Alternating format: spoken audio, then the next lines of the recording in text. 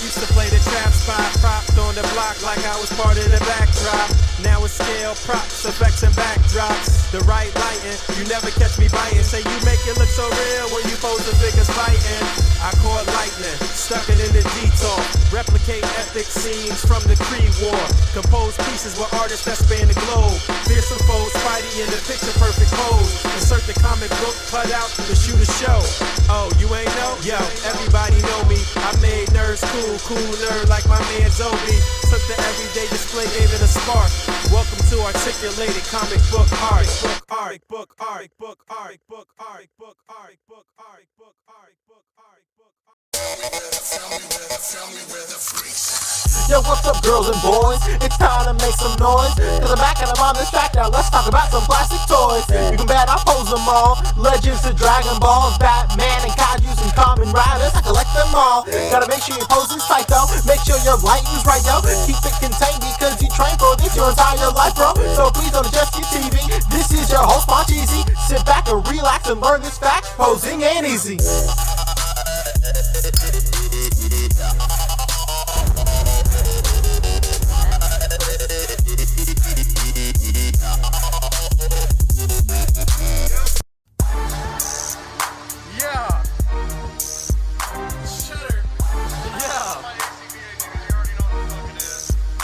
Man, I got toys mint on card. Toys out of the box. Man, I got toys in my detox. Catch me at the toy shops. Catch me at the toy shops. Catch me at the toy shops. Catch me at the toy shops. Catch me at the toy shops. Man, I got toys mint on card. Toys out of the box. Man, I got toys in my detox. Catch me at the toy shops. This ain't for no scalper. You a scalper? Then fuck out shit. This one's for them real collectors. That's army building and posing figures. Marvel Legends, imports, mini maybe I'm fucking with them. Hype beasts, we know about you. Stay buying figs, don't know about them. Boog nice, my nigga. A.C.B.A been popping lately off top. My nigga, they cut out game be too amazing. MUs, my nigga, that's that shit that don't amaze me. This was for my niggas, that's really about they legends. Shouts out to Savage Poop, my niggas out in Texas.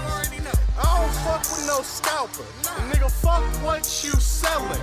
I'm all up in the toy aisle, I'm kicking kids, I'm reckless. My nigga built Maruby on that Google chat straight flexing. Look, I pop the package, I smell it.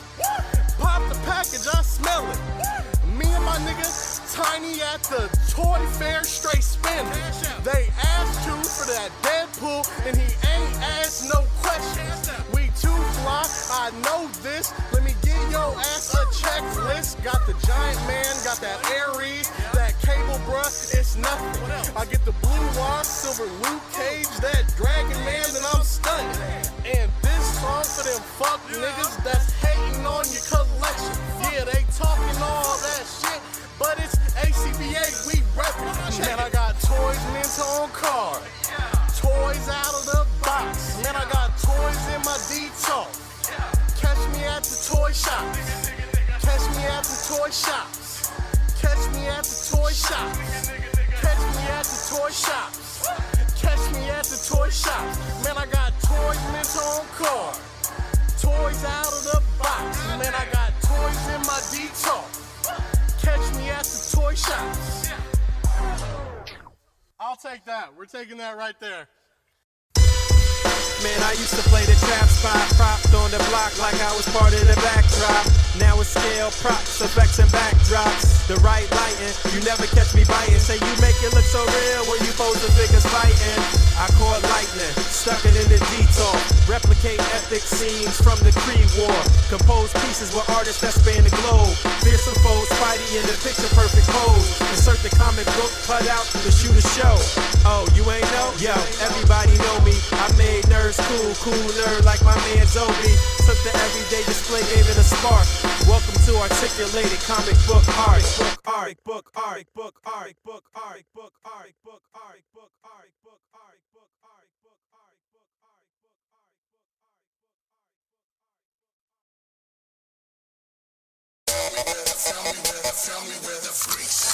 Yo, what's up, girls and boys? It's time to make some noise. Cause I'm back and I'm on this track now. Let's talk about some plastic toys. You can bet I pose them all. Legends to Dragon Balls, Batman and Kaijus and Kamen Riders. I collect them all. Gotta make sure your pose is tight though. Make sure your lighting's right, yo. Keep it contained because you train for this your entire life, bro. So please don't adjust your TV. This is your host, Moncheesy. Sit back and relax and learn this fact. Posing ain't easy.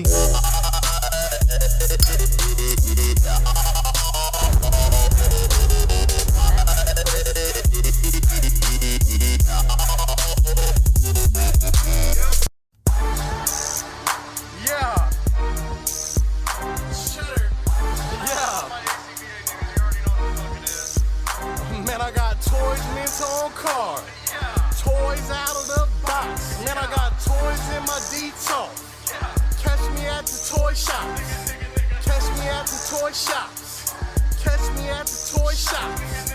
Catch me at the toy shops. Catch me at the toy shops. Man, I got toys mint on card. Toys out of the box. Man, I got toys in my detox. Catch me at the toy shops. This ain't for no scalper. You a scalper? Then fuck out shit. This one's for them real collectors. That's army building and posing figures. Marvel Legends, imports, mini matey, I'm fucking with them.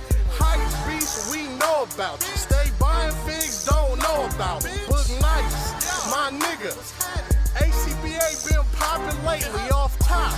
My nigga, they cut out game be too amazing. MUs, my nigga, that's that shit that don't amaze me. This was for my niggas, that's really about they legends. Shouts out to Savage Poop, my niggas out in Texas. I don't fuck with no scalper, nigga, fuck what you selling. I'm all up in the toy aisle, I'm kicking kids, I'm reckless. My nigga built Maruby on that Google chat straight flexing. Look, I pop the package, I smell it. Pop the package, I smell it. Me and my nigga Tiny at the toy fair straight spinning. They asked you for that Deadpool and he ain't asked no questions. We too fly, I know this. Let me give your ass a checklist. Got the Giant Man, got that Ares, that cable bruh, it's nothing. I get the blue wire, silver Luke Cage, that Dragon Man, then I'm stunning. And this song for them fuck niggas that's hating on your collection. Yeah, they talking all that shit, but it's A.C.B.A, we reppin'. Man, I got toys mint on card. Toys out of the box. Man, I got toys in my detox. Catch me at the toy shops. Catch me at the toy shops. Catch me at the toy shops. Catch me at the toy shops. Catch me at the toy shops. Man, I got toys mint on card. Toys out of the box. Man, I got toys in my detox. Catch me at the toy shops. I'll take that. We're taking that right there. Man, I used to play the trap spot, propped on the block like I was part of the backdrop. Now it's scale, props, effects, and backdrops. The right lighting, you never catch me biting. Say you make it look so real when you pose the figures fighting. I caught lightning, stuck it in the detour. Replicate epic scenes from the Creed War. Compose pieces with artists that span the globe. Fearsome foes, Spidey in the picture perfect pose. Insert the comic book cut out to shoot a show. Oh, you ain't know? Yo, everybody know me. I made nerds cool nerd like my man Zobi. Took the everyday display, gave it a spark. Welcome to articulated comic book art. Book art.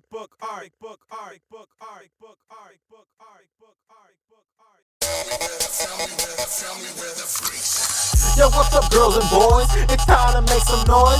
Cause I'm back and I'm on this track now. Let's talk about some plastic toys. You can bet I pose them all. Legends to Dragon Balls, Batman and Kaijus and Kamen Riders. I collect them all. Gotta make sure your pose is tight though. Make sure your lighting's right, yo. Keep it contained because you train for this your entire life, bro. So please don't adjust your TV.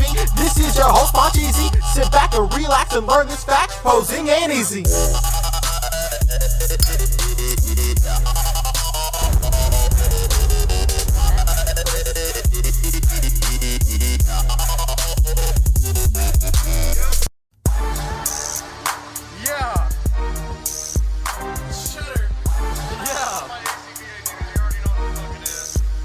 Man, I got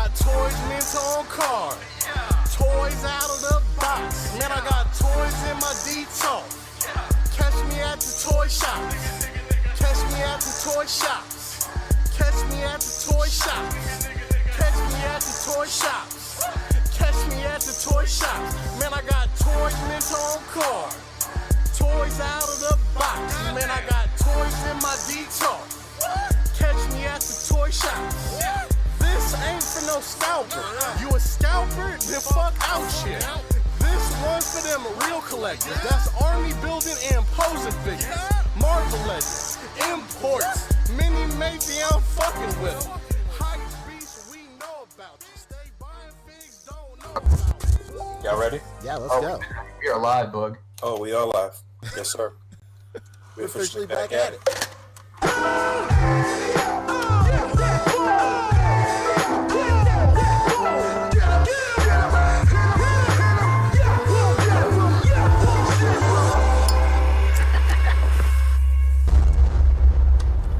That's crispy.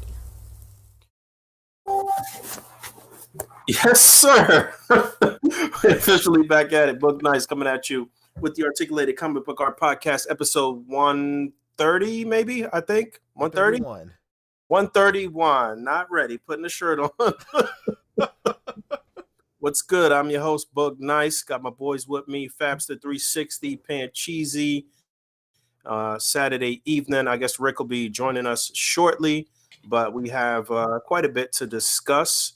So we're going to jump right in. But let me ask you guys, how you doing? How you feeling tonight? Boy, what a day. Yeah. Just what a day. It's been a good one. Multiple orgasms from Fabio on the day. Absolutely. Some unsolicited screams, just randomly.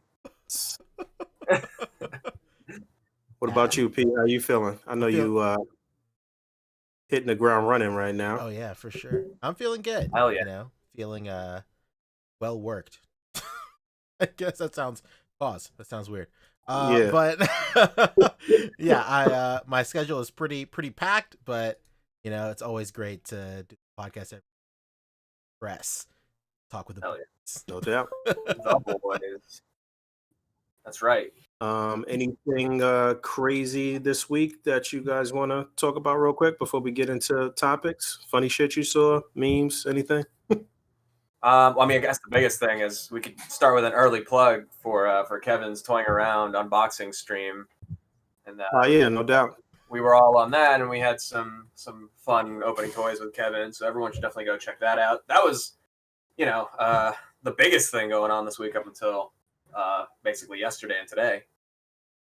Very true. Yep, that was definitely cool. Shout out to Kev. Shout out to Toying Around X Hype Faction. Their apparel, and yeah, man, I was talking to Kev after that, and in private, and just telling him, keep pushing forward with that. He's got something cool there, just kind of kicking it, opening toys with people. It's different. It's but it's still within the wheelhouse of what what we do, what we enjoy and shit. I think it's a really cool idea. Oh yeah, it's nice to just sit down and open toys instead of having a docket. Right. Yeah. And just kick it. Just shoot the shit. Basically, it's something that you maybe would be weird if it was us together, in a room, but in this new era of, it kind of reminds me of during con seasons. You meet everybody at the con, and you all meet up in one hotel room or one lobby. True. And open the halls that day. Yeah, very true. Or at when we get together for big dinners, and it's a bunch of us, and we breaking out toys on the table, and the waitresses are looking at us like we're fucking nuts. That's right. Same energy, honestly. Yeah, speaking of con season, I went to my first con in forever today. A local a local con. They greased some palms or something. They got it off the ground. But it was pretty great. I saw a bunch of vendors I haven't seen in 2 years or something like that, and of course everybody brought out all their A game stuff. These guys have been clamoring to sell product for a whole year, presumably. So they were sitting on a lot of cool stuff, and it was cool just making rounds. Of course, everybody was hella masked up, and they were doing temperature checks at the door and all that. Tried their best tried their best to enforce 6 feet. You know that goes. Yeah, I was going to ask you, being that you down there with those folks, how they handled the whole like mask wearing situation. Yeah, and how do they feel that it's Bill Gates behind all of this? Oh, brother, yo, let me tell you, dude. I say it as a joke every week, but let it be known the fact that there was a con happening at all this week. Let it be known just how much I truly mean it when nobody believes this shit is real over here, man. It is literally business as usual in South Carolina right now. It is Hilarious. nuts. So like whenever I talk to like, guys on the West Coast like Fabio, you and like Rick and everybody, it's like talking to like a different dimension, son. It's wild.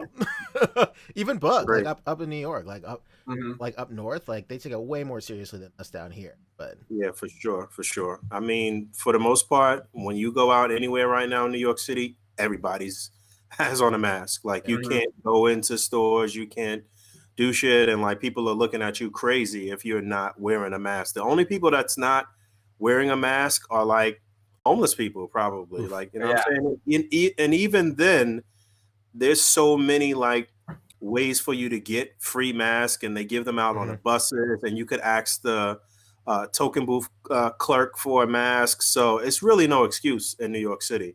And we on top of each other out here. So like, it is what it is. You get on a train, you may see one or two people that don't have a mask or just not wearing it properly or something like that. But, right. Well, here in California, it's like, same thing. There's mandates at every store and everywhere. You can't go in without a mask. But I guess the numbers keep going up because there's just generally enough unsafe people that it's going up. Yeah. And so now they're saying everybody's got to go around wearing 2 masks.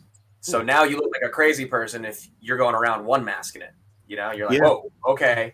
That guy's only wearing 1 mask. He's just not up with it. Stay away from it. Yeah, the same thing here with the 2 masks. They started doing that or recommending that maybe like a month ago or something like that. Maybe 3 weeks ago, something like that. And from what I understand, though, you're supposed to have your like medical mask and then your cloth mask over the medical mask, and it's not a good idea to do 2 medical masks. I just learned that today. My girl told me that like 3 hours ago. It gives me an excuse to like use because I've only ever been using the medical mask because the little things aren't really that tight. They're easy to take on and off. And now I have an excuse to wear my my like cosmetic mask, let's say, with cool designs on them. Like I got a nice gray one. I got one with I don't know, this band that you guys may have heard of, maybe not, but they're called Kiss. Kiss? Oh my god. Pretty good band. They're from the 70s. They're pretty solid. Hilarious. I've got a good mask with that on there, and it's just one of those weird things. Like you start to judge people, like, ooh, they're only wearing 1 mask. Oh my god. I'm hoping though, man. I'm hoping. The funny shit is like we knew pretty early on through the first year that the whole year was going to be a dub, pretty much. But like it's looking like this whole year is going to be a dub as well, and it's just like, damn. But not in terms of toys, sir. Not in terms of toys, that's for sure. But I'm hoping that I don't know. I hope we get a New York Comic Con at the end of this year at least. I hope.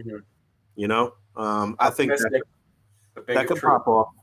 If they do the same thing with mask and they like maybe limit the capacity to like half in the Javits Center and only sell like half the tickets or some shit like that. I don't know. I guess it could happen. But yeah. So yeah, that was our COVID report. Of course. Got to keep it topical. No doubt. Number 1. There's definitely not other bigger news around here, So speaking of news, we got quite the docket today. Not a lot, but a lot of heavy hitters in the Marvel Legends. Mezco, NECA, watches in here. Doing some McFarlane after show. We're talking Mortal Kombat and WandaVision as well. So yeah, I know it doesn't seem like a lot, but trust me, Fabio is locked and loaded with Mezco news. Yeah, we're gonna meander there for a little bit. Very true, but we're gonna kick it off with Marvel as well. Let's do it. Yeah, because they had a really big yesterday as well. They had a Fan First Friday featuring Marvel Legends. The first one of 2021. The first Fan First Friday. correct. So I'm gonna go like into the actual stream recap. Here's my screen, Mr. Punch. Yeah, I put up a little recap like I do. I basically just condensed the their live stream and took out all of their like bad jokes and like No, they had one good joke. They had one really good joke. yeah, they did. We'll steal it for anyone who didn't, already hear it. So yeah, I condensed that and then just kind of put out the nitty gritty and touched on these things just a little bit, just so we could expand on it today.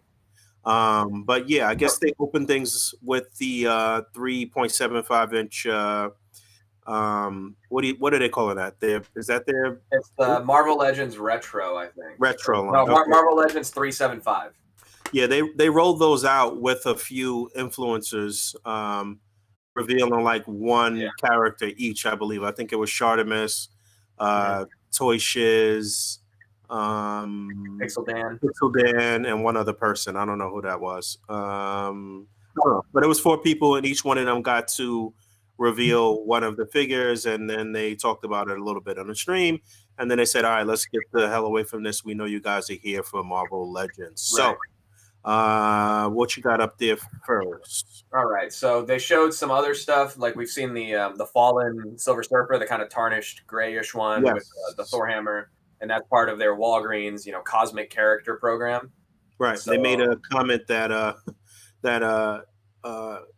Silver Surfer was showing up in some places already. I kind of got the impression that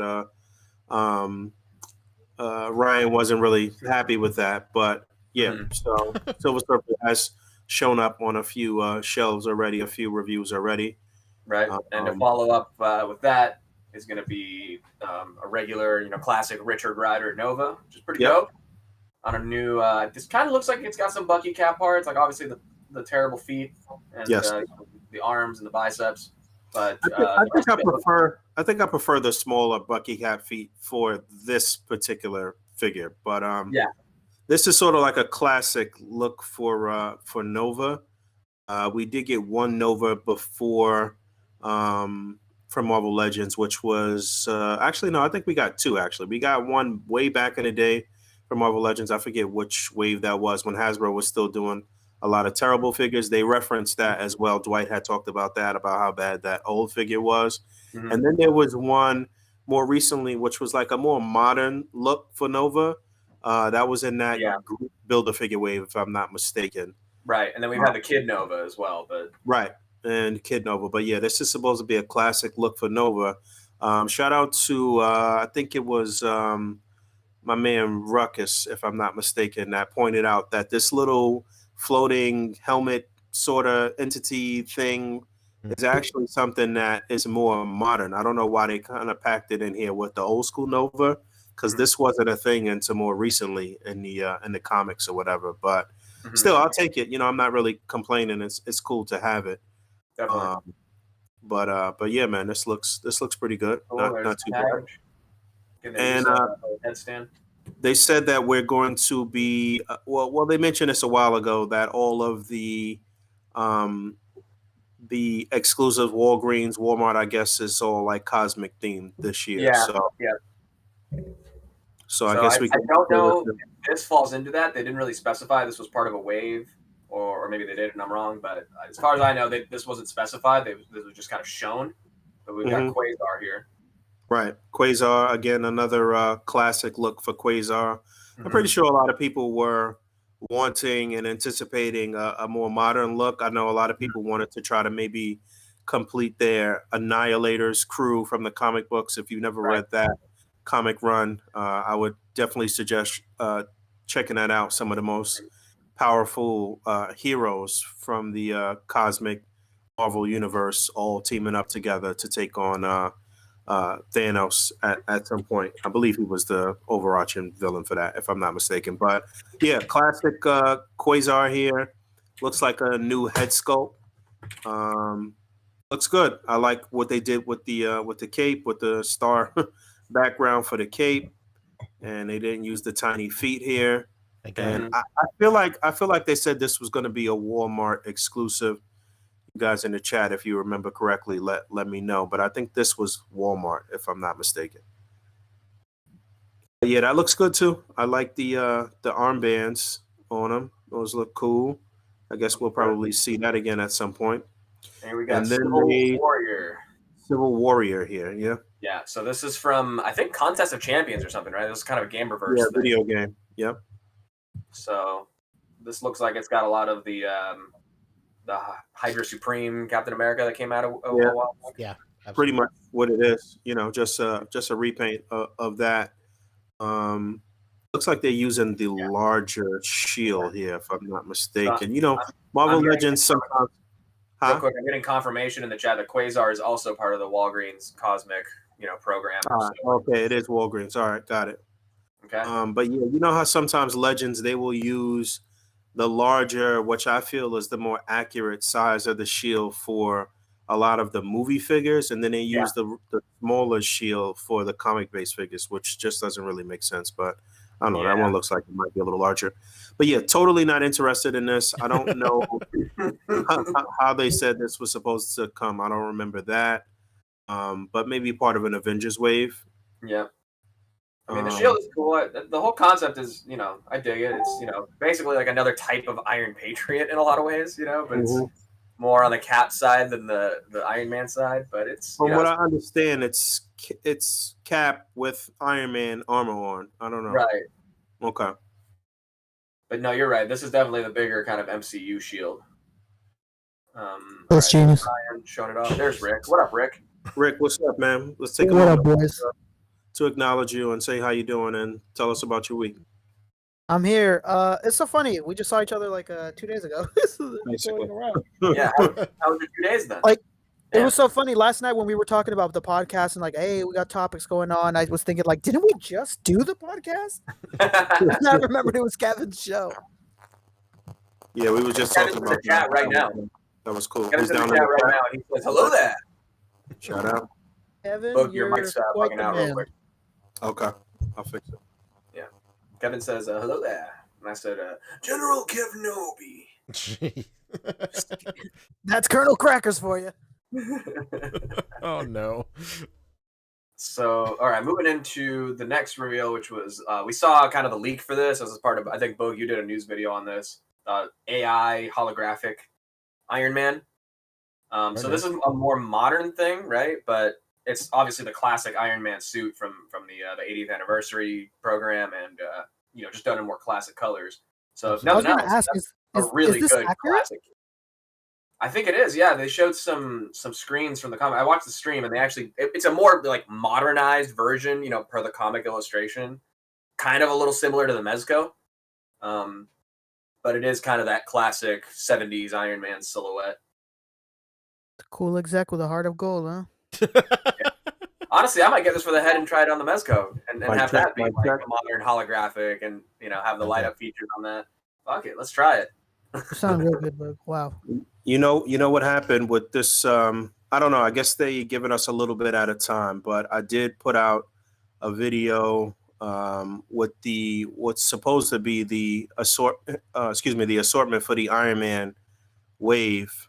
We still don't know what the Build-A-Figure is supposed to be for that, but they did say that it was a hologram Iron Man, and a lot of people speculated that it would just be a head on the Mark IV armor body, and that's exactly what it is. But a more classic, I guess more comic accurate look for this armor. And, they can't go wrong with the 80th anniversary armor.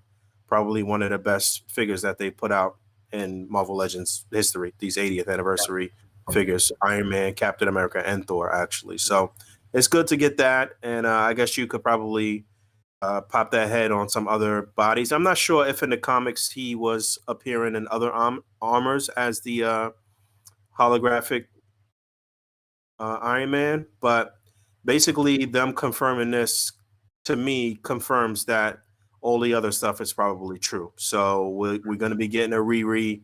We're going to be getting what was the other guy? The potential army builder from the wave. The green dudes that guard the vault, the prison vault. What's their name? Somebody help me out in the chat. Yeah. Brian Carter's helping us out. He says this is actually accurate to what Cap looks like and to what Tony looks like in Secret Empire. Okay. All right. So Secret Empire was the storyline.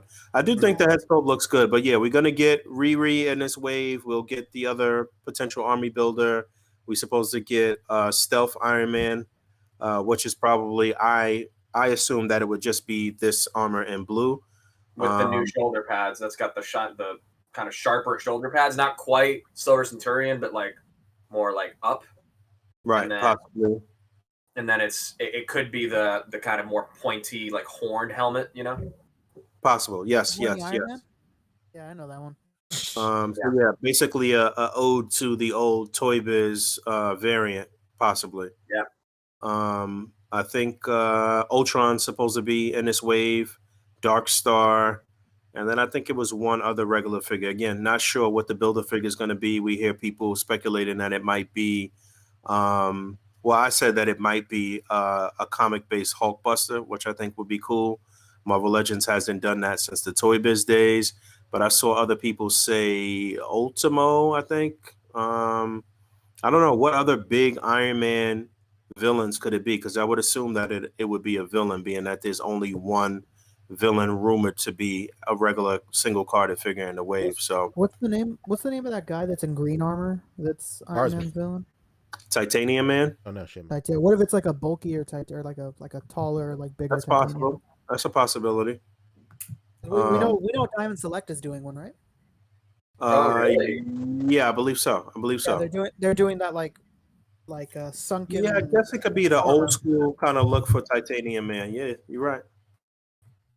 Let me Google that real quick. You know what I would love? Although I mean, it doesn't really connect like that well. I would love a Doombot. Sign me up for that.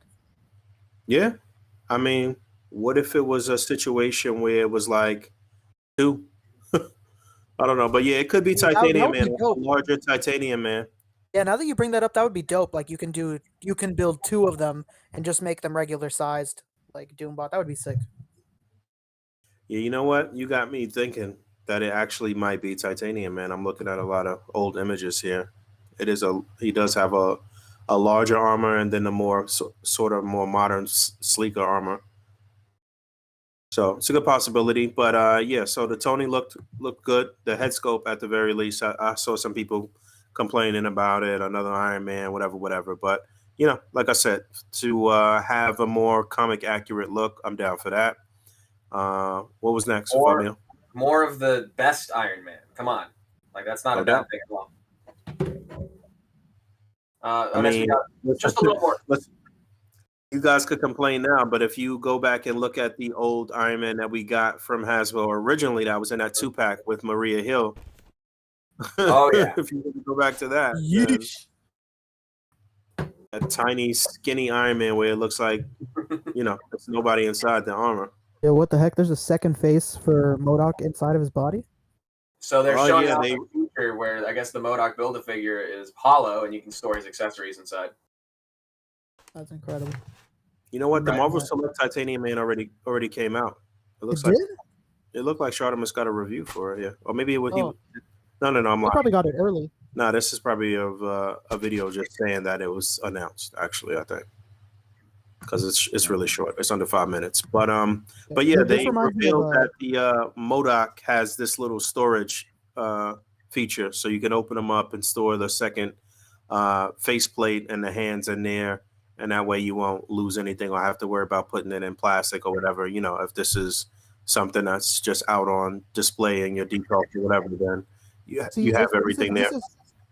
This is the kind of thing that these are the kind of things they should be taking from Black Series. Anybody that has the Rebel Trooper knows that they have a backpack where you store like a second face. Right. Like, this is the kind of things, man, where you should just be taken from them a long time ago because it's genius. I'm wondering how they could use this again, this whole apparatus. Like, what other character is shaped like MODOK? Or do you think that they would do more I guess different looks for him? I don't know. Like you know, you just mentioned like if they did a comic book Hulkbuster, it would be dope if like you could take off the back part of Hulkbuster and there was like open hands or fist hands kept in the back, or like a fucked up helmet version. Like that would be sick. That'd be sick. Dented up helmet. Yeah.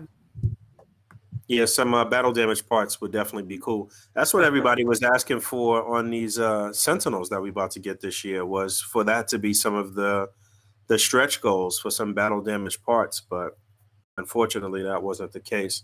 But yeah, I think this is cool. This deluxe MODOK is due out in April, is it? I'm not sure. Is it April? It's very soon because somebody already has it. I thought. Didn't somebody have it in hand already? No, Really? Ryan Overseas? showed it. No, Ryan showed her in Okay. an in-hand image. I don't think any like reviewers have it yet. Oh, it's actually May. So It's gonna yeah, be April May. basically. It says May for Big Bad Toy Store, so maybe we'll see it in people's hands in April, which is That was not for you, too far. Poncho. Thank you. All right. So that's MODOK. I mean, we already knew he was coming. This is just basically confirmation of a new feature. That's so sick. Pretty cool. Now you don't have to keep that in your storage bin because probably not sized for that. Look at this guy, the fabulous Future Foundation. What is with this dome? Look at him. He's fabulous. Yeah, he's awesome. First of all, this is kind of a more modern one. This is the Battle World Doctor Doom. God Doom, if you will. Yeah, yeah. Oh, he's So a guy. he has the exposed bare chest, with the armor. Very nice. But for the most part, I think the rest of it is all from the classic Doom that we've already gotten a couple times. Well, what they said was that the upper torso, the chest, is actually new. They reused everything else. Mm-hmm. Well, the upper torso, the chest is new, and they gave him some new hands, actually, so you could interchange the hands. Yeah. I'm down for this 100%. I pretty much called this a while back, saying that it would make no sense for them to give us this version of Doom, being that they gave us the best 6-inch Doctor Doom that we've ever received. They gotta get their money out of that buck. But they threw us for a loop with the new chess here. And if you never read Secret Wars, then you definitely should read that. At the very least, read the 6 issues, the 6 main issues. But all of the side stories and all of that stuff was very good. The whole entire story and how it was put together, that was basically the end of the world before Marvel, I guess, kind of rebooted. That was everything, the culmination of everything that happened through what was that storyline? It was actually, I think it was similar to Worlds Collide in DC or something like that. But when all of the Battle World, right? Well, the Battle World thing was like Doctor Doom's like Scarlet Witch moment or something like that. But again, like the stuff before that, everything that led up to it, it was just so masterfully done. I would recommend reading all of that stuff. The Thanos Imperative through the Avengers book, through whatever all of those stories line was. I'll try to put them in the comments of this video. Put a whole John Papa Sergio in the chat with a great call out. He sees the Doom 2099 coming from this chest. Oh, I could see that happening. We got a Spider-Man 2099, right? Yeah, get ready for that chest mold to be reused for so many things. It's just a basic, armored, chest. I think that thing's gonna get used a lot. Yeah, no doubt. It comes with the best accessory. I mean, I guess we'll talk about it in a little bit, or I guess we can mention it here. But in a world where DC is like, yo, we can't have guns on our action figures. Please remove guns from the action figures. Hasbro's like, here is Thanos' skull and spine. So yeah, and the storyline, spoiler alert, towards the end, they were about to confront Doom, or a few people were confronting him. One of which was Thanos, and Doom just pretty much disintegrated him and pulled his head and skull, his head and spine out, and it was a real big oh shit moment in the book or whatever. Again, the whole entire thing is a great read. Even what in this portion of it is still so well done, so well written. I would definitely recommend reading it. But yeah, this is cool, and it looks like it's properly sized for Thanos's head and skull, I guess. And the jaw is articulated. Yeah, they mentioned that the jaw is articulated, so that's cool. before we move on, Bo Biggs hit us with $20 talking about this specifically. That's surprised that Hasbro put a skull and spine packed in with God Doom. Love that moment. Hell yeah. Shout out Not to just Bo that, Biggs. but they Appreciate you, put bro. it on display in the package too. It wasn't like hiding at the bottom of his feet. Right. Yeah, I'll get to No. those images in a sec here. This is just kind of the stream recap. Yeah, we didn't mention that this was basically the reveal of all of the figures in the Bring on the Bad Guys wave. So Doom is the one in the wave that does not have a Build-A-Figure part. So I guess that's why we're looking at him first. But again, he does come with this cool accessory. Oh God, no. Okay, I just thought of a great joke. Ready? This is the average Marvel Legends fan. Oh no. That was the joke. I wonder who they were really basing this head Donald. sculpt after, because this does not look like Parker Robbins in the comic books. If That's somebody Donald could bring Trump, up, baby. That's could bring up. DP45. It's yeah, I don't know. I really don't know if like they just get these sculpts from somewhere, or they have reference, or they just kind of make them up, or what. But I mean, don't get me wrong. I like the way it looks, though. It's a good sculpt. It's a good, like, screaming head sculpt, but it just doesn't look like the character to me. And also, the deco that they picked here is not really his deco. Could somebody bring up? Originally, this character was introduced in a 6-part miniseries, a Max miniseries, before he was fully integrated into the Marvel universe. I mean, he was part of the Marvel universe at that time, but he had like a standalone story about how he got his powers and how the powers worked and all of that stuff. Like, And that doesn't even look kind of the same. Look at that. And then he became I guess a big villain in the main Marvel universe for a couple years or whatever. I guess that one look right there is what they were going for. I don't know. That's way off. Yeah, you can see the Max book on the left down there. I think it was Walton or somebody said that like the best recipe is going to be to take your Stan Lee and switch the bodies. Stan Lee's colors are much more muted, and these ones are much more like bright and very Stan Lee-ish. Mm-hmm. Yeah, so I mean, it literally is Stan Lee-ish. It's the Stan Lee body. Yeah, I mean, I've said the colors, not the body. It's Right. yeah, I mean, just look like why couldn't he have denim pants and like a black jacket? Like, God, man. Yeah, I mean, it's and why are his shoes so like bright orange? Like, they're not Tim's. Well, you could look at him from the New Avengers, books. I got some better looks here. But yeah, he looks kind of Asian on this with this head sculpt, and he's not. What I remember. That's what I thought as well. Yeah, maybe. His like this is Donald Trump's worst nightmare. Nobody show him this. His like jowls look like old manish a little bit. Like the bottom. I mean, look at the wrinkles on his face. What's going on here? He's got the laugh wild. lines. The laugh lines are like pronounced. Yeah. This is no good, man. Yeah, I mean, like the head sculpt will come in handy. Like this is great yeah. material for sure. I mean, that's the thing. You can put literally any other head sculpt on it; it'll be fine. Yeah, I was gonna say at the very least, it's very fixable. You know, you just give him some other person's head sculpt on it. Honestly, the Stan Lee might even be a better bug for this, and then you put this the Stan Lee head on this, and that's your Stan Lee. That's literally what I said. Oh, my bad. That's literally what I said, and you were like, "No, it's the same body." Oh God. The hood is huge I too. I also don't like the way the hood kind of fits there. I think the sculpt of the hood and cloak is cool, even to just use by itself, because basically the cloak is enchanted. He in the book originally he had like some boots that were magical and this cloak, and then it was something with the Norn stones like Dwight had mentioned. Right. There was a few things that he had. He's magic based basically.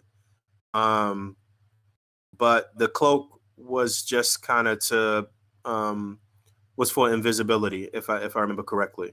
Is the Peter Parker on the same book too? Yeah. Yes, just different shoes. Oh, okay. All right. Yeah, and obviously the color palette is a little bit different, but it's the exact same body for the. Yeah, because I mean, just going on this, he wears any combination of like different jeans and jackets and shirts. So Yeah, I'm trying to show you I'm in the new Avengers. I'm gonna send you a link here in a second. But yeah, we could keep moving on. But I wanted to show you some shots from the comic books, though. all right. So we're still bringing on the bad guys here. What about the effects? You guys, what do you think of the effects? Somebody was saying some wild shit about those effects. I won't repeat them for the sake of our lovely I like the audience. little the swirly part around the suspect part. Around the Around shaft, that Master Blaster. around the shaft of it, Boog. Oh, no. Yeah. I mean, like an arrow. Come on, Pancho. Pancho, please. Sorry. This is a show for all ages. We got a couple of super chats real quick. If we could, yeah, please. BXTR works. Hits us with $5. Giving us 4 fist bumps. Hell yeah, man. Thank you, sir. Appreciate it. The Lupinator says, I usually watch on demand, but I'm just popping in to support you guys. Keep doing what you do. Thank you so much.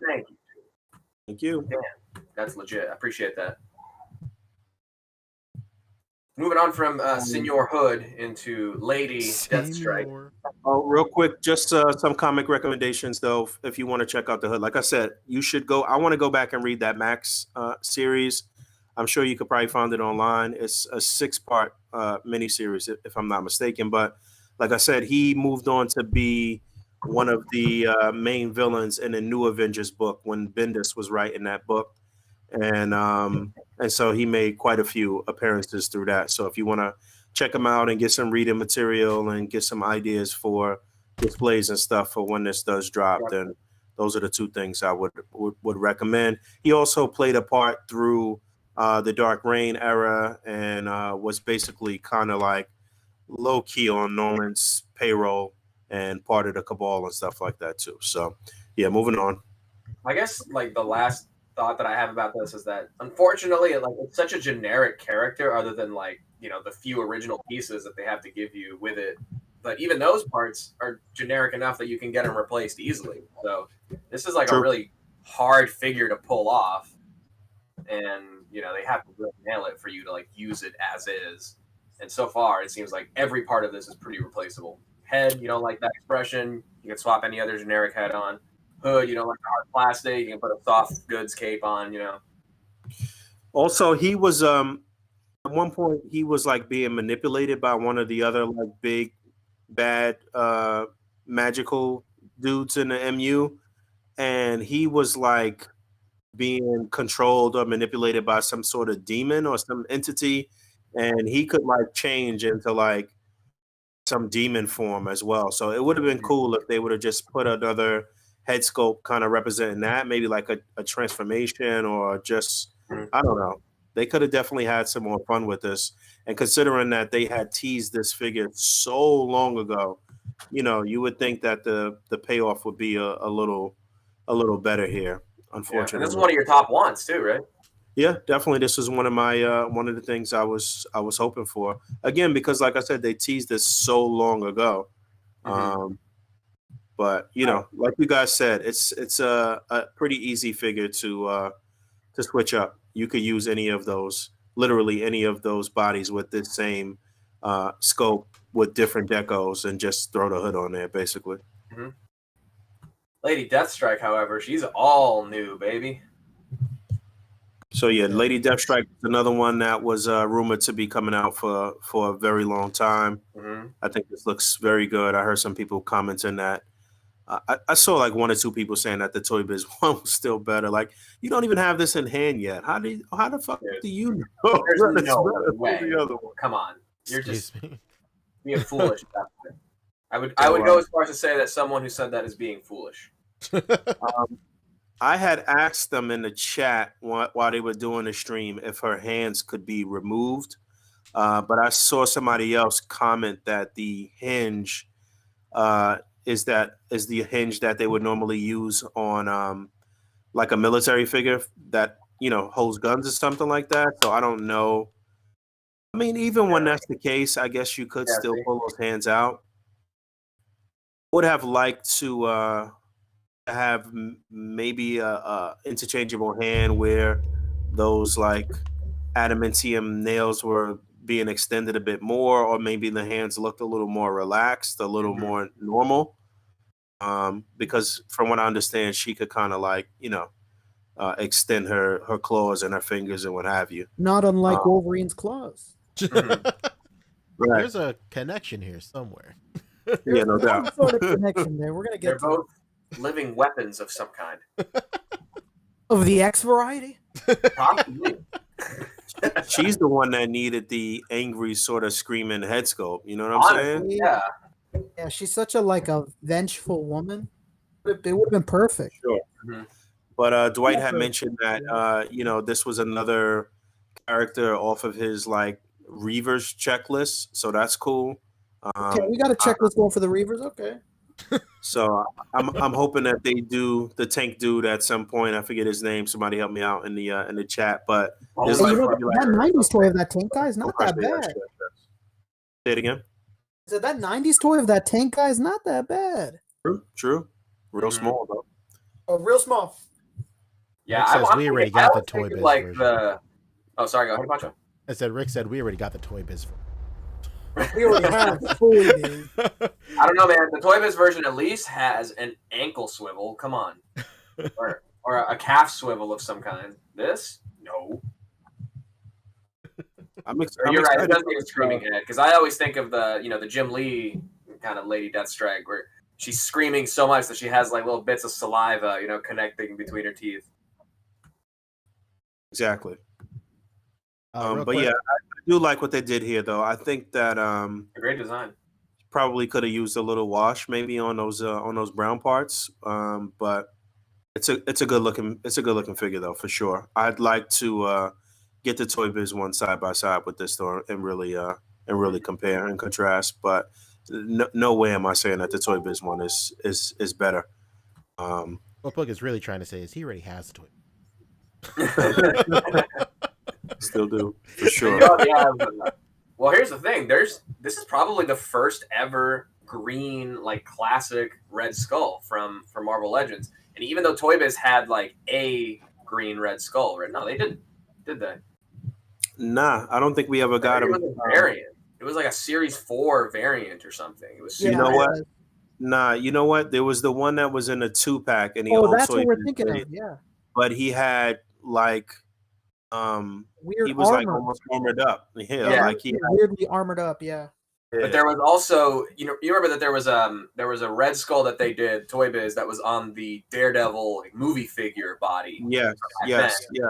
And I believe that there was another version of that Red Skull in green with the hat. With a hat on. Well, With no, the hat. one that you're thinking of had the hat. It was an actual removable hat that if you still have that figure, then you can mess around with that hat on some of these more modern Red Skulls, but never in this green outfit. This is going to look very cool with all of your Hydra goons lined up in formation with Skull and this outfit, and it's going to be cool to pop this head off and put it on some other bodies or put a jacket on them or do some kit bashing. I'd like to see how this head looks on the Logan body from the Logan movie, because the other Mandroid head looks really cool on that body. And yeah, man, this was my favorite thing that they revealed from this wave. My favorite regular single carded figure, and they packed in a bunch of hands. What you say, Rick? I said, my man is cheesing like he's Gucci Mane with a new grill. That smiling head sculpt is hilarious. Yeah, man. I love that we had more than one head sculpt and multiple hands. That's crazy. Yeah, this is dope. This is a really nice sculpt. I mean, it's like it's towing a line between like completely ridiculous and dope. Like I don't know, like I could see it in a lot of comedic shots, but also some real serious dark shots as well. You know, I think this is probably on purpose, but this red is so bright. Like it needs a wash or something. Maybe like a more kind of crimson color. Honestly, I think even any of the Red Skull heads from the more modern versions would fit pretty well on here as well. But, Yeah, you I'm know, looking good forward to trying detailing that and too. the only point of concern, and I noticed this in the stream too, like what's up with these elbows? I know they're doing and they're really like touting how pinless they are, but look at this. This is like a straight 180 cut right here. It doesn't look so bad from the front, but I don't know. It makes them look really skinny Yeah, right you here. I know, don't know. this is another moment where, like I said earlier, I wish they would take more from Black Series. I don't know if anybody's like been buying some of their recent ones, but they do single jointed, but just like leave more cut in the joint itself so that it still gets like almost Mhm. like full bend of the double joint. Like with things like this, just do that instead of giving us some like weird little bump and like bulge thing there. That's like Mhm. the elbow. I know it's weird.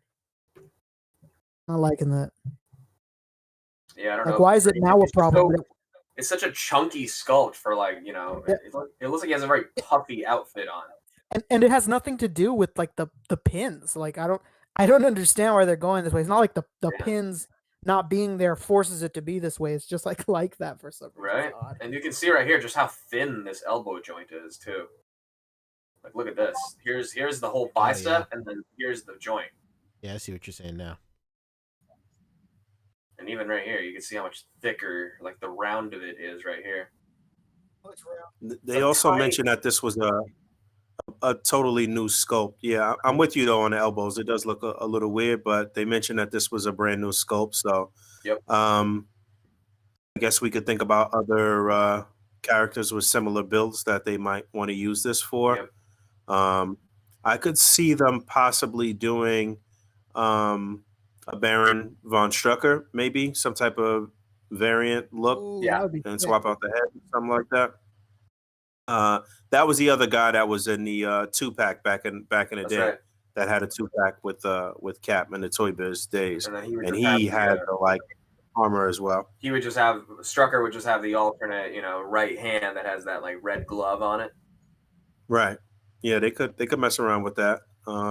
But yeah, you had mentioned maybe swapping on the other head sculpts that we got for Red Skull on this body, being that this one is so red. Mhm. Yeah, I could see that too. Definitely a lot of kit bash potential. I was also going to say that the fact that they included so many interchangeable hands here was really cool as well.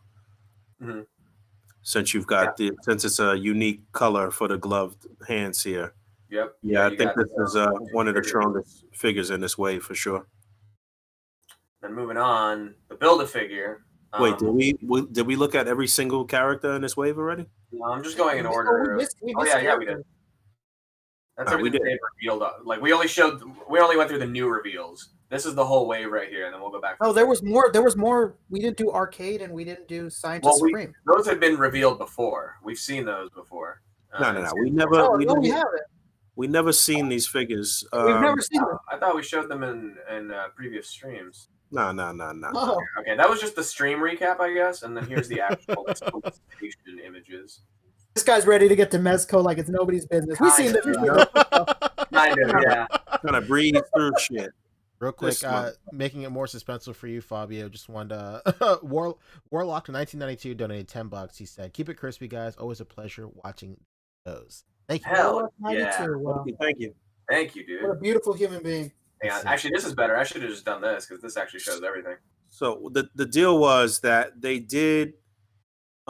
We were aware of some of these other figures that they're about to show, but they had only showed digital renders of them. We hadn't Right. actually seen the figures yet. So this was the Right, first okay. time we saw Arcade, first time we saw the packaging and the reveal of the Build-A-Figure. So Right. Arcade here looks really good, looks really cool. Looks like they used some of the parts from their existing normal suited body, but they gave him the platform shoes, the big bow tie, and two really cool head sculpts. So you got the short hair look for him, and then you also got the long hair.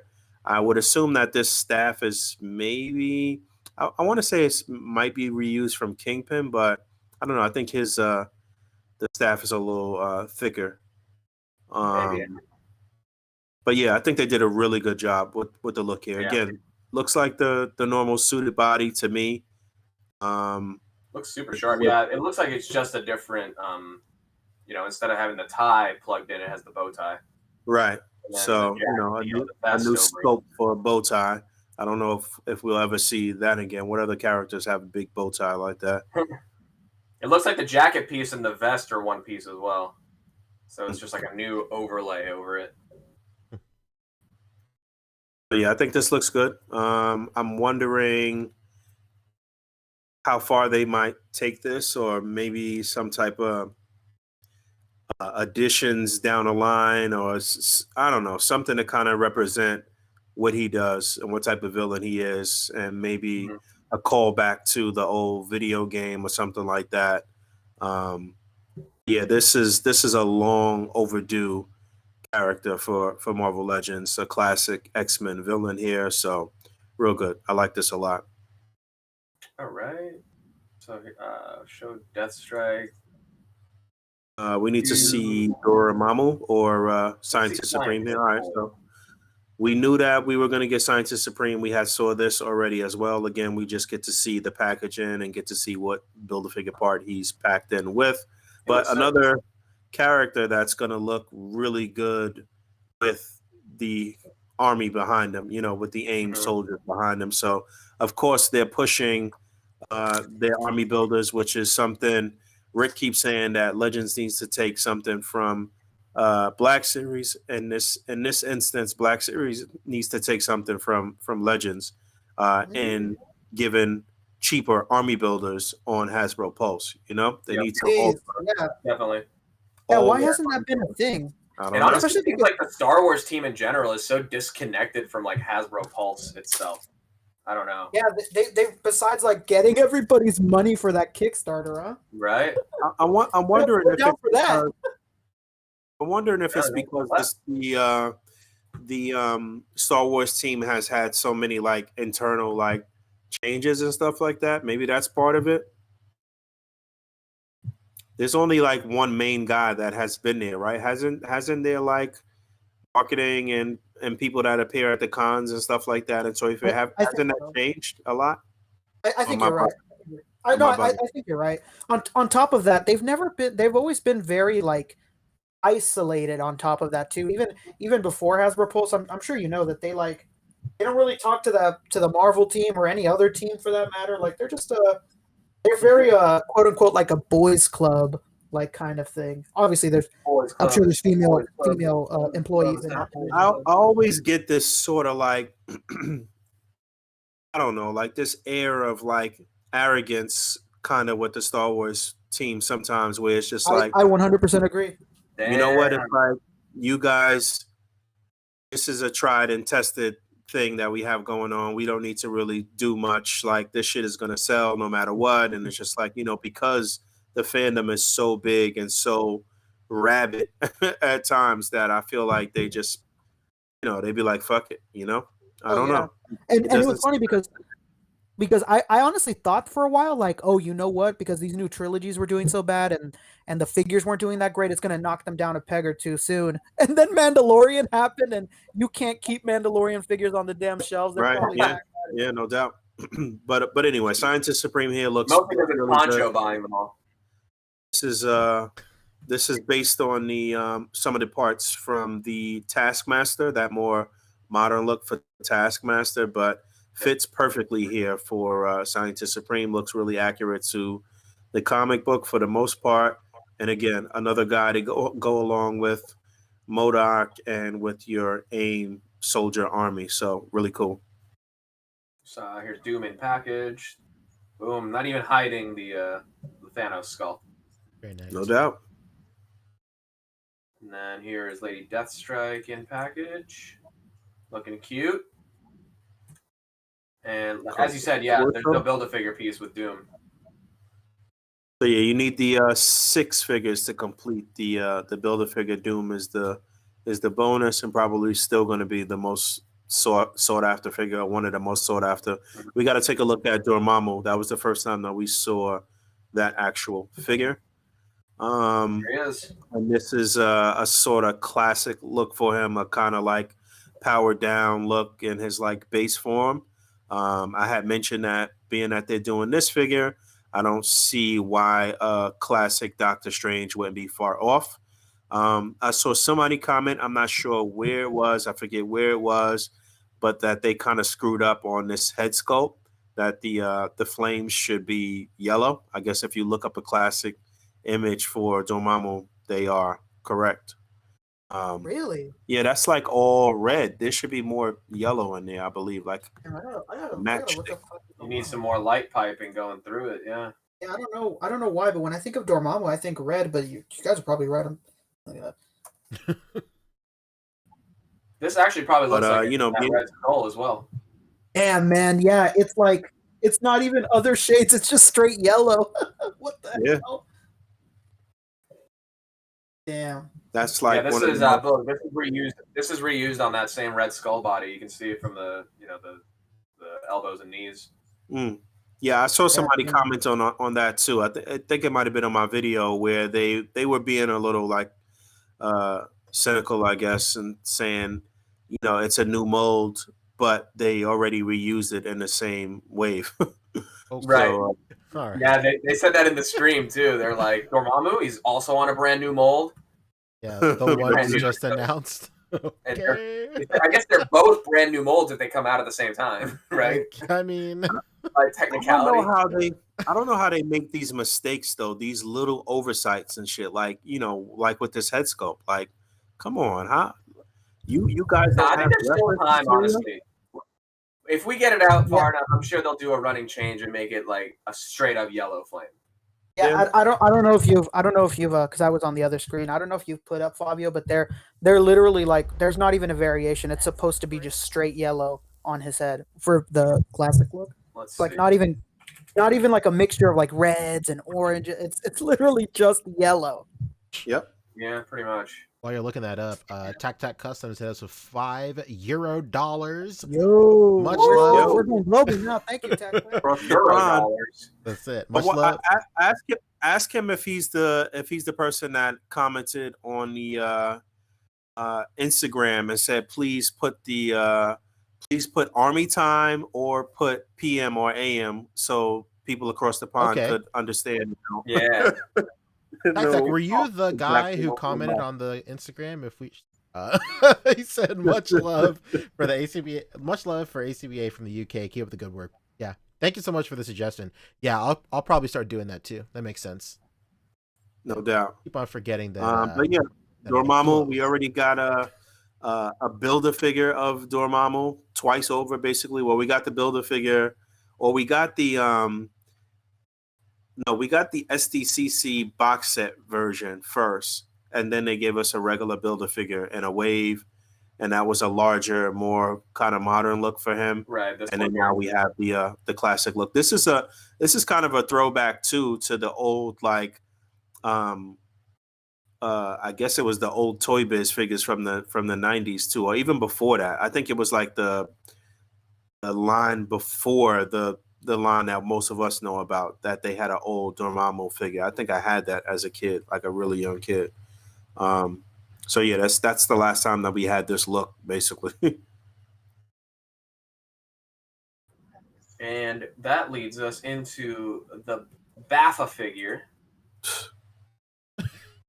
who nobody on the stream could actually justify. Like even the Hasbro team was like, "Well, look at him. He's got a Viking helmet and a heavyweight championship belt." What? Basically. And then he's got these He's eyes. got you for 3 minutes. You know what? I'm not I don't know if it might just be my connection, but this is looking blurry to me. I don't know. You guys can see everything fine? Nah, it's a little blurry for me. Yeah, let me reset it real quick.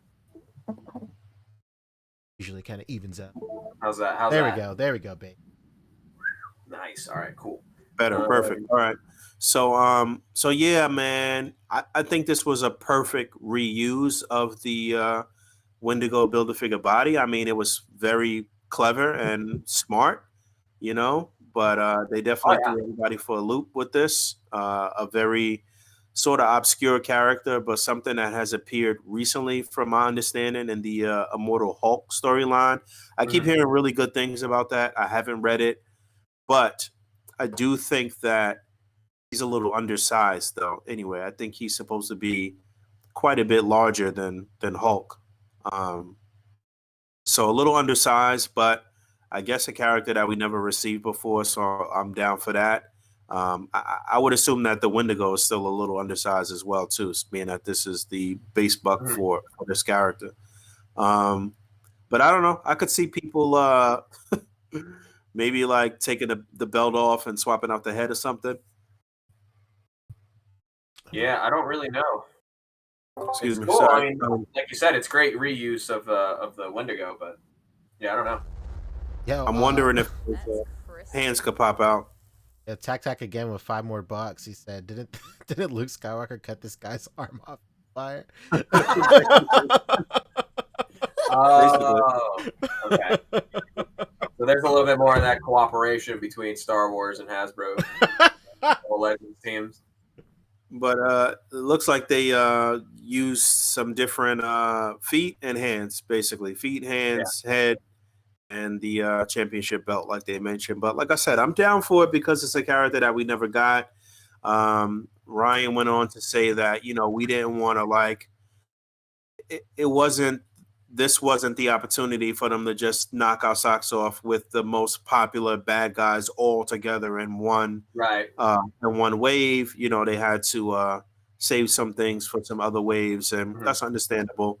I was definitely predicting that Mephisto would be the Build-A-Figure in this wave, especially considering that they had him in the in the image originally. Real quick, not just that, but with WandaVision, there's a lot of Mephisto speculation. Right, It kind of right. made a lot of sense. Right. Right. That too. Would have been made too much sense, maybe. A little too much, yeah. Real But quick, if we overall, go back I to, like that thinking, Cap Fabio. to the Dormammu real quick. The digital render that we saw actually does show the flames being more yellow. For sure.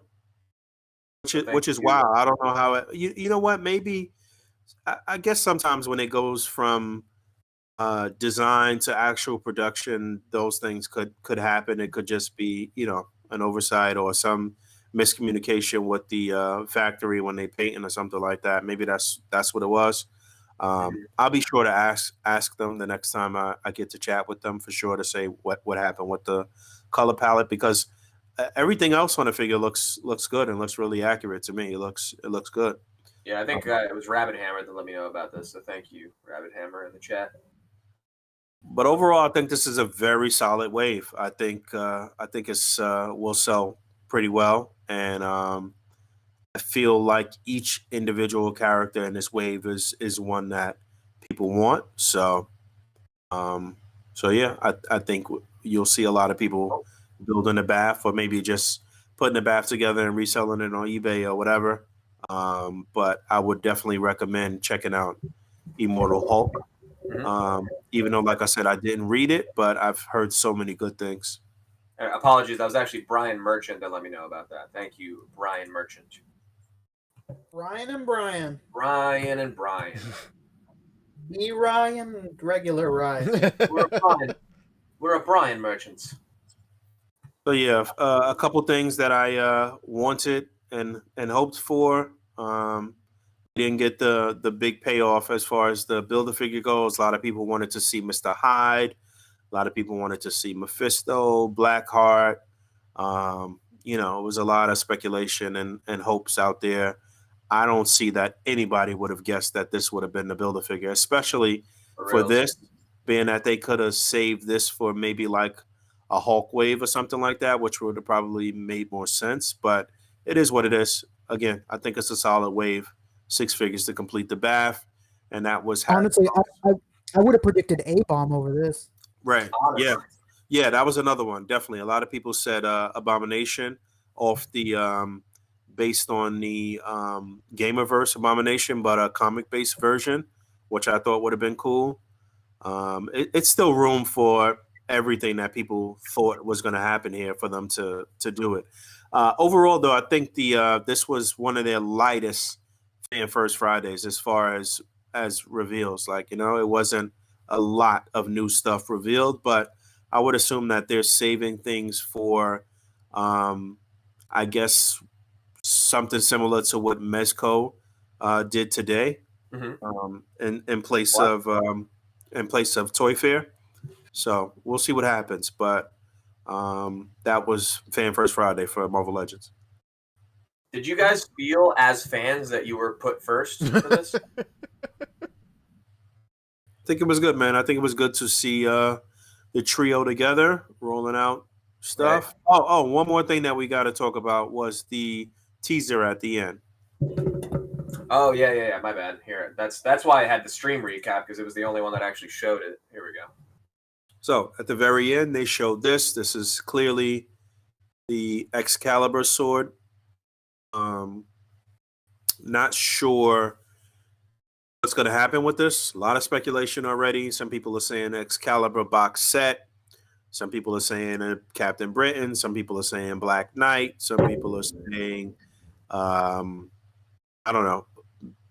What Dwight said was that this was supposed to come with something or be embedded.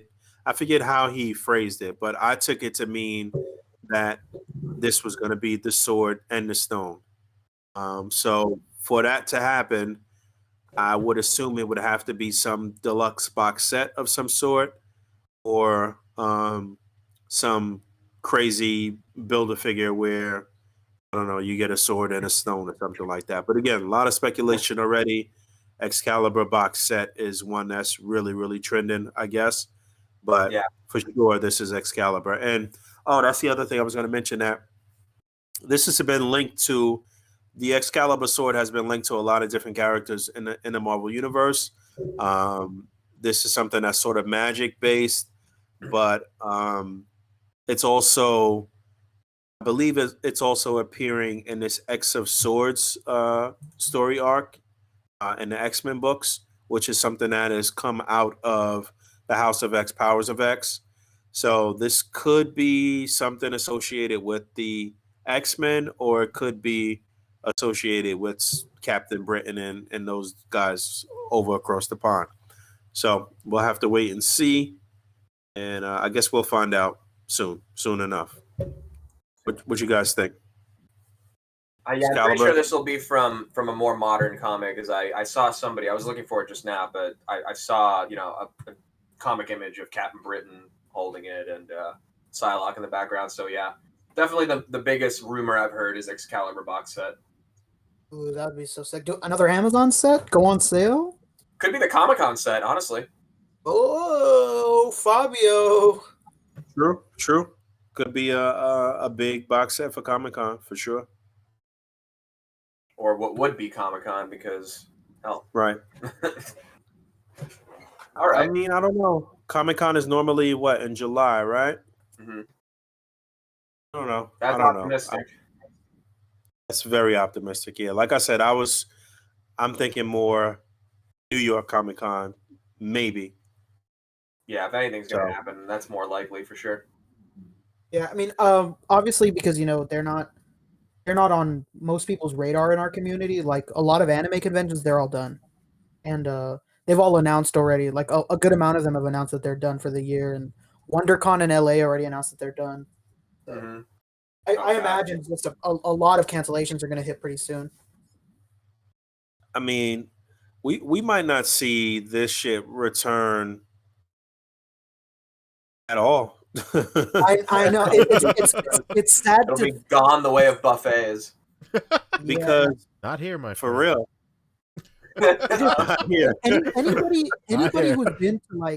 Anybody who's been to like a big con like San Diego or Anime Expo or anything like that, like when you think about the virus and those conventions, it doesn't make sense that they're gonna come back. I mean, I don't want to be that pessimistic. I hope that since they're so big, they'll be able to survive. But honestly, hard to picture having them. You know what? The thing is, like we said earlier in the stream, is that toys haven't stopped selling at a crazy pace over this whole entire time. If anything, they've been selling more toys. Look at the crazy Kickstarters, Hasbro, or not Kickstarters, but crowd funded things that they dropped during this whole The HasLab stuff, right? Look at that. That got funded and like fully funded and like overfunded in this time. You know what I'm saying? Like people are buying shit regardless. And if the companies are looking at it um, from the standpoint of a company, then they're gonna say, we don't need to spend all of this money taking all of this shit to a con and putting and paying for all of these like people to come and do all of that. We're gonna sell this shit regardless. So like let's just keep our marketing and promotion online and let's save a few bucks there and and make the same money we're going to make anyway, even more. Yeah. No, I agree. I think COVID has like made these companies like backed everybody into a corner where like they have to, if they didn't already have any kind of push into like their social media marketing and into their live streaming capabilities and like all that stuff, they've been put into a position where they have to do it now. And it's made all the companies kind of like better at it to the point that, yeah, I don't think even if cons and everything come back, they're going to, take a step backward from this. Look, man, you spending so much time in a day on your phone.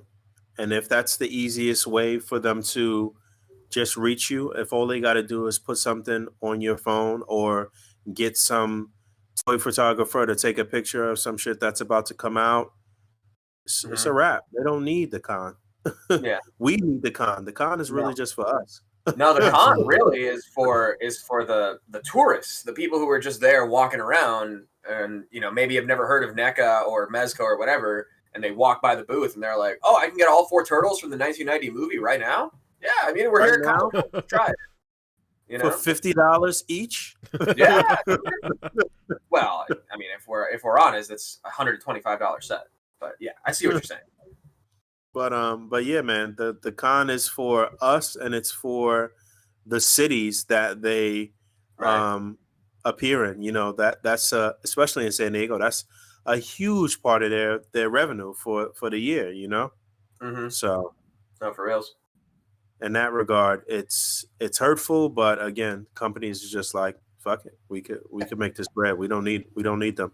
I don't remember the exact number, but last year they let out the numbers of how much they lost when they didn't have San Diego Comic-Con, and it was horrifying. Oof. I don't remember what it was, but it was high millions. Pretty crazy.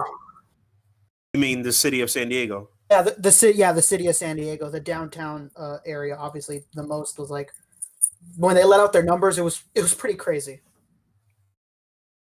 Man, so that's everything. I mean, these events also drive traffic to the bars and to the restaurants, and with no bars and restaurants, all of that, like, it's just affecting everything, man. So, but yeah, that was the Marvel Legends Fan First Friday. Looking forward to more information from Hasbro. Hopefully, in the next couple of weeks, we'll get some more big reveals. And it looks like the Tri-Sentinel Build-A-Figure wave is starting to slowly trickle out a bit. Looks like it popped up in Canada first. We talked about that a few weeks back, but it looks like it's really appearing in Canada more. Right. CMD store up there in Canada should start shipping very shortly as well. They're usually one of the first to get stuff and start shipping out. And they had their I guess their solicit said February anyway. So I would assume that by the last week in February, those up in Canada should be getting stuff, or even the people here in America who ordered from CMD store. So yeah, that's that for Marvel. What we moving into next? Mezco? That's it. All right, Bobby. What's Time to unbuckle the belt, baby. Oh God, hang on. Let me chug the rest of this coffee. Oh God, here we go. Popping. Yeah, I don't think there was anything else. I don't think there was anything from Mezco at all. Let's move on. Nothing else. All right. So, as everybody is probably aware, today was technically the first day of Mezco Toys Fair, which is obviously their kind of play on what would be Toy Fair, which was canceled this year. So they just took today to hit us with all kinds of reveals, but it actually started really yesterday with what they call like a preview night. And preview night being very loosely used because it really was like at 1 p.m. Eastern, 10 a.m. Pacific, and that was when the exclusive went up for pre-order, and or really just for in-stock sale, shipping out. Looks like March. That is the Toys Fair exclusive Toys chest, which is just, you know them, you love them, just a Mezco swag bundle, baby. So we got obviously all this stuff. It includes a 112 collective figure, which we'll get to. Moving through this though, we got the Slugfest Crypto Cog, which is another like weird decoder ring, like discount code generator. Okay, that's which pretty is nice. hilarious that they're giving us this when they already told us, hey, if you bought the decoder ring last year, we're extending it till April of this coming year. So now we're gonna have 2 discount code things going on at once. I'm not really sure what's going on here, but basically they haven't even fulfilled the last decoder ring. And here's a new one. We got a Pink Skulls Chaos Club bandana, so when I go to Trader Joe's, people know Oh, bro. I'm one of the cool kids. This will be one of the 2 masks that I'd be putting on here in Los Angeles. We got a Pink Skulls Chaos Club 9-inch jumbo iron-on patch for the jean vest that I have yet to buy for myself. Holy fuck. You got a 3-inch Krieg and Gomez stickers. Hello, stickers for your laptop, baby. or your water bottle, or perhaps a wall if you're crazy. I don't know. If you're crazy enough, any flat surface. Right. You got a Gomez and Boom Boom pin set to commemorate Toys Fair 2021. You got some Rumble Society trading cards, or really, you got some D-Amazing trading cards. Collaborating with Brandon. This is egregious right here. I'm sorry. Egregious. What's going on? I kind of had the same thought. I was like, wait a minute. Has anyone shown our friend Brandon? I'm sure Brandon's. Well, I mean, it's not even like, because Brandon did this and it's cool, but Brandon did this as sort of like an ode to an homage to the old Marvel cards, the trading cards or whatever. The style guide, everything about him is just like those old cards. Right, but for Mezco to like do that, it's not like they're biting Brandon, they're biting the Marvel shit. Right. Or the idea of recreating retro, comic book cards with action figure photography. True. There is a connection. It's not a far stretch. It's not a far reach, for sure. Like, I'm pretty sure like everybody in our little community, our little circle was like, where have I seen this idea before?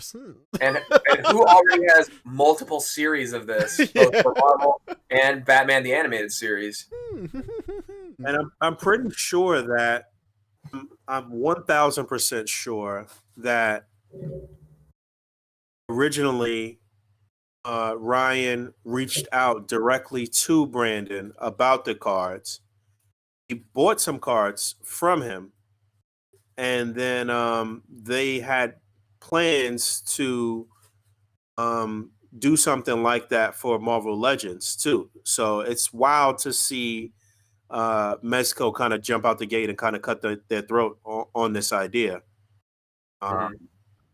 So I don't know if Marvel Legends still has something like this in the works, but it makes more sense for Marvel Legends. I mean, it's in the Marvel arena. It's, it's the old Marvel cards, it's the characters. It is what it is. This for Mezco just seems kind of reachy. I don't know. I don't know.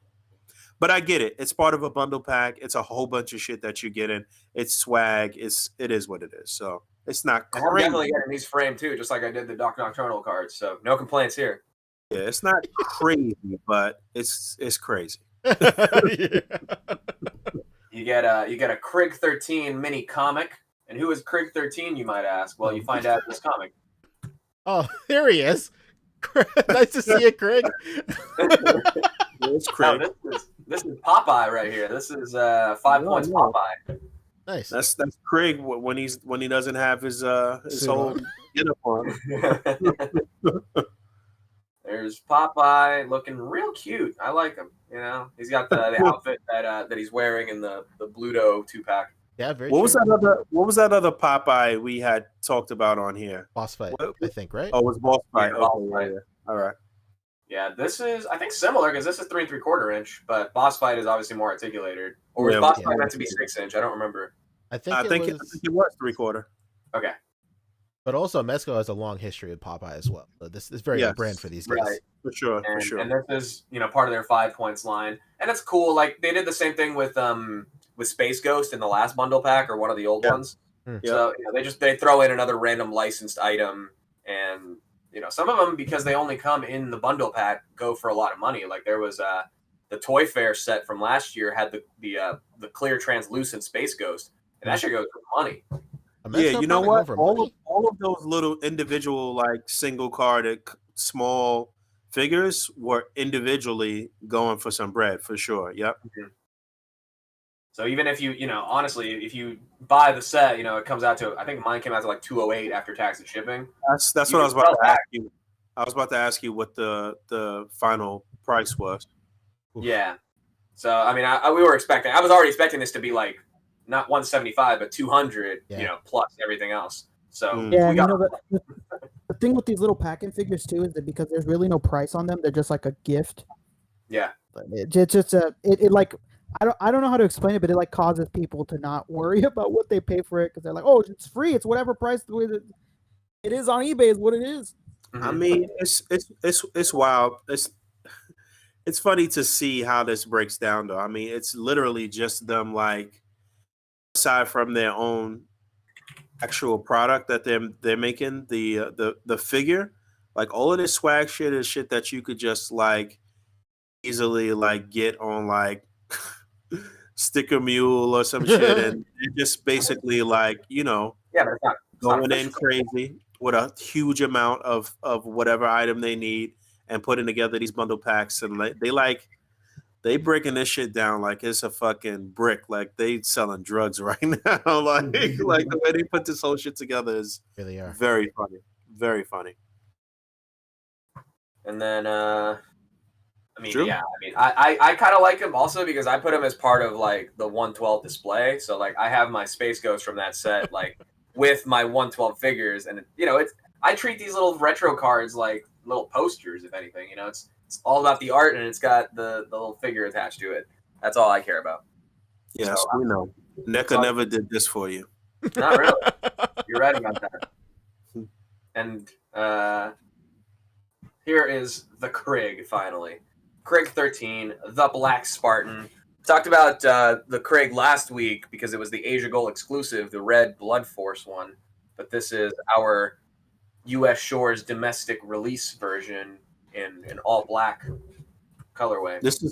This shit is literally a kit bash.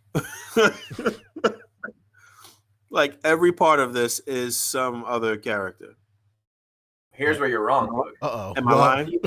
The only part of this that is actually reuse is the vest from Cable and the shoulders. What? Are you kidding me? Look at those legs and pants. You telling me that's not the legs and pants of what's this guy, KG Beast or whatever? Like, That's you exactly kidding? what I'm telling you. Who told you this? My eyes looking at it. Come on. Go look up. No, it's literally just the vest. Like only the top harness piece is reused from Cable, and even I thought that the boots and the arms were from Baron Benz, but no, they're not. They're all brand new. Obviously, they're reused among the 4 versions of Krig we're gonna have, but Right. But everything else is new. This isn't a Marvel Legends. This isn't a Fan First Friday talking about new molds and new sculpts exclusively. Right? Come on now. we just saw 2 figures in the same wave. 3 brand new molds been in the same mold. So I mean, Touche. All right. This You can have that. I was surprised too. Like a lot of it, I feel has like similar like styling. Like the handle for the knife is definitely the same way that like the handle for the knife is on Cable, but like it's like a taser. It's a different weapon entirely, and it really is just that vest that's throwing it off. But yeah, literally everything else is new. And of course, it's the same as the Krieg and the Blood Force version in terms of the head. That's something that I wish was actually different among the two versions. Restart your feed real quick. Like it literally looks like an 8-bit character. While he's Going doing back that, to PS2 graphics. That was like 6-bit I graphics. just want to reiterate that, man, these guys look really cool, like these and the Gomez and stuff like that. It's just so hard for me to want to invest and like want to spend money on characters with like nothing based on them. It's just so hard. Yeah. Because it's honestly, if they were It's easier not to hard, get, I'm not gonna front. If they were easier to get, I would probably be all in on like their characters and stuff like that. But they all go for some sort of money. They're all not easy to obtain. Like I'm just not interested. That's why they're hard to obtain. Yeah. Yeah, like whenever I hear these horror stories about like that Asian exclusive and stuff like God, man, if I Well, wanted that this, actually didn't go too bad. The Blood Force one, actually, a lot of people domestically were able to get it and already have it in hand, so that actually wasn't too bad. But real quick, if this was the trailer announcement basically for this version of Krieg, kind of, you know, one of those stop motions that they do. This was done by the same company that does the Marvel What the stop motions, if you remember those. Are they going to release that guy? It looks very similar. I don't know. That's what everybody's wondering. But this is definitely a kit bash too. Like if you look at his legs, he's got the Batman Beyond belt around his legs. Whoa. Jesus Christ, he does. Yeah. This is, you know, just probably made for this, but it kind of establishes that Krieg is, you know, at least this version of him is this kind of intergalactic bounty hunter. Yeah. You know, he's collecting heads and whatnot, you know, bringing the dude in. And then there's this piece towards the end where he shows some of the other targets that he has. And that's another thing that had people talking. So these are some of his targets. Of course, you got, it looks like the Crimson Cranium head right here, or the Doc Nocturnal masked head. You got Grub. You got a masked, like, Skull Ninja. You got Fat Nosferatu. Yeah, I was about to say, this is Fat Nosferatu, dude. Nose Fat Ratu, dude. And then his new target is Baron Benz. So this is basically just established as an antagonist for Baron Benz. I don't know what's going on with this story. This shit's all over the place. Right? They just kind of do what they want. They really expect the toy. They give you the bare bones, broad strokes, and then they expect the toy photographers to build the universe. True. There, you guys just did it. It's like, That's it's cool. literally, I can only imagine a situation where like the guy who animated this is like, I need somebody big for him to like wrangle up. And they're all like, I don't know, just do fucking whatever. And he's like, okay, I mean, I'll do it. Okay, I got a few extra Batman Beyonds here. I can tell you exactly where they got those belts too, because in one of the other stop motions, they did a bunch of Batman Beyond ninjas, and they took the belts off of all of them and put like random heads on. But yeah, that's Krieg. So he's part of this bundle. He's you know, doing all kinds of dope bundle kind of stuff. Yeah, that's my only wish with this, is that it had a different head, because it would be at least cool if like all the Krieg kind of had like the same armor and like the same, you know, general gear, different colorways, different heads. You know, kind of like a Power Rangers situation. How do you feel? I was just gonna ask, did this sell out already? Yeah, it actually took a while. I think it took a few hours, but it did go to waitlist already. Okay. So you could still jump on a waitlist and probably get it, but how do you feel about the overall deco of it? Do you think it's like maybe just too dark, not enough to like break it up or anything like that? Or are you fine with just like all black, all everything? I mean, I like that they've done a mix of like matte and gloss on here. True. But overall, I do like the more like striking color of the red Krieg. Mm-hmm. But obviously, this is the one that we domestic collectors are meant to have. This is our version, so this was definitely the easiest one for them to make. They just said just one color. Don't even bother mixing shit. Skip the paint app, skip everything. Just run it through the mold. You gotta give them one of these Krieg guys. Just make it one color. Oh, genius. What color? Oh, the easiest one to paint. Fuck yeah. And the other thing they did is they actually added the decals to the poncho. The red one had just a plain poncho. All right, okay. That's where that paint budget went. What's the deal with this helmet? Is he supposed to be able to like go underwater or some shit like that. That was the first thing that I thought when I saw that helmet. I don't know. It seems like It it's looks like a like bunch of from the- different cameras, right? Because in the Yeah, it looks like it's got kind of like different optics on it, like different visions. Like if you see here, he's like focusing. He's like in night vision or whatever right here. Shit's focusing, and there he is sneaking up on the guy. It's got the taser. Exactly. that's it. But yeah, the helmet is actually like a front and back clasping piece instead of like a removable over the top helmet. That's smart. Yeah.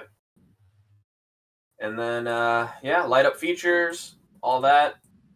Here he is fighting Baron Benz in the new Crashbox Customs Complex, which is also up for pre-order on his website. So that was preview night. That's it. I mean, I love their dios. I have the Popeye dock. I have the mythic pieces. Nice. Crashbox Customs does some legit dios. Nice. And the eye lights up too because of the chest piece as well. So it's all one. You can't do any head swaps then, think, or no? I think you can, but you wouldn't be able to like see the light up feature unless it's like a translucent head or something. Okay. Right. Yeah. Even with the other Cyclops and Cable and stuff like that, you could pop those heads off and you could put something else on if you wanted to. But yeah. That's nice tech. That's cool. Yeah, and the heads, like a lot of people say, they look like the Sentinels from the Matrix movies, which they totally do. Yeah, they very much do. And that's what's funny about that is that they actually did, to continue with the whole Mezco Toys Fair thing. On top of their reveals, which we'll get to in a sec, they also had like activities. Like they do like contests. Funtivities, they call it. The first of which was the Super Soldier giveaway. Retweet and follow on Twitter, and you're entered to win possibly a Krieg Blood Force edition, which we've just discussed. I'm about to throw my hat in the ring for that guy right now. Yeah, you totally could. 2 winners reached out via DMs. And hey, then you messed me up just now saying that these guys look like the dudes from the Matrix, because now I definitely want one. God damn it. Yeah. And what's funny is that in the itinerary, it even says, I guess it's not here. In the itinerary, the official wording, which a lot of people kind of took pretty literally, it says, head over to Twitter where 2 random winners will win the Blood Force. Tell them the Smiths sent you. Oh, Oh, Fabio So did it that. could be like the Agent Smiths, right? Like those. But for some reason, that was enough for people to just comment on the thread over and over. The Smiths sent me. The Smiths sent me. The Smiths sent me. Oh my god. So on top of the official instructions, people read between the lines and were like, well, we got to say this because that's obviously a different thing to enter. Like the conspiracy theories. Oh my god! Hey everybody, the Smiths sent me. Right. Did you get it? Right? Am I I wanted eligible? to. Did you get it? Right. They was probably cracking up about that. Right? Yeah. Like the Smiths sent me. That's Morris. That's the first thing I thought about. Yeah, these guys are probably bugging, dude. It's so fun. Like the guy, like whoever's in charge of like their social media is like, yo, watch this shit. Right. I don't even believe it. And of course, you had more on the nose ones. How many followers does Mezco have on Twitter? One too many. Twitter, let's see. 32.4K. Oh, that's not crazy. Okay, I thought it would have been more than that. But the retweet contest thing got 2.2K retweets. Oh, nice. Is it still going? Yeah, it's still going. All right. Go, everybody in the chat. Don't go do it because you're hurting my chances. I need this Krieg, y'all. Just don't forget to tell them the Smith sent you. Right. Tell them the A.C.B.A. podcast sent you. Fuck it. Oh, yo, let's go. Let's go. All right, so that moves us into the actual day of reveals. First of which was a 5 points Bill and Ted box set. Nice. Well, all right. Here. You mean excellent? Hey. The word is excellent. Yes, I'm sorry. Party time. Where's the recap? Okay, here we go. So coincidentally, I saw the other line. I was at the con I was at. Somebody was selling the other 3 3/4 scale, or not like 3 3, like this 5 points of articulation Not even 5 points, like just like the little Bill and Ted's Yeah. that came on like the card and stuff like that. I saw those in hand in person for the first time. They're quite nice. Not $25 nice, The one but that has, like, they're the pretty phone nice. booth. Because I see the ads for that shit all the time. No, well, maybe they came with. There's an in-scale phone booth in that series, but like, it was like just a smaller. I don't even know, man. It's just a small ass Bill and Ted set, and that's neither here nor there. Let's talk about this. You guys didn't know that Poncho really loves Bill and Ted. I You really truly want- do. I really Oh, do. okay, good. Well, this is cool. I mean, I think this Rufus is going to come with it, even though he's not in the second photo, but it does say that it's a box set. Next time, Two baby. keys. So. And this was. Wanda, you're losing your mind, man. What was that, Rick? I said, Wanda, you're losing your mind, man. So they did a reveal every hour. That was the first hour. And then up next, Yeah, who's the feeling? Big Daddy himself. He was the original, right? Superman? I'm There's, stoked. I'm stoked on this, dude. Mezco 112 Collective Classic Superman 2.0. Yeah. Let's go. The Let's 2.0. fuck 2.0. This is a big step up from the 1.0. Sure. That's for sure. Dude, the forbidden door has opened, you guys. Forbidden door. This means every other like early 112 is now the floodgates are open in terms of Yeah. them doing a redo. Like, could we get another Flash? Could we get another Green Arrow? Could Absolutely. we get all that stuff? Yo, welcome to Dragon Ball SH Figure Arts level of speculation, Fabio. Right. It's literally what it's like every day, my friend. Right. Yeah, but this is amazing. First of all, before anybody else points it out, I did notice this prototype they're using for these photos. The biceps are backwards. His triceps are on the front side, y'all. They're Damn. fucking up already. I don't know what that was. Speaking of oversight, Are you sure that this is not even just totally like shopped right here? Yeah, the there's neck, a lot of Photoshop on A this. lot for of it sure. is shopped. Yeah, the neck the and the neck, head. the emblem. Yeah, there's so much Photoshop on this. the The emblem belt, for however, sure. you can tell is a new piece because the Chris Reeves Superman, which I still have right here, actually, like the belt loops are actually fabric belt loops to match the trunks. This belt looks like it has like the molded plastic belt with the belt loops on it. So that's a new belt for sure. Obviously, the boots are new. They're not quite as chunky as the classic. In fact, I had a comparison image right here. Let me pull this up. Your boots and your old bucks now. Tell me what's going on. Tell me what's going on eBay right this moment with the 1.0. Oh yeah. Oh my god, let's go check. Let's go check right now. Here's the two side by side though, just so you guys can see. Yeah, Obviously, you versus the girl she tells. You versus the You guy know, the he boots tells her not are- to talk. Worry about. let me see right now. I mean, Superman up until this point usually hovered around like 300. Yo, what? Yeah, Really? sometimes more. Yeah, you know what? I sold mine like some months back, maybe like 6-8 months ago or some shit like that. Damn. Yeah. I remember I told the story on the podcast about how I got mine pretty cheap, and then like I felt bad because I complained to the seller how like it was kind of dirty and like all sorts of shit, and then like I realized it was like and then I said the wire on this cape is really fucked up, like what's going on? And then you guys were like, there's no wire.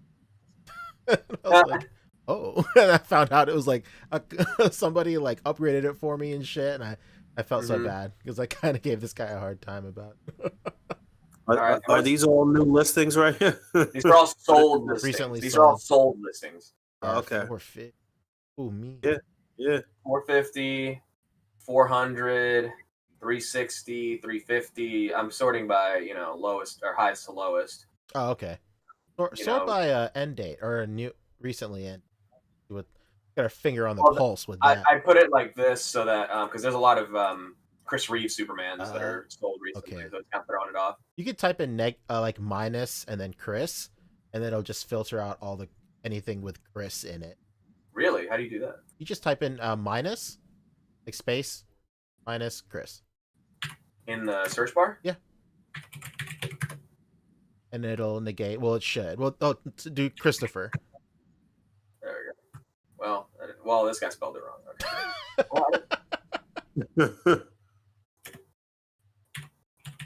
Yeah, 78.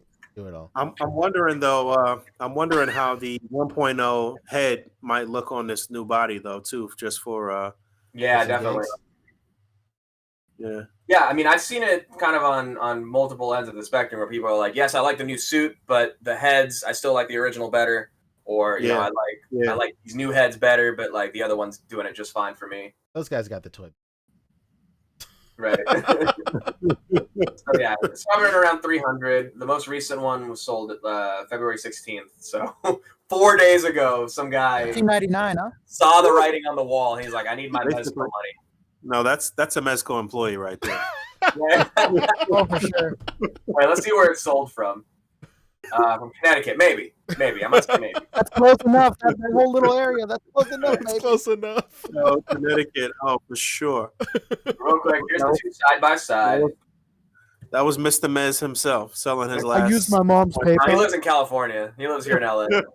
Lives in California. His exact address is. All right, looking at these two side by side, though, what do you think? Is there? I mean, like, do we gotta answer this for real? Like, Are you? I mean, look at the new one's trouser bulge. I mean, come on. Yeah, night and day. Let's go. I mean, look at this thigh definition. That's The some thigh great definition is quite brother. impressive. Let's not get it twisted. Again, we can't really say this True. shit is Photoshop, but Yeah. also the picture of the 1.0 that you have here is still not doing it justice and how bad it actually is. Because the color Yeah. looks better right here, when in actuality the color was so off and so Yeah. bad.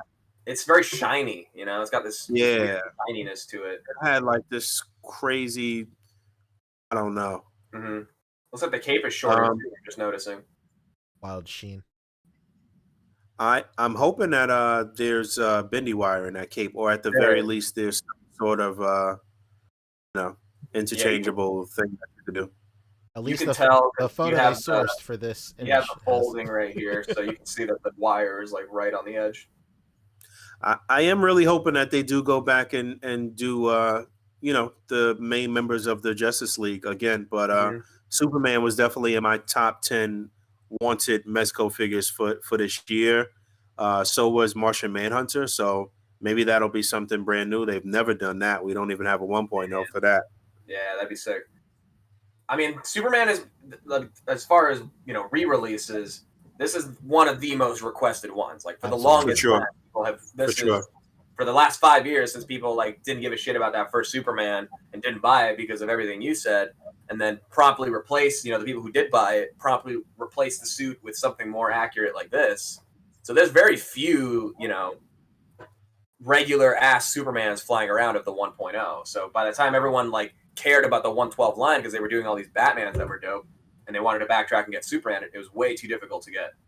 Now this is a good on point. I guess we could bet that this is just going to be the interchangeable head. It won't be the head and neck combo, being that well, I was going to say because the cape seemed like it was to that whole chest area, but I don't know. I guess looking at this picture, it could be a head and neck combo still. I don't know. I don't think it's a separate head. Yeah. I feel like that would be more neat for this particular figure, so you don't got to mess with the area around the cape, I'm thinking this is going to be built on parts of the same body as the Chris Reeve Superman, because he's a brand body in and of himself. So I could see them kind of basing at least maybe the bottom half, on this guy, and then maybe interchanging the top of the torso so that he has more of that like comic book proportion rather than like Reeve has a little more. Whatever they have here, though, this digital render of the sculpt looks fantastic. I hope that this is very close to the final product, because the sculpt here looks very good. Very true. Yeah, I was extremely blown away when I saw this. Yeah, it's great. It looks so good. Yeah, this shit lit up on the internet earlier, for sure. Yeah, absolutely. Without a question. Like, what? I actually yelled, like, what? No, they're doing it. They're actually doing it. Yeah. Man, moving on. Josh Next and me, reveal. dude. They hit us first of all. You know, like Mezco at these cons usually, or these reveal things, they usually like 5 points, 112, Living Dead doll, Mega Death or Mega Scale, whatever, Mezco Designer Series. But no, today it was 5 points. Okay, and then all 112 the rest of the day. Yeah, that's crazy, dude. That's wild, man. Right. Yep. So then next they hit us with Halloween 2 Michael Myers Let's go. from the Ryan. from Halloween 2. He's got the scalpel, he's got the green jumpsuit, the slightly Apparatus? different mask with more like flesh tone painted on the bottom, or at least it should be. Yeah, what did this say? 1981? Yeah, I think 1980. 80. Yeah, something like that. Yeah, they could keep this shit though too. I think NECA's got the beat on the horror stuff. I don't know. I mean, this is a big deal just because it's been a while since we've had a Halloween figure from Mezco, besides like the designer series and all that stuff. I just don't think that the look of their clothing, I don't think that they translate that very well. Like they all look super clean every time that they make these figures. Yeah. Like whenever you have them in hand, they look clean as hell. Like, bro, this fool is filled with dried up blood and Right. dirt. Right. And like I just don't think it translates well most of the time. Yeah, I think this is going to be their opportunity to like be better at that, because the I Halloween hope so. suit is specifically like way dirtier than the first one. I mean, on top of it being a different color, it also has, this is from the scene where he gets, I shot him 6 times, fucking Donald Pleasance. And, he's going to have the bullet holes in him too. So they have to have Yeah, pretty they better decent not be some clean ass bullet holes, bro. Come on. right? I believe in you, Mezco. Fabio's talking to you. So Come so on. maybe I'm wrong. Maybe this one is the one to own over the other one, because that was the issue with the first one, right? That's what we all kind of agreed, that it was just too clean, right? And even when they showed this, they actually showed this at Toy Fair 2 years ago, 2019, and we haven't seen anything of it since. But even that prototype was actually just a Halloween 1 Michael Myers with like a painted, blood mask like this, because it was the blue suit with like some extra cheap little holes and blood added. What was the deal in the movie? Why was he bleeding from the eyes right there? Because Dr. Loomis shot him in the face. Okay, That'll would do make it. you bleed from the eyes. That'll do it. We're bleeding on the eyes after that one. It didn't work. But Boog, you're not the only one who shares the sentiment that like, hey, why do you need this if you've already got the NECA? But Mezco has an answer for people like you. There we go. Oh no. Not the people like from you. From Talk spicy to me. Facebook. Yeah. This guy, Richard Roberts, one of the greats, he says, I've already got both versions of the NECA one. How about doing something that hasn't been done to death already? To which Mezco just shh. Hit him with the shh. Damn it. Just stop it. Just leave. Get the fudge out of here, bro. Look at all them hearts and laughing emojis on you, Right. Richard. I Your head. believe this counts as a roast. This man has been roasted. Oh, And no. that reminds me of Kendall's infamous comment. Get some sheets. Yo. And then the subsequent comment. Why does your comment on my sheets have more likes than my post? Oh shit. no. That shit really bugs me out, man. That shit. Come on, man. Nobody wants to see your bed without sheets, and nobody wants to see your toes. No Just doubt. FYI. 2 things. Put the damn fitted sheet on at least. Come on, bro. At least. All right. Hilarious. So that is Miguel Myers. Oh yeah, 1981. You were right, Boog.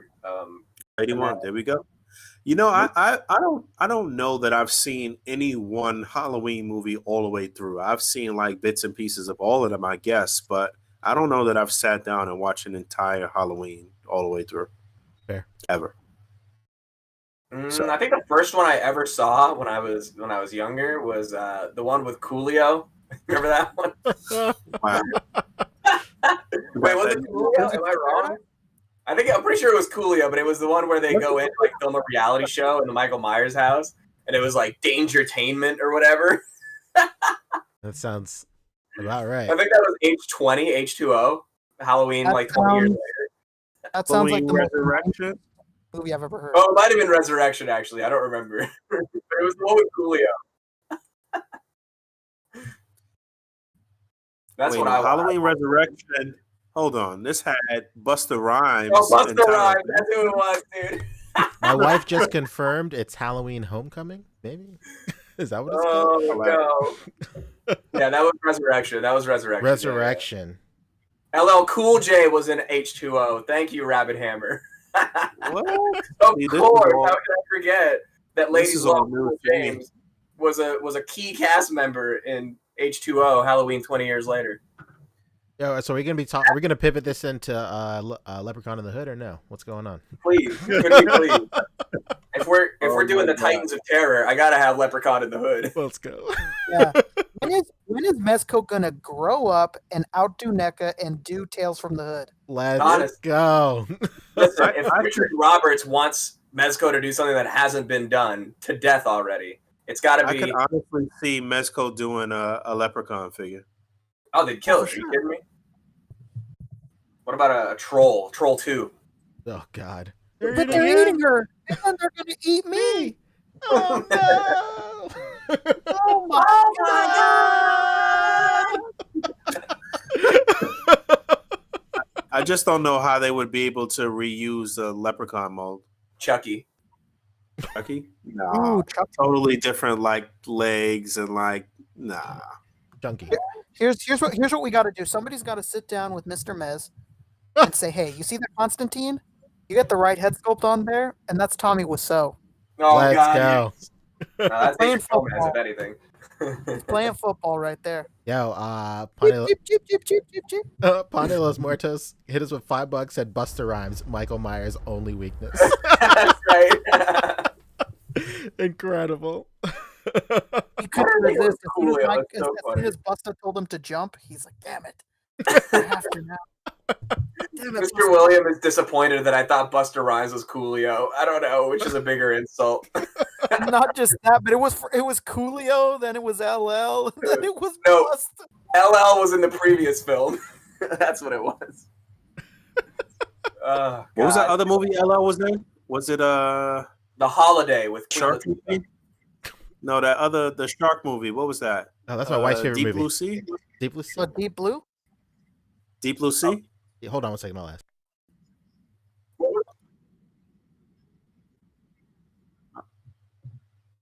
American Pie 2. Yeah, it Yeah. was. Deep Blue Sea. That was the Wow. one that Samuel L. Jackson got killed like almost immediately, like He unexpectedly. sure did. And you know what? Isn't Samuel L. Jackson in one of these video games coming up? And they did a play on that, and they like killed him immediately in the like trailer or something. Did you guys see that? Yeah, for the Super Bowl. Yes, but what game was that for? I cannot remember because I'm old as hell. But yeah, And I don't that care was like a callback to that. Like people didn't catch that. The Deep Blue Sea. It's But yeah, getting all right. made Michael easy in Myers. Verizon's Super All Bowl right. business. Just Now, to add a little pepper onto this meal. I once met LL Cool J, and he said, "What's going on, little man?" It was at Disneyland. It was in Disneyland. I was like, And this "Oh was my last God, week? it's LL." I was like 16 years old, and he was like, "Hey, yo, what's going on, little man?" It's like, all right. That is hilarious, and that sounded just like. Hey, wasn't LL also in? Wasn't he in Anaconda with Jennifer Lopez? And Ice Cube. No, that Ice was Ice Cube. Cube, You my fucked it bad. up today, Ice man. Cube. Ice Oh, brother. Damn, this guy really doesn't know his rappers. You racist, man. What's going on? Colonel Cracker's coming through, baby. No, He starved that hit I was movie doing Friday. I was doing the threes. See, I'd already messed it up twice, and I had to do it a third time for comedic effect. There we go. The rule of three, eh, Fabio? Rule threes, baby. It works for photography too. That's Rick has true. passed off the racist hat to Fabio for No, this year. come on. All right, I bet you don't even know which member of the police was in the Dune movie from the 80s. Well, come on. I can say the same about you. Yeah, I couldn't tell you. That's a deep Exactly. cut. See? That's like a deep cut. Somebody get Rebecca in here. She'll answer it. Yo, I'm crying. I'm crying. We gotta move on. Before we move on, moving back, Samuel L. was just in a Verizon commercial that looked like a video game. Oh, it was Verizon. Yeah, but he looked suspiciously like Julius from a game called Saints Row, which is like a game about like game about gang life made by 40 white people. Is incredible. Isn't that one Heroes game like Saints Row? What's that? Literally. Isn't that recent like Heroes game that was announced by Nintendo, like kind of like Saints Row or something? Heroes. Oh, I don't know. Saints Row was trying to like unseat freaking Grand Theft Auto at one point. They tried. Saints Row 2. They tried and it wasn't working, so they went like super cartoony. Tried, but they failed with that yee ass haircut. Oh no! See, all right, I gotta acknowledge the chat real quick because Man Beast Boy and Rashad Reed know who I was talking about. Of course, Sting from The Police was in Doom. The Police, in case anybody doesn't know, is my favorite reggae band. They're sending out an SOS, huh? Here you go. Reggae. Anyway, if we can move on. All right, Dwight, what's your favorite movie? Oh my God, it's Sting! It's Sting! Wow, look at that. That's just a picture of Sting. It's crazy. But really, it's the Crow. It's Brandon Lee Crow. I mean, this is perfect for Mezco. A long time coming. Very true. Yeah, this is trench coat, leather. Come on. Dwight, what's your favorite movie? Have you guys seen this movie in like modern times? Have you gone back and looked at this recently? No, I haven't seen it in like 10 years at least, 15 years. Probably 10 years too. I'd like to see if it holds up at all because I feel like even when I did see it like 10 years ago, it was not good. It was really bad. Oof. This is, by the way, the member of the police that was in Dune. The very same. You have to see this, huh? The one and only. Is it anything here that's reused except for the coat? Everything here looks like it might be new, right? Yeah, this is probably all new. I would say the body is probably the head and neck combo on this one. So this is probably the John Wick body. I was honestly hoping with the history that Mezco has that we would have gotten to Bruce Lee first. But, I'll take a son. I'll take a son. Yeah, everyone who was like, "Yo, Gomez of Death means we're gonna get Game of Death Bruce Lee." Here, hold my beer. Yeah, we'll make it Brandon, brother. It's possible. It's possible. I'd love it. Yeah, I mean, I wonder if his son Brandon Lee falls under like the Lee estate, and if they have likeness rights over that, like they do with Bruce. And if you're making a deal with one, obviously it's like, well, while we're here, let's talk about Bruce. Yeah. I'm sure you would because Michelle, his daughter, is the one that's like the overseer of his estate. Right. The one who licensed it out to Bruce T.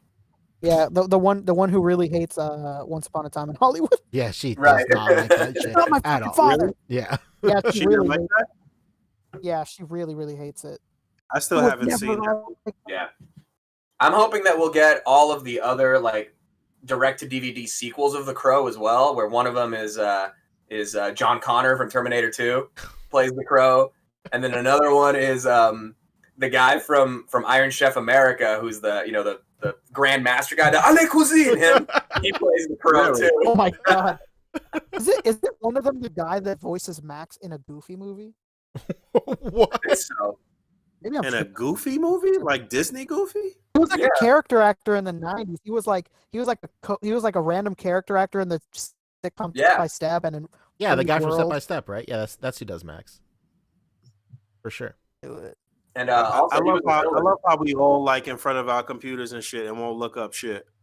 No, typing is too much work, but we'd rather just guess and be wrong. Yeah, that's for the chat. They help us out. That's their contribution. We just keep plowing ahead. No doubt. I follow that guy on Twitter. I can't remember his name. I met him a couple of years ago. He was at the local con I went to today. He was a guest. Pretty good guy. All right, so I guess we could expect this to be a figure that probably photographs really well, but not going to move that well. Then, since you're saying that it's probably on the the Wick Buck. Mhm. Yeah, Right. and And I this think the accessories are probably going to be sick because he has like a guitar and a bunch of shit and Word. birds and whatever in the movie. Yeah, Yeah. you're gonna get this book because it comes with crows. Correct. Yeah, for sure. I'm about to say that they may repurpose those pigeon sculpts in some way and paint them all black and change them up a little bit or something. Yeah, the disrespect right? if they give you pigeon molds and tell don't give me a pigeon mold and tell me it's a crow. All That right? would be hilarious. Yeah, Fucking those all the rat- way up. Yeah. No, that's not something Mezco would do. That's something Hasbro would do. Just like, fuck it, I can give 'em a pigeon. Close enough. They're birds. They have wings, feathers. Come on. Well, birds aren't real anyway, so fuck it. that's Whatever. right. Seriously, man. So, you ever seen a bird lay an egg? I don't think so. You ever seen a pigeon lay an egg? Mm-mm. Yo, Lago Figs, he's saying, "Yo, Mezco got the AEW license." That's right. Oh no. He needs that. He needs a Darby Allin pack in too with the TNT Championship. Good stuff though. I could imagine this definitely being heavy on the accessories. I could see that. Maybe they might even have him I could see a regular head sculpt for before he came back from the dead and shit too. Mhm. And like, you know, they might be able to really do some cool things with this. Yeah. Full Brando. Pretty cool. It's pretty cool. I'm into that. And then next up, we have not really a reveal, more of a tease, Father time. but a little something to whet the whistle, if you will. Oh god. Old Saint Nick. Yeah. Rip Van Winkle. Who else? I'm curious. Yeah, Happy Van Winkle right here. I'm Get your curious. rubber Look at on. those beads in that beard. Zeus. Yeah, that's so just to kind of give everybody a recap of this. We Jamaican know Zeus. this is the only hint we have of this. It's a Rumble Society character, right? So we don't really know what's up with this, but everybody's like, okay, blue, white beard. This is probably an unmasked head for a new version of Baron Benz, right? Yeah. Makes sense, right? But we've already seen the unmasked versions of Baron Benz in that That's Tectonic true. Disruptor edition that we showed, the black and red one. Mhm. That one has the unmasked heads, but obviously it's done in that kind of weird. I guess I can pull up pictures, but it has that kind of zombie look to it, like very Yes. pale skin, kind of green with like blank eyes, more of like a grayish beard. Papa Daddy Benz, Baron Benz's father says CTG. Hey, we'll get Is there. this a real Michael Scott situation here, huh? Look at those Truly. little beads he's got The on little that beard. beads in the beard. Feeling hot, hot, hot. Ask me how my scrap with the Krieg was. Come on. Tell me. Come on, Ask me. hey, Baron Benz. I will shake mine, and then you will shake. No. No. No. I'll do it, Michael. Oh, it's a really bad image. All right. I'll do it, Michael. Basically, I'm looking for it, but basically, the Baron Benz, we've already seen his unmasked head, and it doesn't. First of all, it's a different expression, so it's a new head entirely. It's not like the head that we've seen repainted, So new but it head. doesn't have any beads either. And then if you notice over here, there's kind of what looks like an earring or some kind of like he just has jewelry. Some He's sort got a lot of of jewelry, Yes. right? And Baron Benz also has those kind of weird zombie eyes or kind of blanked out. This one, if you look closely in here, kind of has a pupil. So it's. I'm leaning more toward it not being another Baron Benz, and that's when I found this. This is from a figure from 20 years ago that Mezco did. Holy fuck! They did a steampunk, like kind of like their own in-house design steampunk version of 20,000 Leagues Under the Sea, which is a Jules Verne. Playset is so sick. Yeah, it's a really sick set. It holds up actually. It's a full like little diorama set, tons of accessories, and this is kind of their version of Captain Nemo. He's got like a weird cybernetic steampunk hand, and he's got this red bandana.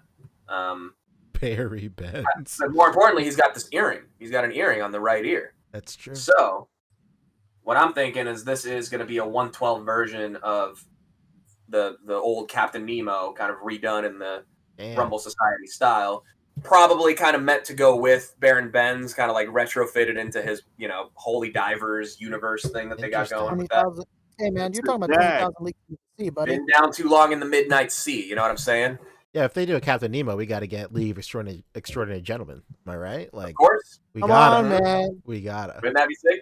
And it would make sense because the this right here was apparently based on like a silent film of 20,000 Leagues.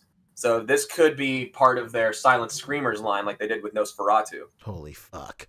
This is like Right? this is like the ultimate. This is like the ultimate Mezco fan like conjunction, huh? This is a part of the silent. It's part of the Right. fucking Kriggies. It's part of the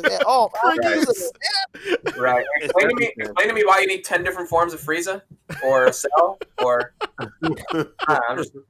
They all have forms, baby. Doesn't Oh, matter. okay. Oh, all right, that makes sense. You get a second form. You apply get a the same second logic. form. different forms, bud. They had 100 episodes with one form. Come on. Right, but they're all the Ginyu Force, so why can't you just have one and that's it, right? No, because you need all of them. That's why. The source material for these. So this is interesting. I mean, we don't really know much else. That's just literally all of my speculation. But It would be really nice if they did like there's two of them. There's one that comes in like the cabin with the Dio, and then there's one where he's got a different outfit and he's riding like a manta ray kind of thing. Wow. Yeah. Fit. So if they don't give us that little mini Dio when this guy releases, that would be really shitty. As soon as you posted this on your social media, Fabio, I was like, oh man, it's that old Nemo that they released that set with. Like that set, Connor got some really good use out of that a long time ago. Really sick. Dude. I think this figure's like 5.5 inches, so it does kind of work for 6-inch. They should start doing more things like this. Just going back into their like old character archive and releasing things like this in the 1/12 scale. Yeah, pretty smart. JM in the comments says that's so sick. That is really like that was like $7.99 at KB Toys at one point, man. Look at Hell that. Yeah. JM says that they're saying on a Discord server that they should do more public domain characters, which I think they should do. Man, cool. I mean, they did that with King Kong basically, but it would be dope. It would be dope if they did some more for sure. Yeah. So this is the Nemo. So I think this might be what. Look at those spread legs. Especially some blue right here. You know, you got. We're doing a lot of speculation on one part of a face. Let's get to the good shit. Get out. I know we're all looking at the next slide, like, oh my god. Look, says I gotta go to bed. Fabio, fucking hurry up. Now I'm talking to you nice, Fabio, because I need that. There's no jokes that's going to be made about that Fantastic Four. This right here, my goodness, what a banger! What a way to just cap off the reveals. Like, we knew it was coming. It was teased at the end of, like, the last con or whatever. It was just a graphic. But, boom, they just went and hit us with all four of them in one photo. Damn. You know what? I totally forgot about that 4 that they teased at the last con. I totally forgot about that. I mean, we got a stretchy arm. We got a flaming Johnny. We got a giant thing, which looks, like, really good. This is like a classic ass thing, yeah. Yeah, that's what they all say, Repeat right? that. A giant thing, huh? And it looks real good, huh? I just want to grip it and rip it. You know what I mean? Bro. Whoa. Not after midnight yet. Let's pump the brakes. Right. Yeah, I don't know, man. This thing, who knows if it'll be better than the Marvel Legends in terms of, like, posability, but we don't know if it's going to be like a Polystone affair, if it's going to be like Rick's worst nightmare. Yeah, that's the worst shit. No Polystone, Mezco. Get out of here. I hope not. I don't think it will because you see that cut in the torso. Right. I just don't imagine they would. And double jointed knees. Oh man. Yeah, that's how it looks on this picture. On your ass. I really hope that they I had posted this on my Instagram, and somebody had asked about the whatever that creature is that we see sticking out there. I'm thinking that they just did that for the picture for one. I don't think that's anything. But same. But they were asking about what I thought the articulation on thing would be, and I was saying probably not that great, probably as good as Hulk or Bluto or one of those other guys. But yeah, looking at this more closely, it looks like they put quite a few little cuts and stuff in here. Maybe it'll be really good. And then my speculation for Johnny is that he might be on the Cyclops body mold. So he has that head cylinder, and that way you can get, if he's got a clear translucent head, you can get his whole head to light up underneath that. Plus, I don't know that I want I mean, I guess it makes sense. They gotta do that for their aesthetic as far as the cloth clothing goes. But I mean, do we actually want the suited Johnny with a fire head and like how they gonna? I wonder how they're gonna finesse that. I'm wondering if you'll get two. If they give you I mean, two. this is a look that he's had in the comics too. I'm with that too. Yeah, but I mean, Is- people probably want. Well, I would want a full flamed on version though, which would mean Yeah. absolutely no clothes. But Yeah. so I don't know how that's going to work for Mezco's aesthetic, but I mean, I remember this is what I used to play this game, Marvel Heroes, and this was one of the skins on there. It was just like flame Yeah, aura. I just think the problem. You said what, Rick? The problem is that I think the problem is that it's not. It's really not like even in the top 3 like iconic looks for Johnny. Why it stands out so much. Yeah. No, you're not wrong. I mean, are we speculating that this Either way. is a box set, right? It is a box set. Yeah, it says it right here on the listing. Fabio, now that you have our attention, what So do you how much think was is how much was the Ghostbuster set? 300. Yeah, I think it was. Yeah, 300. That was 300. You got the 4 figures, the proton packs. They were light up proton packs. What other accessories and stuff was in there? You had the Slimer. You had alternate heads for each one. All the interchangeable heads for each one. You know, all the gear and accessories for each one, and kind of individualized apart from the proton packs. And then yeah, that's about it. All right, so we're looking at 350 for this for sure. I'm thinking 395, depending on if Johnny has light up features and if he's made of polystone. Well, the price has to be as close to a Fantastic Four, am I right? I don't see them doing the polystone for thing. I think they're gonna just do a articulated figure here, according to how this looks. Because like Rick said, it looks like he's got double jointed knees. Looks like there's a upper bicep swivel, single jointed elbow, and it looks like there may be some articulation on the torso. Mm-hmm. I would assume that we'll have an interchangeable head for thing, this one and maybe something smiling or more neutral or whatever. Everybody's probably going to have interchangeable heads for sure, right? Hands. It's going to be more accessories, or people are going to expect more accessories for this over the Ghostbusters, I would think. Right. So, well, think about it like this: if Thing is, polystone, it'll be, let's say, Darkseid price, which is 180. If it's not, it'll be Hulk Ragnarok price, which is 125. So that could be, that's literally the whole difference between 350 and 400. Yeah, that polystone sucks. No thanks. And it'll make the box set like super heavy if there's one polystone piece like right in the middle of it. I wouldn't be surprised if we see a reuse on some of those sort of like scientist accessories that they're going to be packing in with what's Homeboy's name? Morbius. Yeah, that's what I want to do. I want a lab coat and glasses and that whole look for Reed as well. Yep. What Thing comes with a trench coat and hat on top of this, Yeah. Oh, I could see that. I didn't even think about that. Of course, that makes perfect sense. Yeah.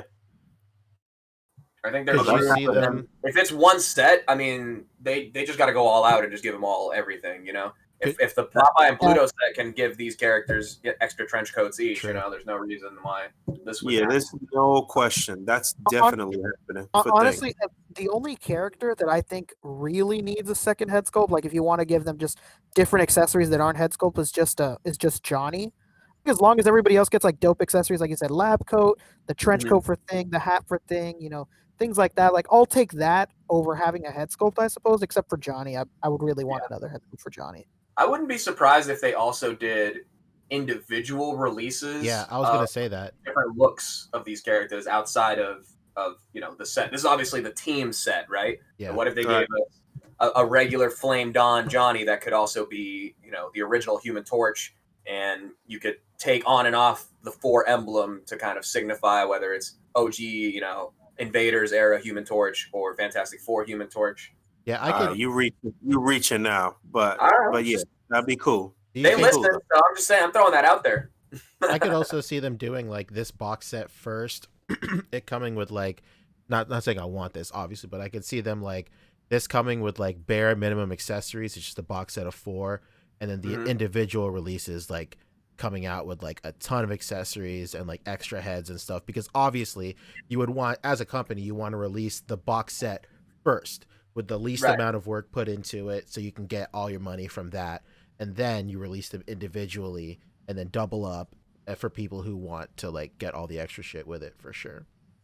Yeah, I'm with you. But this is gonna definitely be a hot seller, and it looks like they are gonna try to ride the wave of whatever's about to happen with the MCU, and the Fantastic Four making their debut there, and it's gonna be a whatever year we get that Fantastic Four movie. I guess it'll be a big year for them in terms of figures and merchandise and stuff like that too. So looking forward to seeing how the final figures are going to look, because again, this is photoshopped up like crazy as well. So for sure. I mean, I'm thinking even obviously these flame effects are photoshopped on here, but if it's going to attach to the emblem like this, maybe it's on with like magnets or something. Yeah, I could see them doing like strategic magnet placings in the buck, and then these just like clip it. Well, maybe just like on the emblem, and then the other ones will just like wrap around. Yeah, putting magnets in the buck is like a little too involved, I think. Yeah, either that. I mean, that seems like it would be way more expensive and cumbersome. Maybe it may just be a softer, sort of pliable plastic for the fire, and you could just kind of wrap it around certain areas and shit. Yeah. Speaking of Fantastic Four, though, apparently the rumor is that Jennifer Lawrence is being eyed for Sue Storm. Really? Please, I hope she's a little more enthused by the performance than Mystique. Please, no. I want Emily Blunt and John Krasinski. Boo! Yeah, everybody does. Real quick, if I could just go back to Michael Myers, I'm being corrected. It was not Dr. Loomis who shot Michael. It was Laurie. So I apologize. God. It was the law. Happy? Damn. And Emmanuel Page, what's up? The toy page hanging out in our chat too. He's saying that too bad PX is done, or they could have had a variant. I didn't know about this. Is PX previous exclusives not a thing anymore? Really? Like across the board, or just for Mezco? Page, we gotta talk. Previews. There's no way previews doesn't exist. They're huge. Interesting. Yeah. Paige, we gotta talk, bro. Yeah, let us know. Maybe we're just out of the loop. So that is the rest of Mezco's reveals. The last thing that we should probably plug for Mezco is, if anybody listening to this right now, you have an hour to get your entries in for Mezco's retweet and repost on Instagram contests. The one on Instagram right here. Repost this photo, follow him on Instagram. You have a chance to win a Black Shadow Assassin Gomez. It's a very highly desired figure. If you win it, you will be happy. And on Twitter, they're doing the Blood Force. I think we showed it already. This one here, Super Soldier giveaway. You can, same thing, follow and retweet on Twitter. You got a chance to win this Blood Force Krieg. That's day one. That's day one and preview night of Mezco Toys Fair, and we still got like tomorrow left. That's crazy. So it's gonna be all right. wild. So what we speculating for tomorrow's reveal? I think they probably just knocked out all the 112 reveals today just to shut everybody up, and tomorrow it'll all be Living Dead dolls. Nah, no way. So I'm thinking Living Dead, Creature from the Black Lagoon. That'd be sick, actually. So tomorrow, though, the giveaways are the Bonehead giveaway. You're going to head to their social media channels to get a link to a Rafflecopter giveaway, whatever that is. Yikes. Rafflecopter, you know. They should call it a Wafflecopter if they want to keep it. We can't call them raffles, especially not on PayPal notes. So 2 random winners for this will receive a Bone Collector's Bounty, which is a 112 Collective Gold Skull Ninja, Black Skull Death Brigade, White Skull Agent, and Bag of Skulls.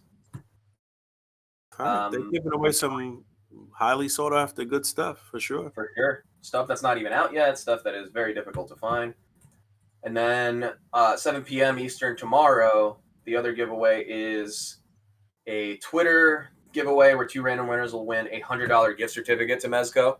Pretty cool, pretty cool. And then I guess this is going on until Monday as well. So on the 22nd, they've got an Instagram contest.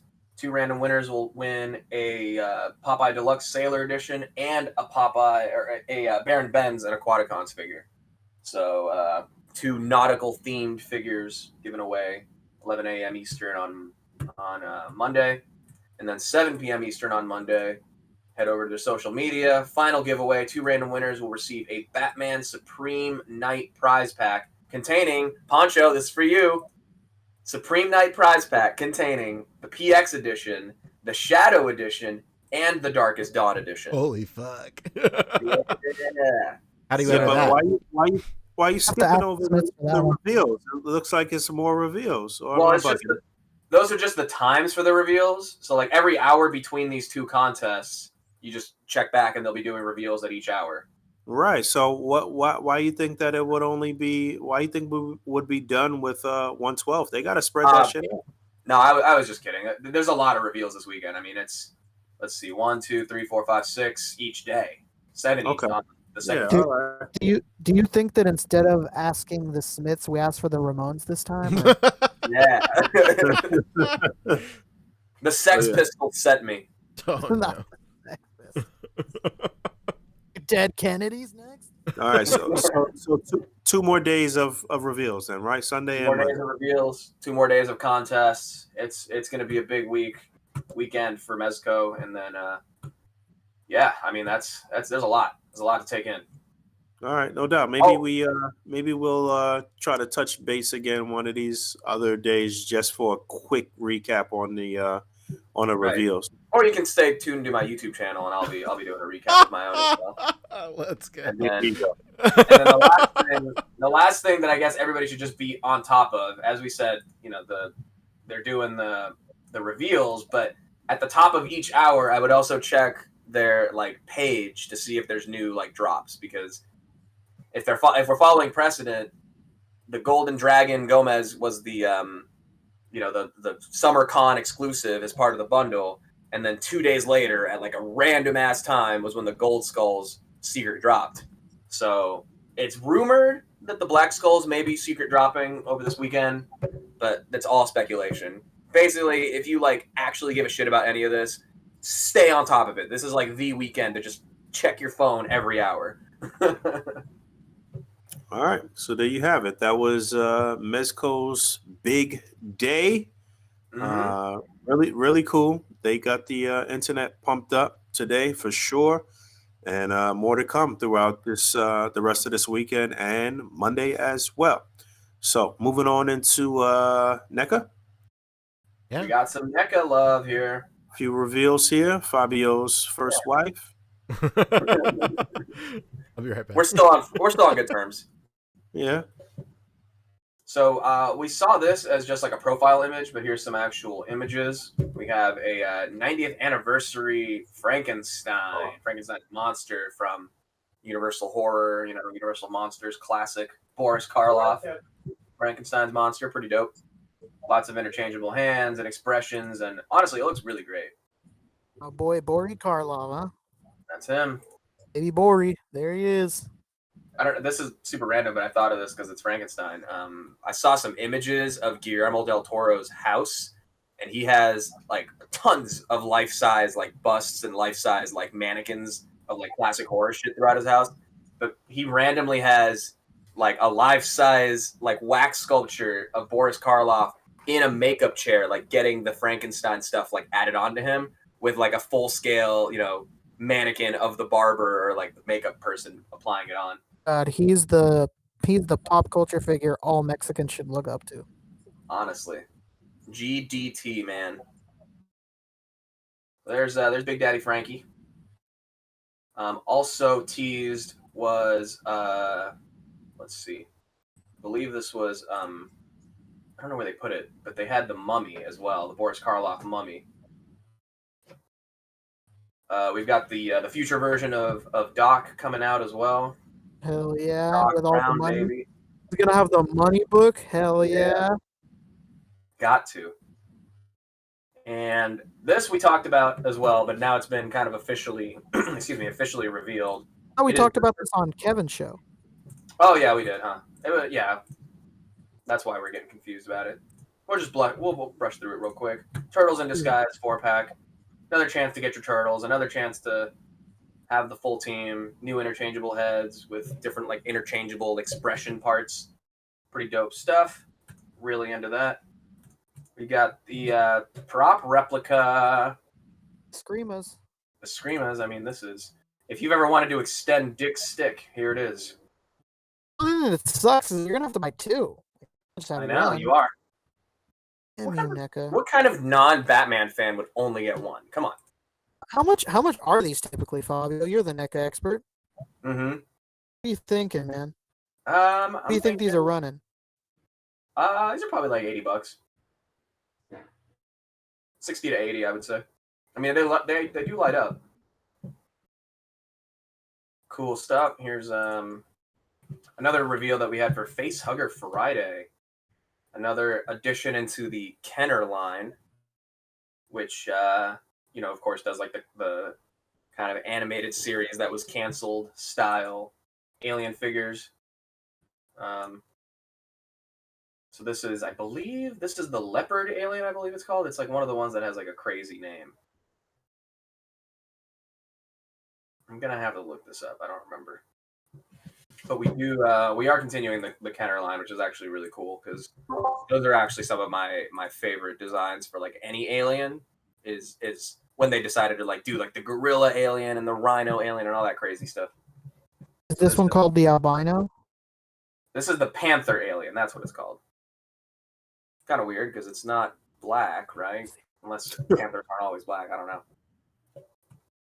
Maybe I it's mean, what I'm thinking of. No, Human yeah, a panther's always black, I believe. Yeah. Come on, man. This is the albino. Oh, they've already done that. Don't worry. Let me see. Toy Arc. I really don't even know. What? Oh yeah, it is the panther alien. Okay, cool. Perfect. And then here's another really interesting teaser that we can break down ad nauseum. Does anyone recognize this? Hey, that looks like. This at all? Is that Austin Powers? Definitely. I can't place your face, but your fez is familiar. Look at that old tape recorder or whatever that is there. What's that about?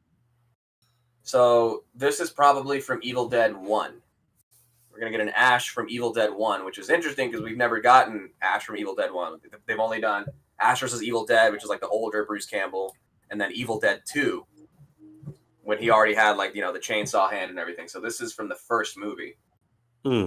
So that's why the tape recorder is different than the one we've already gotten, and then he's got the axe and the shotgun and everything. So this is actually really cool because we've never gotten Evil Dead 1. I'm surprised Mezco didn't revisit their Evil Dead figure or do something else from that property. Well, if that guy on Facebook is anything to go by, now that NECA's doing it, Mezco will of course be doing it next. All right. You flash in and out. I don't know. Battery is low, Fabio.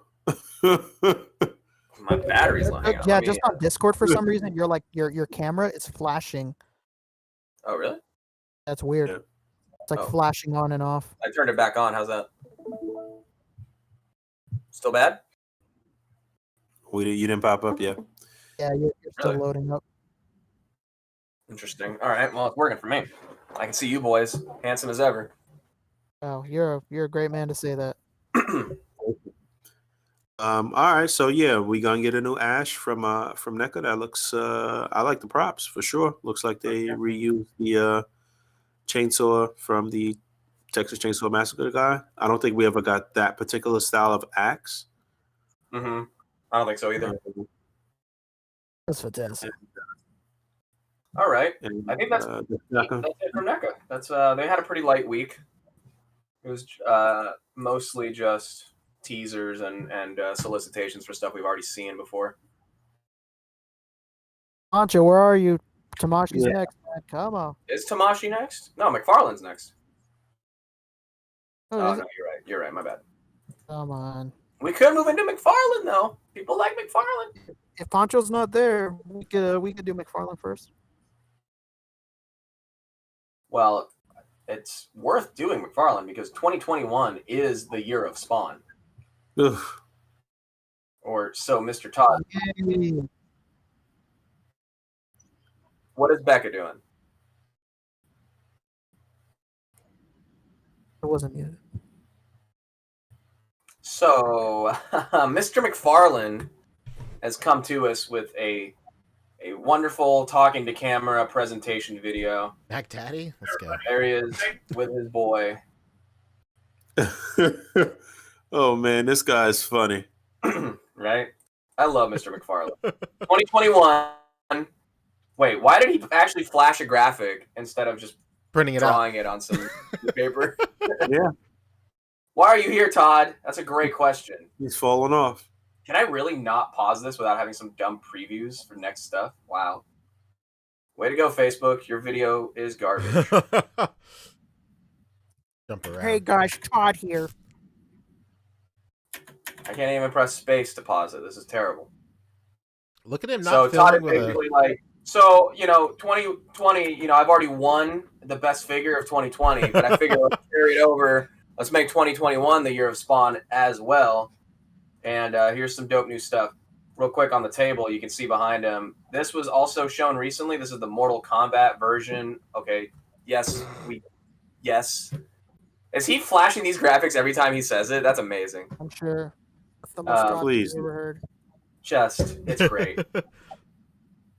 I'll have to find the photos here separately, I guess. But he is doing a 12-inch version of Commando Spawn from Mortal Kombat That's what everyone asked for. as a statue. Exactly. Jesus Christ. And then he continues, with the comics aspect of things. Lots of #1 issues, I suppose.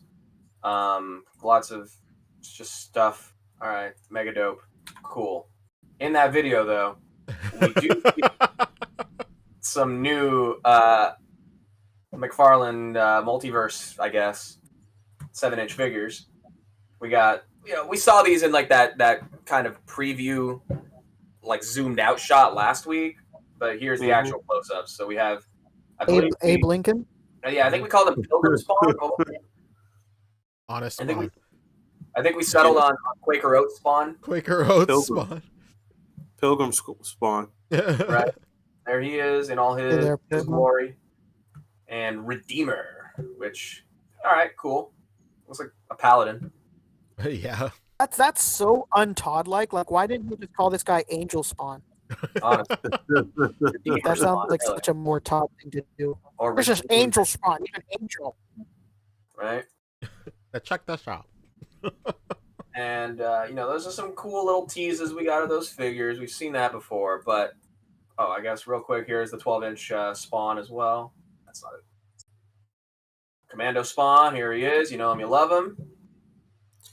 This guy's doing everything but what people actually want. Yeah. I mean, he's literally meant to stand exactly like this. There's nothing else you can do. Nothing. It's literally like the old Commando Spawn that he put out. Yeah. For This the is most exactly what he was doing with like the Walking Dead line too. He did like the color top, whatever, however many. It had 5 colors that were teased or whatever. The label had like blue through orange, and he didn't even make it past red. How crazy is it that those color tops go for stupid money? Really? God, those are terrible. they The go Walking for Dead crazy ones, money. and then he did also like 12-inch Walking Dead figures Spawn that one. were also static pose kind of stuff. I just want to clear that up. The Spawn ones go for crazy money. I don't know about the other one. Oh yeah, the Spawn ones for sure. Because the Spawn ones actually he did a Commando Spawn in that line as well. Yep, I have it. I have both of the Spawns that he made, and I bought them like right when Toys R Us announced that they were going out of business. I was like, no, I gotta go to Toys R Us and buy something, and those are the 2 things that I bought. Well, it paid off. 'Cause now you can And sell one of them broke out of the package. Oh God. All right, so that's that, and then here is another interesting tease. a new Violator. Cheetos. Yeah, this looks like a failed 3D print right here. Right? It looks cool. I mean, like, yeah, I have no like attachment to Spawn whatsoever, so I'm probably not the authority here. The eye detail is crazy. He's got All those holes. yeah, Is this tied to one All those division? holes make me really uncomfortable. right. I'm seeing pictures of you. You suffer from that affliction as well, Rick? Right? Yeah, I do. I can't even look at the image. It's making me feel nasty. Yeah, I feel nasty. I feel like I'm gonna get dust on my fingers just touching this. That's the after school 7-Eleven violator. Right. All right, so we can get into some. To reiterate, 2021 is the year of Spawn, and Actually, there's something that you missed. Is you it? missed about McFarlane actually. oh, did I? Yeah. I don't know if they're gonna have it. Let me look who posted it, but there's an order sheet that shows that they have a license for Disney now, and that they're making. Oh, Disney really? figures. Oh, I think I just saw that before we went live. Yeah. That's pretty crazy. That's a crazy contrast from all of this like demon and heads in a bottle and all of this crazy shit to Disney. Hilarious. Yeah, let me see if I can find that here. Maybe not. Can you believe there's actually people who want this Batman? Which By one the is way. this? Oh, brother. Yeah. I mean, he That's looks kind of smooth good just in that like stance right there. Just it's just the fact that you can't really like move it, and that it's a really stupid Batman. His forehead looks crazy too. Let's not forget that. The Cro-Magnon Batman. Right. All right. So yeah, that's the end of Mr. McFarlane. There, we can get into some. All right, fuck all of that. Short-lived. Pete, take us away with Tamashi. Let's go. Yeah. Is this what we're talking about here? Am I on the right page? Absolutely. Oh, okay. You can also Sorry, go we to gotta their. backtrack. We got to backtrack. You can go to their Instagram too. Well, that's what we gotta do. Oh, brother. There it is. Here is Mr. McFarlane and his leaked Disney stuff, as well as another leaked DC multiverse wave. What's that, Rick? So in case my video quality is terrible, I'll just read this off. We got Belle, Goofy, Mickey Mouse, Sully, Buzz Lightyear, Jack Sparrow, interesting. And then we have a 12-inch Sully. And then multiverse, we got Demon Knight, King, Shazam, Shriek, which we've seen in the Batman Beyond wave. Nice. We got Dark Knight Returns. And Wonder Woman designed by Todd McFarlane. Oh my goodness, that's gonna be. How many knives is she gonna have? Yeah, how many green knives? Let's go. Heavy Metal Batman cover edition, and we got a multiverse vehicle, White Knight Bat Cycle. Interesting. Nice for all of Todd's White Knights. Exactly. Trying to save all these girls from bad action figures. Basically. We got a DC Collector multi-pack. Green Lantern, Hal Jordan versus Dawnbreaker. Oh, another Warhammer 40K. Yeah, and it's repaint SDCC TBD. Interesting. Oh, TBD. Mm-hmm. Sorry, guys. I'm gonna have to be mobile because my internet's really slow for some reason. So enjoy this terrible audio. I can't wait. You know what's got me interested / worried is specifically Disney Mirrorverse. What could that even mean? I'm about to look that up. That's a video game, I believe. Mirrorverse? Yeah, it's like an app or something. Is it really? Oh, it sure is. Yeah, Disney Mirrorverse. A detergent. Oh fuck! I'm about to play this shit. An RPG. Damn it. Yeah, the new RPG set in the all-new Divergent Disney universe where players assemble teams of amplified, action-ready 3D Disney and Pixar characters to battle against a dark force. Well, so what I was going to say was, like, these aren't going to be traditional Disney characters. They're going to have a bunch of shit on them, which is very true. There we go. But this game is apparently, like, really good. It's like super highly rated. That's what that's what it looks like. Is this literally okay? Is this Raid Shadow Legends with Disney? Raid Shadow Legends. it's that Marvel game you used to play a lot, basically. Oh, look at that Oogie. Oh, it's Contest of Champions. That Oogie Boogie is crazy. Yeah, that doesn't even look like Oogie Boogie. It looks like That Spawn. that dude looks like Spawn. It looks like Spawn, dude. Dude, no wonder he's doing them. Hey, does that Oogie Boogie look like Spawn? I want it. Bro, look at this Sully. He's definitely battle ready. Yeah, man. Poncho, you wanna stream this? You wanna get on and play this and stream it? Kinda. I'm not even I'll play with joking. you. I'll play with you, dude. Fuck it. I'll grow up with you, sweetie. Oh, I'm gonna play with you, dude. These designs are crazy. They have Maui here. Look at this. Bro, he's ganged up. Honestly, he's looking jacked up. Now look at All right, so that's what Disney Mirrorverse is. That's pretty interesting. Tight. That's pretty cool. This Buzz Lightyear looks dope, though. Look at him. I always like games like this, man. I think these kind of games are really cool when they do it with he's different one of the ones properties. that fall into doing so. This is actually kind of dope. Yeah, Rapunzel All right. has all this armor on, but still no damn shoes. I love it. Let's go. Oh, it's like Strike Force. Yeah, how they gonna look at Sully? He looks ridiculous. They got him in this big armor, no pants. Yeah, and Is he's what it is. on the him and Buzz are on the release sheet, so those two are getting made 100%. Hell yeah. Sick. Oh, here we go. Some more Yeah, designs. what's Buzz look like? Yeah, Buzz just looks kind of like fucking. It kind of looks like it's a mix and match between Warhammer 40K. Just make his armor a little bit bigger. Bro, look at that Judy Hopps though. Where? Oh She shit! spit it. Look at it, she spit it. Yeah, these are the Wait, models. are Yeah, you look at saying Jack that Sparrow, these are, too. are you saying that these are what the McFarlane stuff is going to be based on? Yeah. Yeah. Yo, look at the genie. Let's Bro, that go. genie is. Bro, what is this? Darkstalkers? Yeah, because look, Boog, that was the a deep listing cut. says Disney Mirrorverse. Okay, yeah, that was a deep cut, Darkstalkers. Bring back Darkstalker. Yeah, the Mulan looks really great too. Captain Jack looks like he just stole like Chow Yun Fat's jacket from World's End. Dude, and he has like some kind of zombie arm or something here. Oh, brother, here we go. We gotta play I this didn't game, even Fabio. think that. Let's Wow. stop fucking around. Are these Kingdom Hearts figures? Says Nightwalker. Basically, Kingdom Hearts mixed with a little bit of Chemical X, right? Whoops, too much. Kingdom Hearts on acid or something. Here. Yeah. which is a pretty far stretch considering how much Right. on acid Kingdom Hearts already is. Dude, what if Man Beast Boy calling it out. What if they did Powerline? Oh, Yo, don't you ever in your life. Badass. All right, I'm into it, Mr. McFarlane. Please give it to us. I want to see what they look like.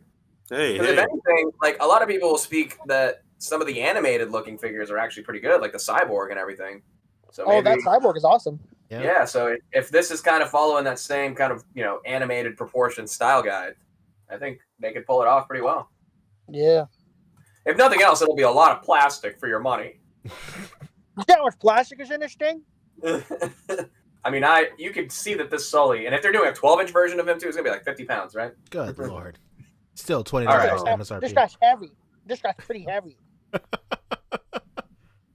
All right, I want to take a look at that Tamashi shit real quick before I get out of here. Oh, okay. Let's do it. We can get there right now. Is this it? That's it. Yeah. We got All right, let me individual. go you get it. you too. Well, it's just Tamashi. Yeah, there you go. It's Tamashi. Yeah, so the first thing to talk about that's of note is they are just straight up re-releasing this Goku Black. Yeah, they gave no fucks. They really didn't. And it's wild because the verbiage is very interesting on here. Here's another entry model for you new SHF collectors, which to me kind of sounds like maybe it's going to be another like super cheap figure. Maybe? Yeah, that's what I'm thinking. Oh yeah, this looks like a Target special right here. It's crazy too because like every other entry level figure has been a Goku. I mean, I guess this is technically a Goku. Right. Yeah. But it's so wild. Like So it's the same exact Goku Black that they put out before. for SDCC or Right. or New York or whichever. It was their Tamashi tour. thing. But what's interesting about that is like, you know how it was like back in like 2015 or whatever, Boog, when like they were very strict on what made like an event exclusive SH figure arts. It had to be it had to be a mold reuse, no new parts or anything, and it had to be like a recolor. They couldn't pack any extra shit in or anything. They couldn't change anything. And then when like 2015 Goku came out, they gave it a new belt. But then like I think that was the start of the year where they started kind of like lawyering their way through like what like their own rules basically. So like they started like re-releasing figures under like Perfect Color Edition and stuff like that, when in the past they said that they would never re-release a figure or whatnot that was a Tamashii Web exclusive. So it's just interesting to see how like farther and farther they go against their initial rule of like, hey, you know what, these are collector's items, we'll never re-release them, this is an exclusive, so get it now because you'll never be able to get it again. And like this one, this specific Goku Black has like gone against that at every turn because they cannot get rid of this thing. And what wasn't this selling at crazy money for a moment? So original Goku Black was for sure, and I think that's where like the modern climate of like SHF like hypebeast stuff is it like really started coming from, is when Goku Black started coming out. You know, this was before. This was like right when the Goku Black arc was just airing in the United States, so a lot of people weren't like crazy familiar with the character.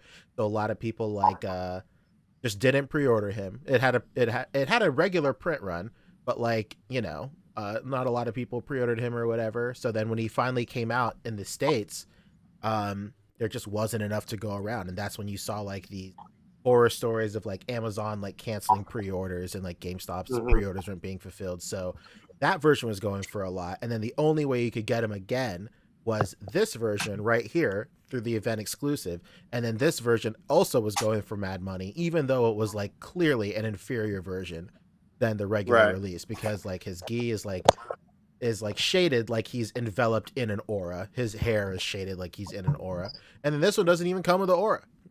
It's just the thing. It's just that. And you know what? I'm thinking, they're not saying it, but I'm thinking this might not even come with the regular head either. A true so no head moment, basically. Because like I can't imagine how they're going to try and get away with this being if the verbiage is ringing true, and it might be an entry-level figure, $35. I don't know how they're going to get to that price point with just taking the aura away, you know? Because then that opens up the door to like, well, why can't more forbidden door? Right, yeah, no doubt. Put everything in fucking Target for the low then, if that's the case. True. Yeah, I just saw another Kaioken Goku in my Target for like $35, $30. Yeah, man. Very true. Wisman's gonna come in a few minutes. Hell yeah! Shout out Big Mike. Big Moink. Yeah, this is super interesting just for the fact that like you know, it's a figure that we've already seen, you know, a bunch of times over, and yet here it is. And a quick correction, Kaioken Goku does come with an extra head, so like there is still a possibility of like him coming with the power down head as well. So, you know, that's a quick correction right there. But it's just you can just put any other Goku head on here. What does it matter? Basically, this just opens up the gates to like, you know, what is like it just has a lot of questions, you know, attached to it. Like what are the rules, man? Like what's the line? Like what could possibly qualify as like a $35 figure that you can just like throw anywhere? Does it have to be like, as long as it's a Goku? Do we see a possibility if it doesn't sell well? Will you just eventually just throw it in Targets? Like what's going on? They should offer a basic run of like Goku and Kid Gohan and stuff. Some of the smaller scale stuff of just a basic, for the love of God. You know, one head, two heads, whatever, a few hands. You know, be cool. Yeah, if they like, I understand like just having Goku as like the only entry level figure like makes sense as like from a company wise, but like, you know, the cast of Dragon Ball is so robust, you can afford to do another character, at least like like a Vegeta or something. You know, you have Goku, you have Vegeta, you know, somebody who scraps with like other villains that are, you know, web exclusives or whatever. It makes sense. Totally agree. But yeah, this is really cool. Next up is the food set that we were all of us here, we're super stoked about during like the Tamashi. Yeah. Like This Look is at that. super dope. and this right here is pretty cheap too, 3,500 yen. So Got the eating face, bro. Come on. it's What are crazy. you thinking? Why only 3 chairs? Why not the 4 chairs? I guess only 3 can fit around that table though, huh? Yeah, I think it's a little small. So this whole set, the dishes, all of those bottles, the different hand where it looks like he's eating. This is dope, man. This is a really cool accessory set. Yeah, it's crazy. Is that a full pig that I see right there? Yeah, baby. That's the whole What a hog, snuffling baby. pig! My God. How about Excellent. the whole hog? Yeah, This is lit. This is it's so crazy. cool. Yeah, man. Like, could you imagine, like, in 2009 when this line came out, that anybody could ever predict that, like, yo, we're gonna get a fucking an accessory, A table not with only food. an accessory pack, but an accessory pack about eating food.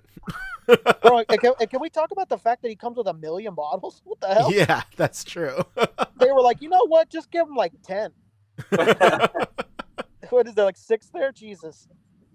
Yeah, man. Oh so man, sick, this is so dope. Yeah, you know what? For something like this, for a release like this, it would make sense for them to pump out the basic Goku again. Like, you know what I'm Yeah. saying? Like, Yeah.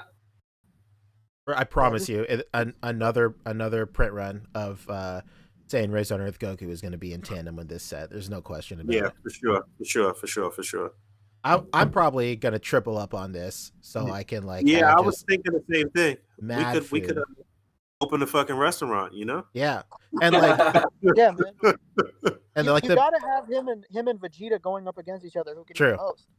I was thinking Yeah. like you know, the feast they had before like the tournament with like Majin Buu and stuff and everybody in it towards the end of Z, where it's everybody at the table and they're all eating mad food. Even Piccolo, even though this cat doesn't eat. It's great. No, but like I said, if you get multiples of this, you could put together a nice little restaurant, you know? Yeah. Very true. Man, we need that naked gourmet guy again. What's his name? Oh, Goro? Goro, yeah. Yeah. You have the Goro, right? Right, Boog? Do I? Yes, I do. Yeah. Yo, you do a shot of Goro with Goku at the table. Oh my god. Instant Lit. money. Game over. You win. Instant money. Game over. When's the release for the food set? July July. 2021. July. Okay, this will be a regular release, all right? It's I can't imagine why it wouldn't be. Yeah, But we'll see. We'll Shit. see for sure. I wouldn't be surprised if they put this in Target. No. Yo, please. Right don't- next don't right even- next to all the Lori stuff, huh? Basically, Bro, this shit is. This If they is- release this in Target, I'm buying up a case. And Yeah, I'm using getting a it on my case. fucking credit card. quite obviously, what was I gonna say? Like a fan base for it, or like people to market this shit too, for sure. It could literally be right next to the Lord shit. Like, Could you imagine? that's funny. Yeah, they're thinking small, putting it next to just the collectibles. Yeah, very true. Put it right next Was to that many it brands. for SHF? Yeah, that's really it. All right, I just need to backtrack real quick. Back to July Mezco. and August for that stuff. July, just real quick. July and August for the Dragon Ball stuff. Yeah. Right. Are you I just got to backtrack real quick because I forgot to mention one kind of key piece of speculation in terms of Mezco drops for this weekend. Here we Shout go. out. Haven't you had enough, Fabio? No, I haven't. Dude, honestly, we're reaching like WandaVision levels of speculation at this point. It's wild shit. Okay, Did you scan that So let QR me- code yet? take you through. What's going on? Let me take you through. When we first saw Mezco give us the the announcement for the Toys Fair or whatever, they flashed this graphic that had this Gomez here with the blue jeans and the red jacket and the white shirt kind of passing through, and everyone's like, "Oh, cool! That looks like a new kind of Gomez. Dope, right?" So then they have that in the event itinerary. It's kind of like the official one. If you look, it's one of the stickers that's included in the swag bundle set as well. this kind of new version of Street Gomez, people are thinking, right? Mhm. And on top of that, earlier today, the only drop that they had was this new shirt and pin set called the limited edition We Hate Haters Club t-shirt and enamel pin set. Featuring red jacket, white shirt, blue jeans, Street Gomez. Okay, interesting, right? Yes. So, following the flow of logic that Jason B. Michael, you know, one of the all-time great Instagram toy photographers, he's noticing the same pattern here too. Now, some people are thinking, oh, it looks like Fry from Futurama, right? Right? But Fry is actually based on James Dean in the original film Rebel Without a Cause. So, next version of Gomez, Roach Without a Cause. Hold on a second. Can we backtrack a little bit and talk about That's that? fucking stupid,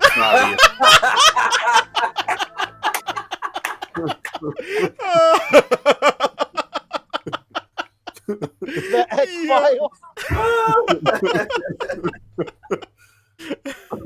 Talking about right now. Oh, you put the X-Files music on? I sure did. I overlaid the X-Files music as soon as you started talking about that shit too.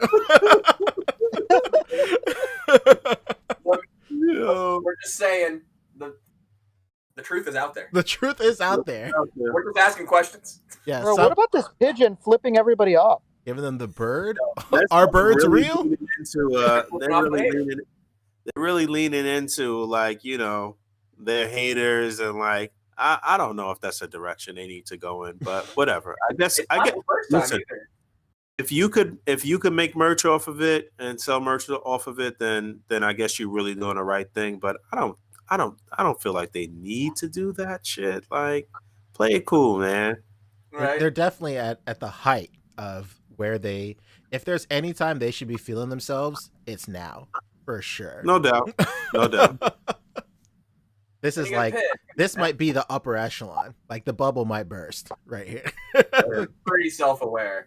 And it's not even the first time that they've done, like, something anti-hater. Like, they put out a stop motion that was, like, the pink skulls saying, like, oh, you guys think that we should make more superhero toys. You know, but I remember that.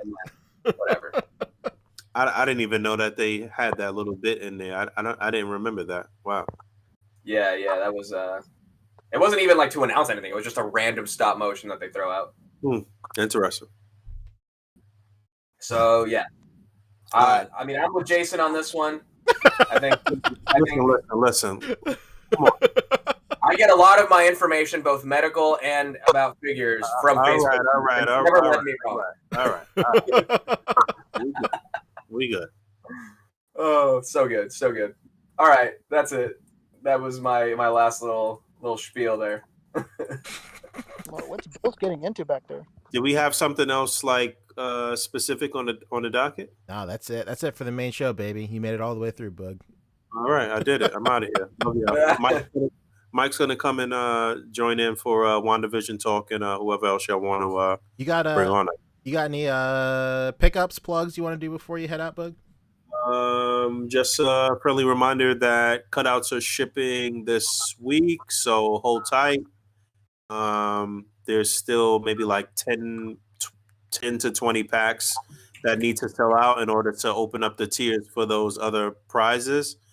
And I am finishing up editing Mayfex Superman review and finishing up the part 2 to my Hulkarama video. So maybe both of those things might come tomorrow or tomorrow and Monday for the 2 things. So that's that for me. I'm out of here. Love y'all. Bye. Love you. All right, Boog. Bye. We'll see you, man. Peace. Next co-host is Bills. He's in the background licking himself. Come on. Yeah, my cat is fucking up. What are you doing? Where is he? Bills. He's right behind you. Over here. There he is. Going What a out. All right, cool beans. Well, we are in after show territory. That's as it. they say. Oh, we got to do it officially. All right, everybody. That's it for the main show. Goodbye. Hello. Welcome to the after show. Hello. Hello there. Hello there. Fancy seeing you here. What's let's see. What do you guys want to do? Do you want to talk Mortal Kombat first before WandaVision? Oh, I already pulled up the WandaVision graphic, but I can pull up Mortal Kombat. Let's talk MK first, so we don't have to, so we can get the guys who haven't seen this yet, so they don't have to miss out on anything. Right.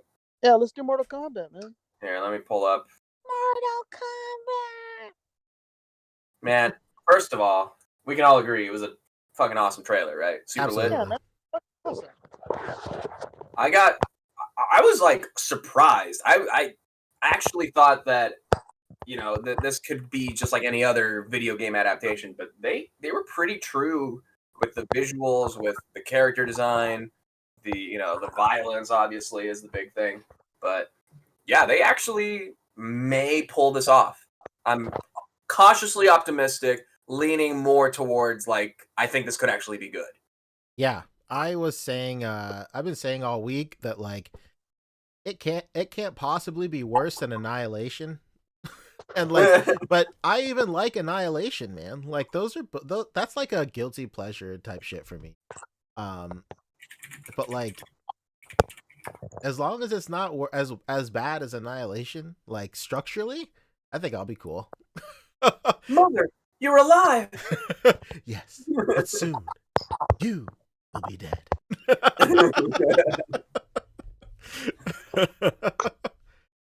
But yeah, man, like people are Nightwalker says, is this a movie? Yeah, baby, it is. Yeah, they're doing a Mortal Kombat movie, and they are releasing it on HBO Max at the same time as theaters on April 16th. Sure. This is going to be a huge year for Warner Brothers, for HBO. Yeah. On top of the Snyder Cut, in the middle of March, the next month we're going to have this. Basically, every month is going to have like a pretty stacked release date or a release schedule for HBO. Like they're really going to start pumping them out. Yeah, and if you live in South Carolina, head over to your local theater and you can watch it there too. God, I can't believe that there's theaters open other places. Yeah, it's so funny because I was talking to my coworker yesterday or day before, and we were talking about something. No, we were talking about Mortal Kombat, duh. And then he was like, well, maybe if like the theaters are open, like by the time this movie comes out, I'll come and check it out. And I was like, bro, where have you been? Like, theaters never closed, my friend. Penela Los Muertos once again says Ed Boon better be the voice that says "get over here." No one else should say that except him. I hope the voice in the trailer is a fake out. I thought that too for sure. Like, yeah, I get like obviously the actor saying "get over here," but like it is too iconic for Ed Boon not to say like "get over here." It was jarring when he didn't say it in the trailer. It really was, and like I was like, "Oh, I don't like that." I was like, "I don't fucking like that. Who the hell's that guy?" That? I really hope it's a situation where like the actor says it a bunch, but like just one time they slip in like Ed Boon's voice, similar to like how in the first like legendary Godzilla movie, it was like all new roars, and then the final roar he did had like they mixed in the old roar in it, which was really great. Yeah, they'll do that with like with Hulk. They'll when they first were transitioning from Ed Norton Hulk to Mark Ruffalo Hulk, they were still splicing in on top of both of them Lou Ferrigno's voice. Oh, cool! I never knew that. Yeah, that was dope. I love that. Yeah, Lou Ferrigno like was half of the voice. I think they kind of like mixed them together for the Puny God line. Oh, okay. That stuff is really cool to me, man. Whenever they like pay homage to like legacy actors. You remember people saying like in Man of Steel how they like superimposed Christopher Reeve's face on right. That was really cool to me. I think that stuff is like the coolest shit to me. Lou, I believe Lou never stopped doing that for them. I think he says all the time. Yeah, you can really hear it a lot in the movie. What's it called? The Thor movie. The Hulk. Yeah. Yeah. Yeah. And when he's like there's a lot of speaking lines in that film because he took over the body, obviously, and you could really hear Lou Ferrigno when he's speaking in that film. For sure. What would you say your what would you say the moment in this trailer like sold you? For me, it was like, I'm sure it's everybody else. It's when he fucking fucking sliced Sub-Zero, and he turned his blood into a dagger. Yeah. I was like, that was it. Yeah, right here. there. I was like, yo, Yeah. this is it, man. This is a fucking X-ray right here happening. I love how they leaned into all of it. So like, you know, the trailer's obviously going with that styling. So like every character is like, I'm Sonya, I'm Kano. Yeah. Like they're all doing their character intros. But then the moment where I'm like, oh shit, like this guy's a fucking badass. So when Sub-Zero says his own name, I thought his voice sounded fucking awesome. I thought like the delivery of it was really cool because he has that like icy, breathy delivery to it, and he lingers on the O, and he has, you know, like a proper voice accent to him that matches the character. I was like, damn, that sounds so good. Yeah, the only people that are hating this is like the people that hated the first movie. Yeah, like, people who don't like. What about Mortal Kombat makes you think like, yes, this would make like a perfect, like super serious film? Like, bro, right. come on. There's a guy with a chain coming out of the palm of his fucking hand, bro. Yeah, they kind of solved that in this, where I feel like they've retconned that in like recent Mortal Kombats too, where it's like an apparatus on his wrist now. Yeah. Now it's like a chain, wrist ninja chain shit. No, that was all completely made up for the first movie. Film, yeah. Was the thing coming out of his hand, you know, in that scene. But no, this one they do a really good job establishing, you know, obviously it's going to be partially Scorpion's origin. So obviously he's some kind of gardener and he's using gardening tools as weapons. He's some kind of gardener. Or he's working in his garden, you know, he is a horticulturalist, let's say. Oh no. And you're just gonna hear him in the middle of the movie, my cabbage! My cabbages! And that was the origin.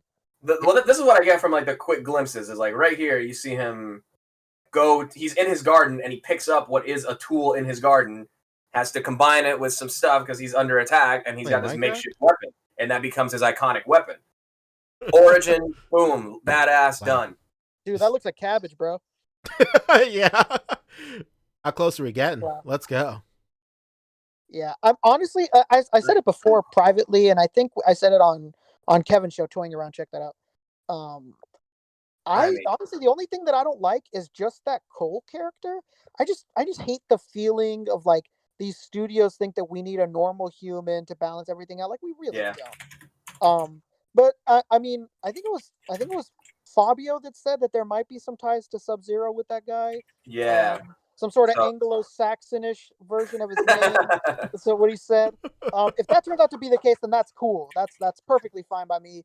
But so far, that's really the only problem I have with this film. Kano's kind of whatever, but whatever. These guys kind of convinced me that he's not that bad. And I really don't hate Goro. People like are shit talking that Goro's so bad. Like I don't know what the hell do you guys expect? It's like a lower budget action film. I don't know what these guys want. Yeah, this is actually, you're right. This is a pretty low budget movie, all things considered. Yeah, like I don't know what these people expect. Marvel, I think Marvel's team is doing the CGI. He's really not that bad. Yeah, he looks fine. He looks fine. People, I wish it was the animatronic, bro. You do? Okay, you fucking weirdo. Oh no. That thing looked terrible. He looked like a turtle. State of the art at the time, Rick. Come on. Yeah, I mean it's so super nostalgic. It's fucking awesome. Who doesn't love the first Mortal Kombat? But like, come on, like they're making a new film. I'm not like, man, they better bring the damn animatronic. Yeah, I meant to say this on Kev's stream when we were talking about the trailer. If you got 4 arms, shouldn't you have like 4 pecs? Like, am I bugging? Like, shouldn't you? I mean, at least by doing like, you know. Yeah, I don't know. I guess you have to have really, really like jacked obliques. I guess I don't know. So, like, he has like 4 armpits. No, like, I mean, he has to have like those muscles got to connect to something, right? Like, yeah. What if his pectorals? Yeah, I was gonna say, what if his pectorals are like on his back, to the bottom? The fuck? like a sort of like a switcheroo, huh? A lot of here's I don't know what's going on with you know the Cole Young character, but he has some kind of weird armor that he wears as well. Kind of looks like I don't know. Guyver. Is that Max Steel? Is that? Yeah, I was thinking Max Steel. Pretty much, yeah. But yeah, like you were saying, I mean, we talked about it on Kevin's stream, and everybody should go back and watch Toying Around unboxing stream this past Thursday. We did talk about this trailer a little bit there, but to kind of reiterate the kind of prevailing theories, like everybody was like, yeah, agreeing with you, Rick. Like, what is the point of having this new character in Mortal Kombat whose connection to the universe is that he has a birthmark that looks like the logo, and you're just like, wait, who is this guy or whatever? So his name is Cole Young, and this is something that Hollywood does all the time. Is you need like an audience surrogate character that is like learning about this world for the first time, and he's your perspective for you learning about the world for the first time. Which works fine when it's a property that like nobody like knows anything about, but everybody fucking knows Mortal Kombat at this point, or at least we do. So this really obviously made for just mainstream ass people who maybe only know like the original movies and like the games are violent, and that's all they know. Oh no, I couldn't keep up with a Sonic movie if you didn't have fucking James Madison or whatever the hell his name is. Again, please, like, oh, there's no way, like, without him. Los Muertos in chat is saying, like we said on Kev's thing, Cole is a Takeda. You can see his cybernetic enhancements like he has in Mortal Kombat 10. That's why he has all the shit on him. That's what Fabio was saying, that his name sounds like a whitewashed version. Don't put words in my mouth, because that's not what I said. That's exact verbatim what Fabio said. Fabio said, "This is him. It's him. I swear it's him." That's what he said. No, this has something to do. I think it's towards the end, but there's a scene where this Cole Young guy is like looking in the mirror, and Scorpion appears to him in the mirror. Here, let me see if I can find it. I'm just kind of scrubbing through here. Right here. Yeah, try not to play it because Kev said that he got hit with a Yeah. I don't know why I said it. I was like, you shouldn't play that. You should have. Don't play that. Yeah, like demonic Scorpion, like Scorpion. So this Cole Young guy is having like visions of Scorpion, and then at the end scene right here when he's fighting Sub-Zero, obviously this is the same as this scene right here when he like appears in the icy cage ring or whatever. So he appears here to fight Sub-Zero to like help Cole Young, because Cole Young is like back here when the what's it called? Get Over Here happens. So the prevailing theory right now that I've heard that I think is like kind of cool and makes sense within Mortal Kombat, like established lore, but also kind of like adapting it for a movie, is that obviously the classic story is there's the original Sub-Zero who is Bi-Han. His name is Bi-Han, and he is the one who kills Scorpion's clan, Ninja Clan, and family, which is what sets Scorpion on the path of revenge and like dealing the deal with the devil or whatever he did in hell to become Scorpion to then get his revenge on Sub-Zero, which he does, kills him, and then Bi-Han comes back as Noob Saibot. Then the second Sub-Zero, who is Bi-Han's brother, whose name I'm going to get right this time, Kuei Liang. So the younger brother of Sub-Zero, come Noob Saibot, who then becomes the second Sub-Zero. His name is Kuei Liang, which people are saying Cole Young is the anglicized, or in other words, made English version of Kuei Liang, Cole Young. So they're going with, instead of it being Sub-Zero, evil Sub-Zero's younger brother, it's his like modern day ancestor, because this rivalry between Scorpion and Sub-Zero dates back to like feudal Japan in these scenes. I can see it. So if that's what they go with, that's great, because the other option that is 10 times worse is I'm Cole Young, but I'm this cage fighter guy. Just call me Johnny Cage. Oh no. Yeah, I've been banned from the cage fights because I follow nobody's rules but my own. Oh, Michael Wisman is in the chat. I hope he knows that he's supposed to join us. Michael, I got to bring him in. Right. Okay, so that's it for I guess Mortal Kombat. Other things we like, Kano is Australian. It's got to be. How could he not? How could he not be? You want to do pickups real quick before we start talking WandaVision? Did you guys get anything cool this week? I did, actually. I did get something cool this week. Let me pull it up. I was about to say, please don't take time. Would you believe it's not a Mezco, though? Oh, shit. Oh, there we go, baby. I you found it? Actually, hell yeah. My friend from the Toy Kind of Mood podcast, Kevin Wish, he hooked me up with this. So I met up with him locally, and we chatted for a while. Everybody should go check out Toy Kind of Mood here on YouTube. Great toy podcast. We're doing a Mezco recap episode next week as well. And then I think this morning or yesterday they put out their Fan First Friday episode, recapping all like the Hasbro stuff. But yeah, he got me this because he has way better luck finding it. Pretty dope. I clearly have not opened it yet. I don't know what I'm gonna do with it. I might put Nosferatu on it. I don't know.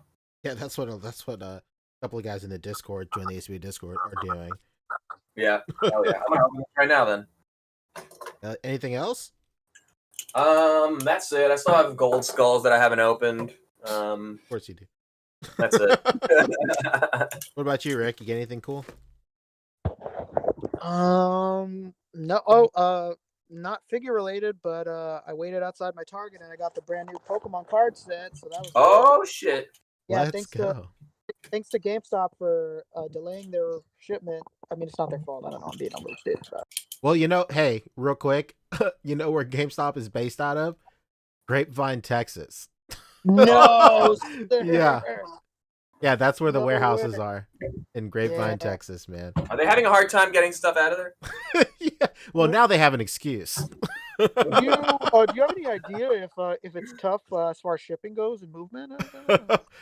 Yeah, it's interesting because like I worked at GameStop today. I've been working at GameStop pretty often lately. But like we have like 24 pre-orders, but like we get them in like 2 sets at a time. Like it's insane, man. It's wild. So you just gotta wait for more shipments to come in to fulfill the rest of them. Yeah, basically. I usually like sometimes like I go to McDonald's for lunch and I get like a Happy Meal anyway, just because it's like the right amount of food, man. Hell yeah. But like now that they've done like the Pokemon cards for the Happy Meals, I've been getting those Pokemon cards in my Happy Meals. Pretty tight, pretty fun. I haven't opened any of them yet. A friend of mine cleaned out a local McDonald's. That's wild, man. He's a pizza store franchisee, so he like owns the store, and he's just like bought out the McDonald's that like is next to his restaurant. Holy fuck! Because he's also like a stock trader and like collectible speculator, let's say. So he's just getting these Pokemon cards. Just it's just a set, right? It's a set of like a dozen of them. No, so, yeah, but it's random which ones you get. Here's the thing. Here's how they fucked you. Okay, there's only it's every single starter ever, right? Yeah. So I don't know what the math is. What gen are we on right now, Poncho? 7. So 7 times 3. There you go. Mm-hmm. But then you have to double it because not only do they have them in normal form, they also have every single version in holo form. Yeah, holo. Yeah. Jesus. So it's basically double what a normal set would be. So you'd think they'd be like 21 cards, but it's actually 42 cards because you would want to have them all in foil form as well, kind of thing. Yeah, it's like 27. Because I went on eBay just to see like what because like I was having like a deep conversation with my friend about who lives in like Washington, and he says that he can't get even the McDonald's ones. Like he says like they're all sold out because people just go to their McDonald's and buy a case or whatever. And then he was like, I just want them. And then I was like, oh shit, they're like $30 on eBay, like for a full set, but like not holofoil or anything. Yeah. I was gonna say they kind of fucked it up because they weren't ready for what it was gonna mean. So when they first opened their doors and the Pokemon collab was like able to be bought, people would walk up to the window and they'd be like, hey, can I buy the case? And obviously there's a SKU for just buying a case of toys. There's a SKU for buying the case, or even if there wasn't, you could just multiply the number in the case by the number of a single item. Mm-hmm. So it wasn't a big deal. But then after they did it, it fucked up a store stock for who knows how long. So that's the problem. Like whenever you go to your store and they're sold out, it's because your store was dumb and they allowed people to buy a case the first day. Well, they weren't dumb. They were just they were ill prepared for what it meant to sell a case to someone. True. So it basically screwed them over. Like now around my area, my my targets are kind of smart, and like any other business, you're all about how many sales did you have that day.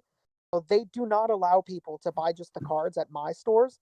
They want their sales to go up, like as far as like how many Happy Meals they sell. Yeah. So they force you, like a lot of them force you to buy the full Happy Meal. They won't let you just buy the toy anymore. Well, how many cards come in that Happy Meal pack?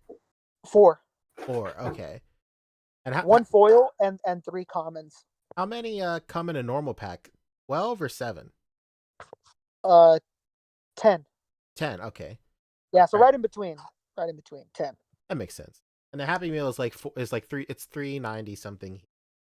Normal pack of cards is like $3 or $4 now, maybe. So I mean, yeah, it's really no different. You just get free nugs. Yeah, baby, free nugs. Free nugs, baby. You're getting free nugs. You're getting a little baby fry. Christopher Miller. The only way to win the Pokemon collecting game is not to play. Exactly.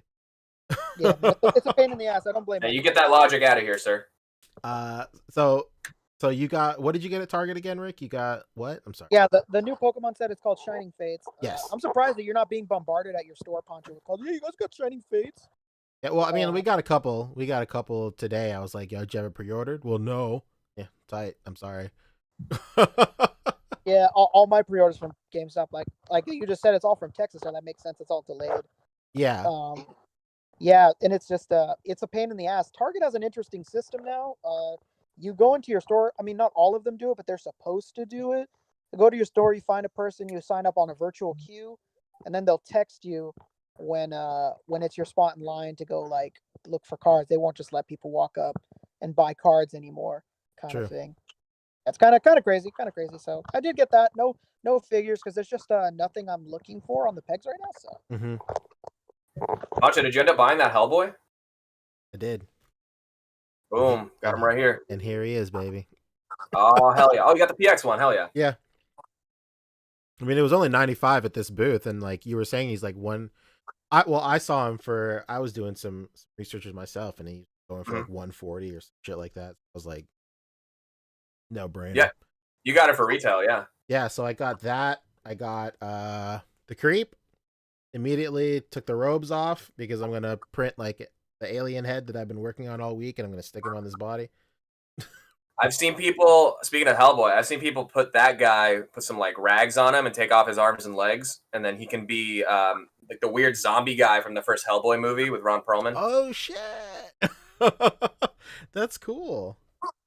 There was a guy. Yeah, I was gonna. I told you to get that one specifically because you can pull off both looks. You know, with this one, like I got to take the trench coat off and everything. But what I'm gonna do with the PX one is take the shirt and put it on the regular, and then just have the PX always shirtless with the horns. Oh, cool! This comes with a shirt too. God damn. Yeah, it comes with a BPRD shirt.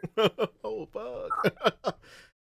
So that was pretty great. That guy also had like the Mondo Iron Giant at his booth too. But like you didn't get it. I didn't. I mean, like for like 3 years ago, before the 1000 Toys version came out, I would have immediately jumped on it. But like, I truly love the 1000 Toys version so much, and I already bought like a bunch of N scale shit anyway. So like, I wasn't about to like dive into like HO scale or whatever to go with like that Mondo. But he was trying to like get rid of him too. He was selling him like sub 200, and he's like, "Well, I can make a deal. Like, I have him for 200, but I can go way less." And I was like, yeah, I don't really know though, but maybe. But there was a booth there selling nothing but Marvel Legends. So I caught up on some Marvel Legends I don't have. Got the Spider Woman right here. Pretty tight. Oh, she's nice. And then I found Scorpion, another guy that I missed at retail right here. Scorpion. And then what I'm super stoked about that I saw at that booth, I found Shang-Chi. Oh shit! Right here, baby. Oh man, you're smart. I mean, it's not autographed like Kevin's, but it's cool. Damn you, Kevin. So good. And like Shang-Chi, he had Shang-Chi for like 30 fair. Already a pretty good price for Shang-Chi on card. But then since I bought like these other two, he gave me everything for 50. SC. All right, I'm gonna take a plane trip out there. If you need, like, I might go back tomorrow. I don't know, but I'll take. If I do end up going tomorrow, I'll take a bunch of pics and like see if. Yeah, absolutely. Hey, if you see a Frankenstein out there, you let me know with the wall or with the Dio piece. Don't you I'm dare looking for fuck- Frankenstein myself. I'm the one who wants Frankenstein. I hate Mezco. Ooh, that's a cool little pack. Yeah, Shit. this was $23 on Amazon. Oh yeah, earlier on this Amazon, week. right? I saw that. No brainer, dude. Like, yeah, come on, get out of here. Come on. Yeah, the shield alone is dope. Absolutely. And then this came in. I completely forgot I pre-ordered this. Kind of don't even want it. But now that it's like in my hand, I'm like, this thing kind of slaps. So I was about to say, everybody has it in hand, and they're saying that thing is gold. Yeah, this thing looks pretty great. I opened it. I was opening it today, actually. And I was like with Rebecca on the couch, and I was like, she was like, "What is it?" And I was like, "Yeah, if this is what I think it is, then I'm just gonna I'm gonna turn right back around and return it because I kind of forgot I got this, and I kind of want to return it." And as I'm in the middle of my sentence, I'm opening it up, and I was like, "Fuck, I kind of like this." Oh no, he's hot, basically. And then I think that's it. That's all I got at the con. I got two button-up shirts, graphic tee, not graphic tee, but like print. One has like Pikachu on it, it's a black shirt, and the other's like a Hawaiian like Golden Age era like Marvel super like Avengers on. Nice. But that's really it, I think. I guess that I got this week. I didn't really do much this week. But yeah, Mike in here. Mike. Talk a little Wonder Vision. I'm looking for a mic. Where are you? Mike. Yo, Michael Wisman. Mikey Wiz. Mikey the Wiz Kid. Mikey the Wiz. Chosen. You've been raptured. What's going on, guys? What'd you get this week, man? Earlier this week, I'm not sure, but tonight I just got home from like busting all over the place. Oh shit! You were busting all over the place? No pause. And no, I had to go drop something off at the post office, and there's a Walgreens by my post office. So I was like, oh, let me see if that Silver Surfer's out, because someone had said it's in my area. So basically, I ended up going to 4 Walgreens before I found one, and I got it. I got the Obsidian Surfer, and then along the way, since I was already going around town, I was like, you know what? Let me just do the full rounds. So I hit like every store in between. I found a retro Black Cat. I grabbed Retro Storm on clearance for $9. Oh, that's pretty good. Yeah, I'm about to blow up the spot already, even though I just got put onto it tonight. But Southern Symbiote let me know that you can find some dope older Pokemon toys at Kohl's, because Kohl's never sell shit. And so I went by Kohl's because I was by another Walgreens, and I found hella good Pokemon stuff. I found Oddish, Mareep, Machamp, and then what's that dragon one everybody loves? Gen 1? Oh no, Garchomp. He's like bluish, orangish. Garchomp?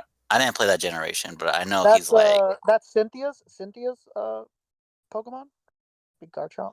Cynthia's really cool dancer. Yeah. Yeah, she's a really cool dancer, Cynthia.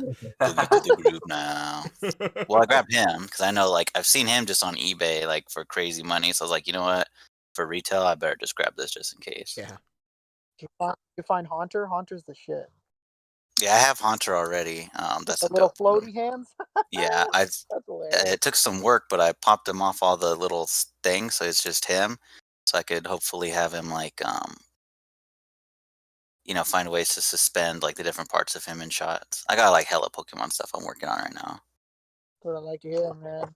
Got a little collaboration going right now with Smash Lab Studios, by the way. So they might be dropping some Pokemon Heat soon. Stay tuned for that. What was the question again? Oh yeah, what did I buy? And I think that's it.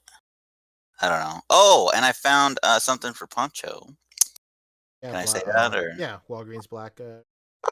Yeah, so after hitting all these Walgreens, like 2 of them randomly put out maybe like their leftovers of the Dragon Shield Mighty Morphin Black Ranger. So I grabbed one for Poncho. I was gonna grab like half my boys need it, and so I hit them up, and everybody's like, "Damn, dog, we all broke." So they had a big group cry over that. Let's go ahead. I know they're all listening. Let's blow up the spot right now. We Okay. always try and hook half these guys up, always, and they always say no. Shout out Cap Lives for begging for Cad Bane for months and then shooting me down. And for Southern Symbiote again. So he's like, "Yo, go to Kohl's," and then I was like, "You know what? Maybe you shouldn't have gone to Kohl's because now you can't afford this Power Ranger that you want." But no, these are all Discord, Instagram, and Facebook guys. They're community guys. So check them out if you can. They I guess. They're down bad, huh? Yeah. They waiting on that next stimmy with the sweat dripping down their brow. Jeez. Wait, did you have your camera on? Were you showing this stuff the whole time and I just didn't even see? Yeah, man. You missed it. Oh, no. Really, All right, show it again from the beginning, if you don't mind. All right, just to edit this part out. So, what I got earlier today was... So, Micah, did you watch WandaVision at 3 with everybody else? Yes, sir. When the site was with crashing? a bunch of A.C.B.A. boys. Yeah, actually, so we had like 3 different people trying to get in, and it wasn't working for any of us, like on phones, computers, nothing. And I was able to end up getting in, so everybody watched it with me. You could do like you didn't watch it with them. They watched it with you. Yeah. No doubt. Wait, you can do watch parties? On what? On Disney Plus. Really? Oh shit, I didn't know that. And Netflix and Hulu. I think everybody now, they're all integrated. I knew Hulu. I didn't know Disney could. All right. And yo, shout out Singapore. I think they're gonna be getting Disney Plus soon. Finally, I don't know why they were on a. I don't know why they're on a wait list for that, but anyway, so yeah, we all watched WandaVision together again, and yeah, man, it just keeps getting better. Yeah, man. Last warning for anybody in chat: if you want to keep spoiler free on WandaVision, we're about to spoiler tag that tag WandaVision. Real quick, Nightwalker says, "I want D-Arts to make more Pokemon." D-Arts doesn't exist anymore, unfortunately. So, damn. Well, SHF has been re-releasing them. That's right? true. D-Arts was SHF absorbed D-Arts, so okay. We'll down the line. Hopefully, we'll get more SHF. What were you saying, Fabio? No, nothing. I was just making a joke. It had to happen in that moment. Okay. Dang it. See. All right, tight. So let's talk WandaVision. Yeah, I have my screen share up too. If you want to. So right off the bat, that Mephisto reveal was what? No. Honestly, like it's kind of sickening how like every theory always like everybody wants to tie it back to Mephisto. And at this point, like this show has clearly been tested like so well in terms of like them knowing per episode what the conversation in theory would be leading up to the next episode. And then that next episode just doing a really good job of like slapping you in the face with the answer. Yeah, I feel like people haven't adapted their theories for the show moving forward. It's like the same 5 theories everybody had on episode 1. Right. They're just trying to twist it like, oh well, maybe that person could still be Mephisto. Maybe. But to be fair, everybody was right about Agatha Harkness, and that was, seen. Yeah, I know Brian Carter was doing a victory dance on everybody in Discord about that one. He's like, I fucking knew it. But in the way they reveal it, not only do they tell you like you're right, but they like just beat you over the head with it, and they give you a little song in the intro, and it was Agatha all along and everything. Like, I mean, that was nice though that they showed like what she fucked. Her name was Agnes. Agatha Harkness. Come on, it was so obvious. Yeah, and then she wore the same brooch in every episode, and every different era of wardrobe. She had the same brooch. Like, I think my friend was telling me that when she does that, it was Agatha all along thing. It's like a callback to the monsters. Yeah, in it's some monsters. way. For sure. That makes Yeah. sense. Also, here's a very interesting theory, man. It's not really a theory. It's kind of like who the hell it is agent what's his last name? What's his name? Agent Wu. Agent Wu. I just didn't want to mess it up. It's Agent Wu. He was there to check in on somebody he had under witness protection, and now I wonder if it was Agatha the whole time. Was it? Was I she don't know. behind that Yeah, too? when he shows up there, that's what he says. Like, oh yeah, we have somebody that's in there that's in the witness protection program. I came to get them out, and Well, I'm curious about what. My only thing is like, if it was Agatha, then why wasn't there like a dossier on Agatha? Like everybody else was identified, but she could have also wiped him after he checked on her or shit like that, because the witness, like nobody knows who the witness is. So maybe even John, like maybe even Wu, like doesn't. Mm-hmm. Yeah, maybe even he doesn't know. Yeah.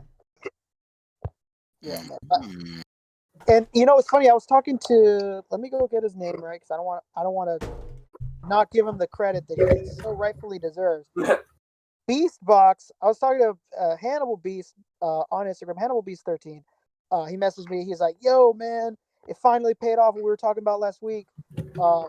We finally sat through the damn ending, and we got an end credit." Oh yeah. And I was like, "I know, finally!" Like, I don't know. It's just the Marvel in me. I can't not watch the end credits just in case.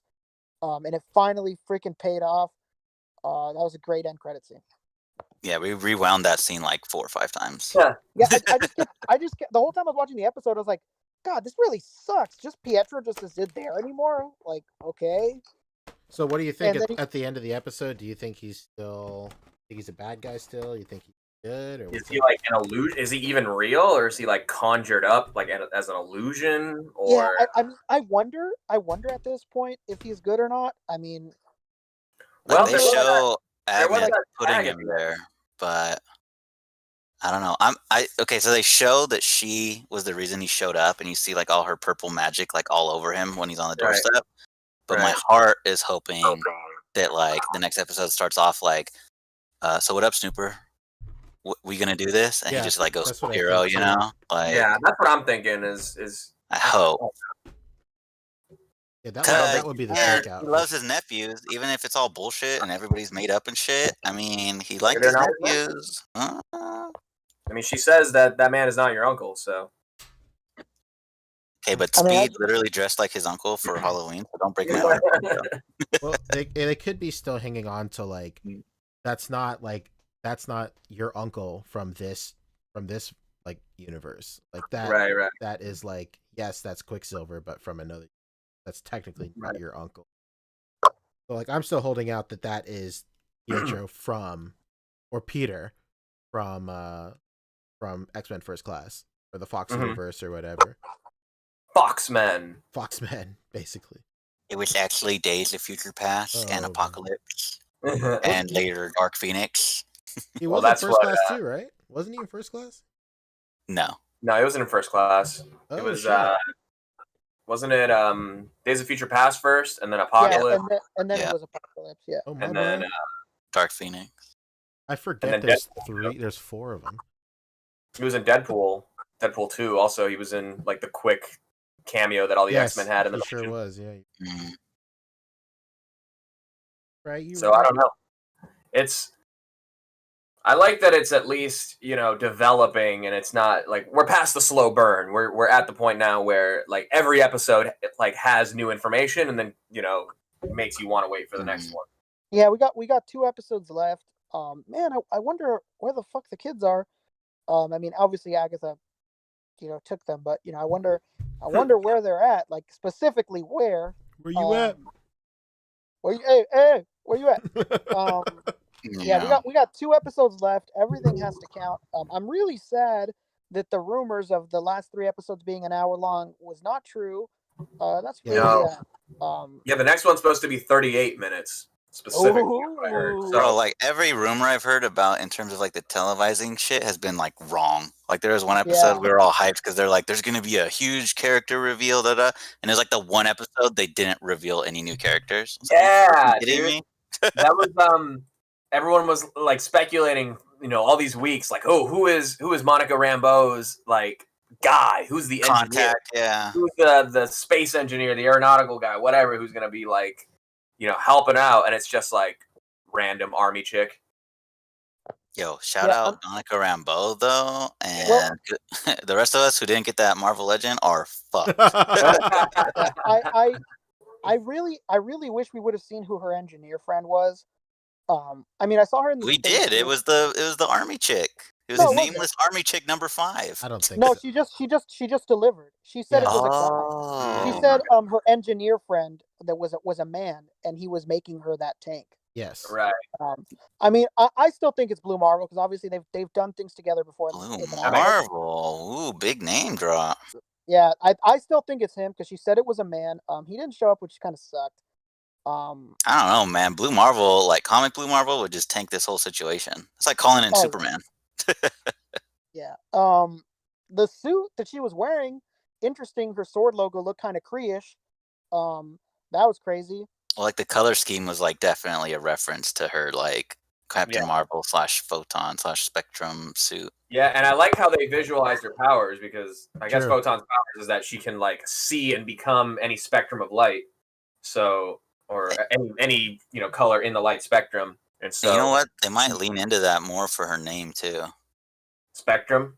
Yeah, because the mom, I'm trying to remember right now, like in whatever episode it was when she's walking by, she sees her mom's plaque. Didn't her mom's nickname was like Photon or something? Yeah, the mom's nickname was Photon, yeah. Right. So then, so for her, instead of her being Photon, they'll probably lean into it like, okay, now you're Spectrum. Right. Jesus Christ, yeah, that Monica Rambeau goes for 120 plus. Well, it already went for Mad Money before this. Yeah. Yeah, it was part of the people read comic books and find out that's what she looked like in Hella Comics too. Yeah, Fabio, what you were about to say, she was part of a big pack too.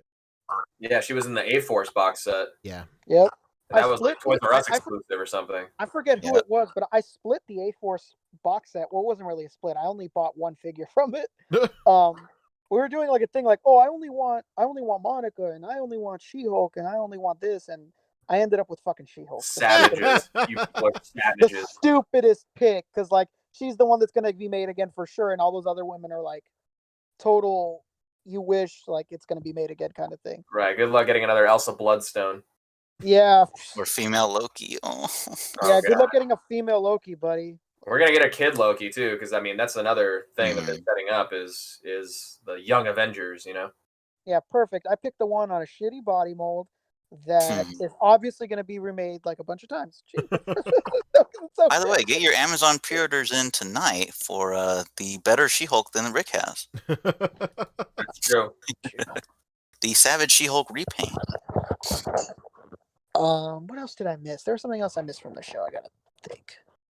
I know Plastic Thunder and Cap Lives were talking about the book, like book. I forgot what they said. It's from the comics, like the design and everything, but I forgot what they were saying about it. Yeah, I forgot. I know people are saying it could be the Darkhold, but that's already been seen on Agents of S.H.I.E.L.D. Not that like they couldn't use it again, but Agents of S.H.I.E.L.D. isn't canon anymore. Exactly. Yeah, they couldn't. They changed that. But it's like anything to scrub Sif, huh? Did the only Avenger person that showed up in that show. And no, Nick Fury showed up. Now Sif's coming back for the next Thor, though. Yeah, she's coming back. Who cares at this point? Did they really decanonize it? Yeah, they've Pretty said much, for sure it's not part of the main canon anymore. Another world. They're probably after Inhumans. They're like, you know what? Let's let this breathe for a little bit and give this a second go. Yeah. Another thing that's happened is that Vision's eyes changed back to being robotic. That's interesting. Oh. That's another little titty bitty. Oh my goodness. What'd you say, Number Rick? another thing. Oh, Darcy is still super hot and she's thicker than a bowl of oatmeal. God, I love Darcy. God, she's just Also, just to I just wanna- clarify, not Squirrel Girl. yeah, can she be my like future ex-wife? Whoa. Let's go. How many happy years before the divorce, though, Rick? I mean, one kid and then we'll call it even.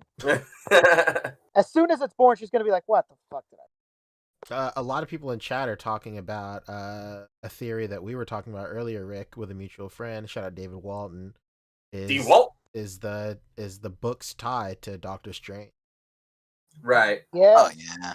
Absolutely. Oh yeah, I saw. We're in full magic mode now. Yeah, one of those recap breakdown videos or whatever. They pointed out there's a scene in Doctor Strange, when he has all like the books in their weird like hexagonal like storage units in the Sanctum Sanctorum.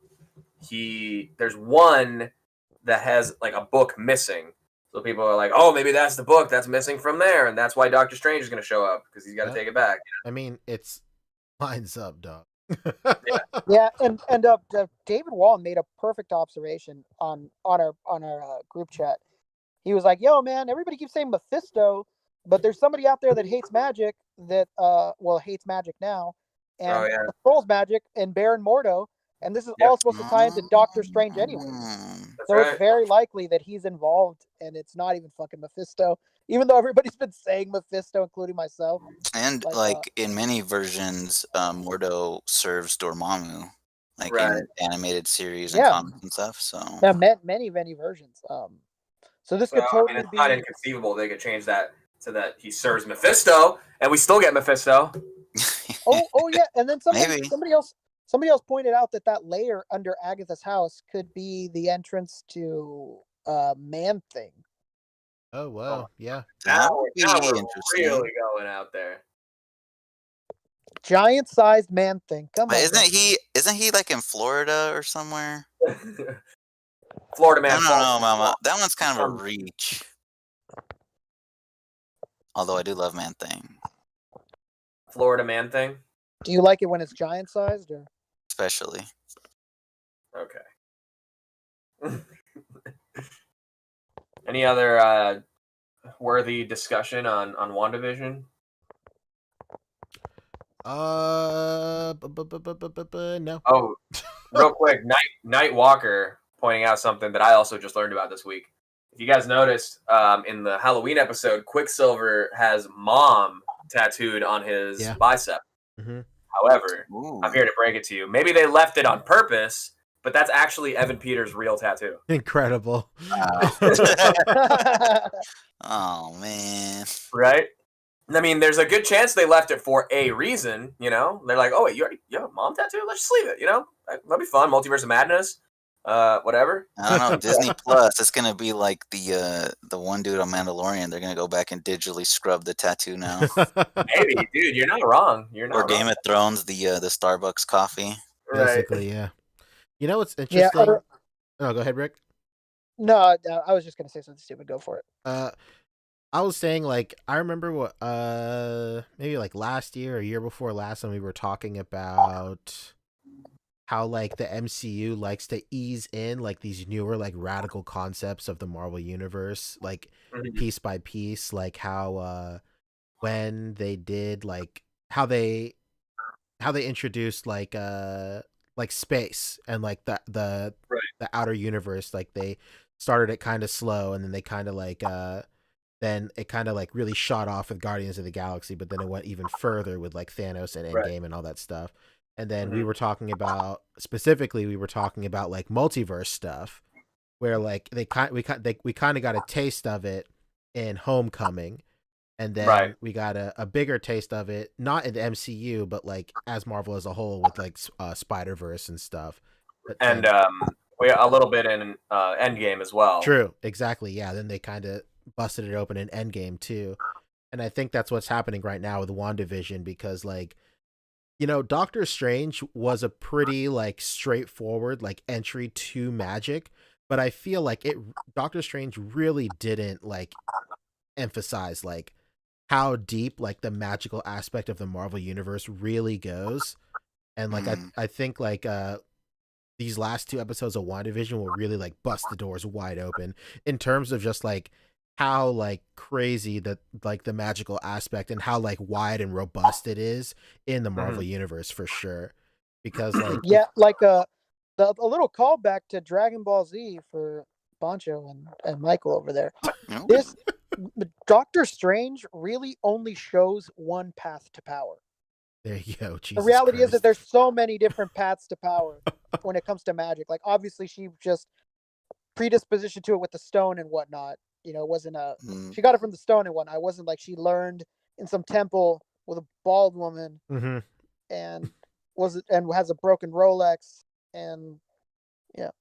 Oh, that shit, that's yeah. That's not her.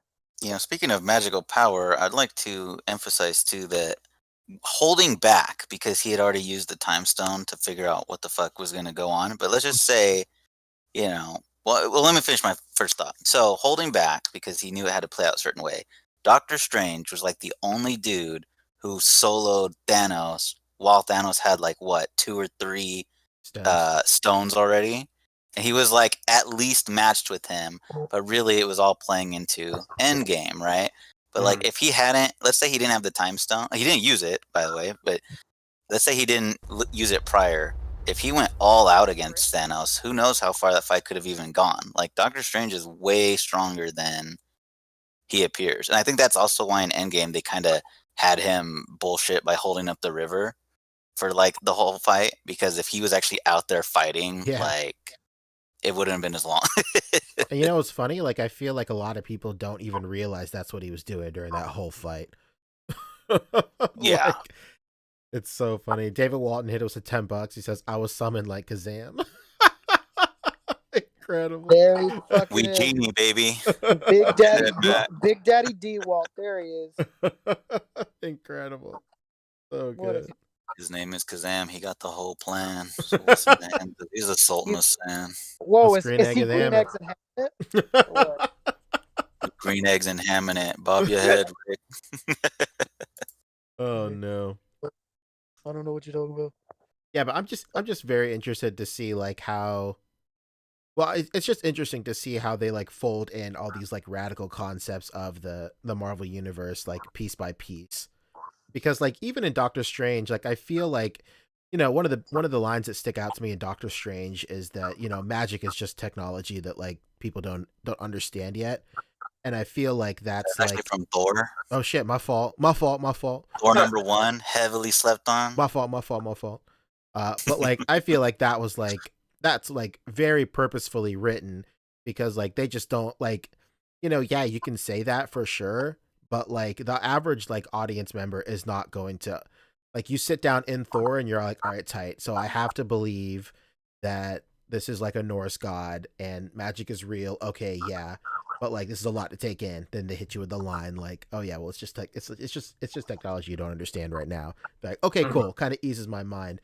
But then like, you know, the reality is like the magic like side of the Marvel universe is like so fucking balls to the wall that like there's no way that anybody can, like any like Disney exec can like expect, like, or any focus group like manager can expect like a regular audience member that's not into this shit to like just pick up in one movie. They also pushed that in Ragnarok by showing that like Asgard is just a place in space. Like if you had a spaceship, you could fly to Asgard, but they also wield magic in Asgard, like with the whole Hela and Surtur shit. So it was like both. Then, you know, Thanos had a ship, showed up and kicked their ass. So yeah. So like after this, what do you think is like next? Like what do you like after magic and multiverse stuff? Like where can like the MCU go to like fully be the full realization of like the Marvel universe? Like what is like the next big step you guys think? It's just all coming full. It's just all like repeating itself again, because you're gonna have to go back into space and you're gonna have to stop Galactus from eating the fucking planet. Oh, okay. Oh, Thanos wanted to kill half of you. No, how about this guy wants to eat everyone? How about that? That's tough because like you're like the magic in the comics goes so deep. Yeah, it is. Even like in more recent, it's not even recent anymore, but like Original Sin, and storylines like around that time revealed even more like deeper shit with like Nick Fury and magic and the multiverse. Like slight spoilers, I guess, but like you find out who the like really real 616 Nick Fury is and like what he's been doing this whole time.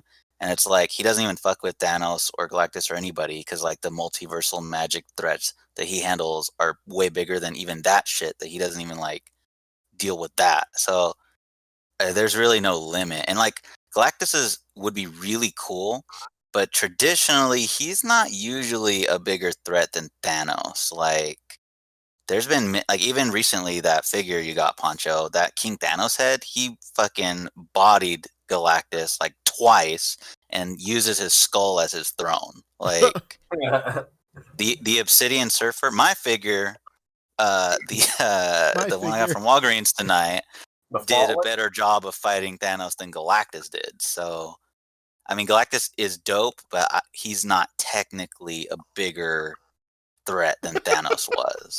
I had to put that up real quick. Rick just said, stop all this nonsense, man. Stop all this nonsense, man. What happened? That'd be cool. Please show up next episode, please. I would put a smile on my face for sure. Wanda, stop all this nonsense, man. Right.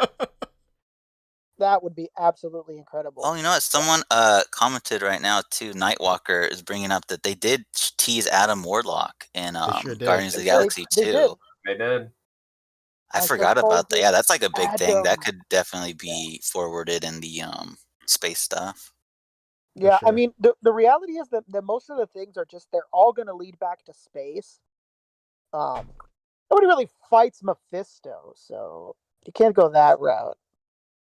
But what? Yeah, I mean, like, Annihilation, you know, I don't know. It's all just going to lead. Actually, that could work because if they brought in Fantastic Four, they could bring in the oh fuck, I'm totally mind blanking. What's that whole universe shit that Annihilus is from? The Negative Zone? Yeah.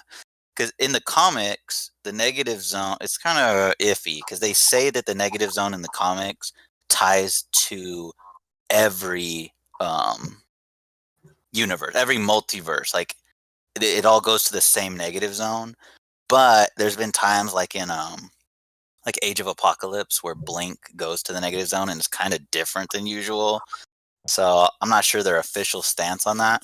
But if they bring in Fantastic Four, they can bring in the Negative Zone, and that's like going to space, but like not space that we've already been to. It's like a new space that could also then tie into the multiverse, and you could introduce Annihilus, Blastar, maybe like the Annihilation Wave leading into Galactus. Because Galactus, again, poor guy, got bodied by the Annihilation Wave, and they literally had him like crucified in space.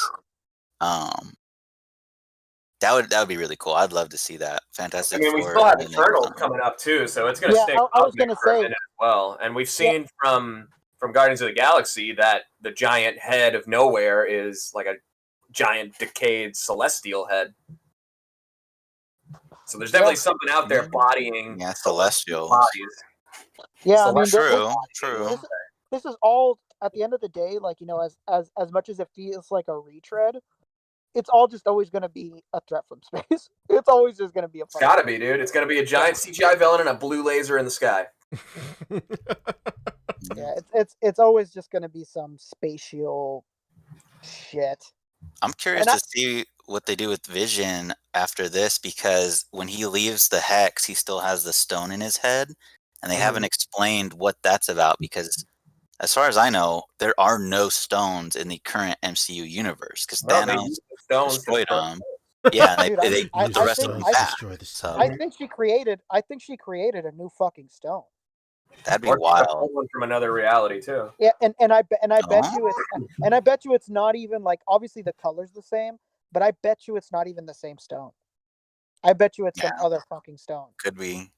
Well, again, I don't know if they're gonna go with this, but in the comic books, every universe has a set of Infinity Stones or gems, but they only work in that universe. So, like, if you were to assemble the Infinity Gauntlet in 616 and then go to like the Ultimate Universe, it's just a glove. It's not going to work. True. This came into play like with the Council of Reeds, like Hickman's run on Fantastic Four, and then later on in the Secret Wars, where like God Doom is from. It was actually a super important part of that because a lot of people did have Infinity Gauntlets, but if they weren't in the right sector of like the universe that he had put together, it wouldn't work. So like towards the end of that, they had to basically find the Infinity Gauntlet that worked in God Doom's sector. Yeah, like I mean, I'm gonna put my tin hat on for this one. Let's go. Seems a little out there, but my boy who like reads comics religiously and has since we were children. He's been like my best friend since we were kids. So I'm right here. He told me his thought. I'm right here. He told me his thought is that Vision is from another world, and that the gem that resides in that Vision's head is the Reality Stone, and that when he was leaving the portal, he wasn't being pulled back by Wanda. He was being pulled back by the reality bubble. That I don't know. The way he explained it, I was reading it all, and it made some sense. He was like, he was just saying that he thinks that the stone that's in that Vision's head is the Reality Stone, and yeah. But it's not red. It's a different universe, man. Yo, didn't the stone that come out of Loki's scepter? That's the Mind Stone. It's the yellow stone, but the gem on Loki's scepter was blue. So he just cracked it open, and there was a yellow gem underneath. Yeah, it makes perfect like sense. A Kinder Egg. Right, exactly. I think you know what though. Now that you mention it, I think they did change the colors originally. Like the colors in the comic are different than the colors in the movie. Yeah, they are. They are. They're not the same. And originally, they weren't even called Infinity Stones or Infinity Gems. Originally, they were all called the 6 Soul Gems. Yeah, the Soul Gems. Yeah, that's what I remember them as. No, you don't, Fabio. Don't lie. Don't lie to these people. Hey. I would never lie. See what a fool I made of myself trying to remember which rapper was in which Halloween film. Oh, I just pulled it up right now. Okay, so this was back during what was that thing where like the different universes were colliding with each other, and then the Avengers had to like try to stop it. Someone in the chat help me out. It was a storyline. Anyways, did you guys also hear that Chris Evans is like rumored to come back as Johnny Storm? That would be hilarious. That'd be interesting. Right? Yeah. Well, in the comic, the yellow stone right now is the power gem, is yellow, which is purple in the movies. Right, and then I guess the next closest thing, orange, is the time gem in the comics, whereas orange was soul in the movies. Let's see, the reality one in the comics is blue. Yeah, I don't know. None of this is lining up with what I was saying, so. Big if true, though. Big if true. Big if All true. right, Big any more final thoughts here on a Wonder Vision? Wonder Vision 1984? What if we get a Wonder Man introduction or cameo? I think we will, dude. I mean, there was some, like behind the scenes featurette thing that is, the designers and creators and all that of the show, and they have concept art of Wonder Man like in the background. Like their office where they work on this has Wonder Man.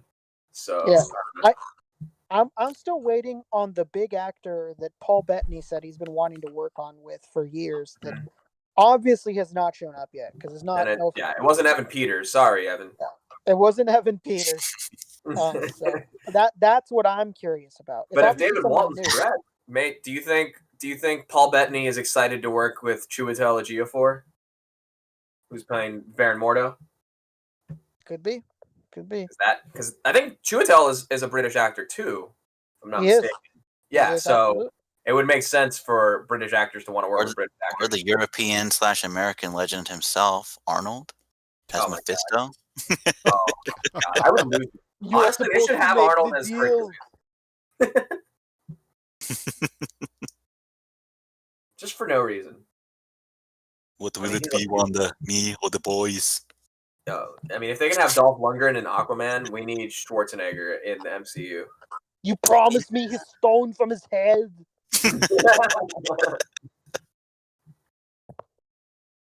Well, he's obviously going to be the next babysitter for the kids, and then he's going to ask them, "Who is your daddy, and what does he do?"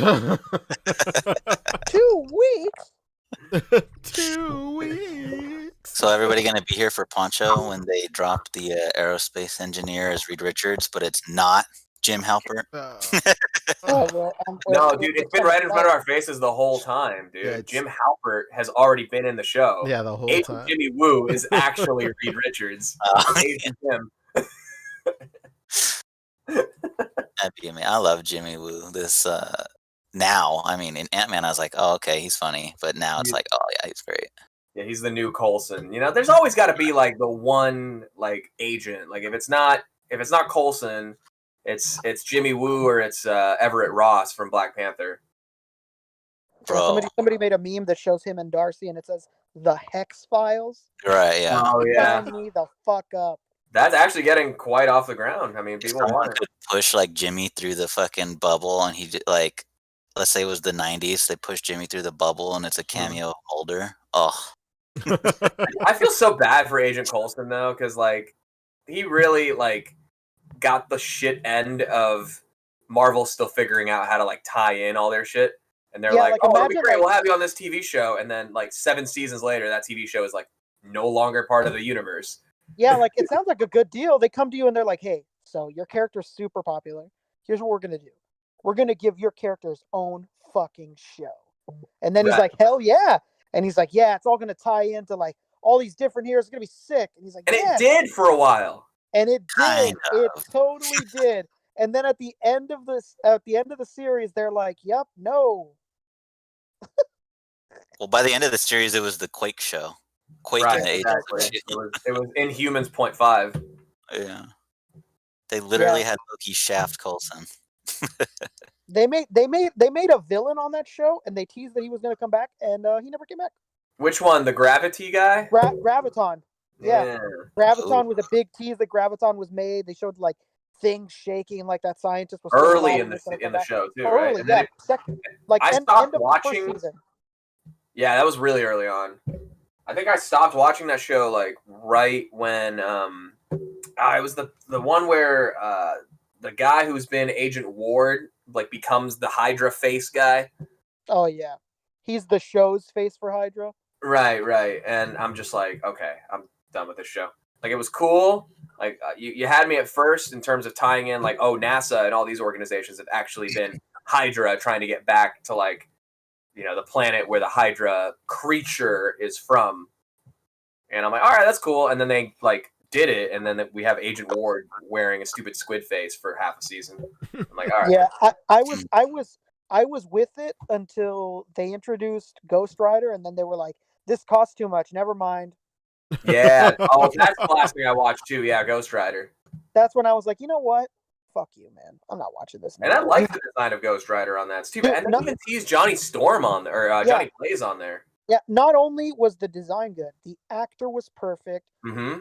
The car, everything, the backstory was fantastic. Yep. Like you said, they showed Johnny Blaze for a split second.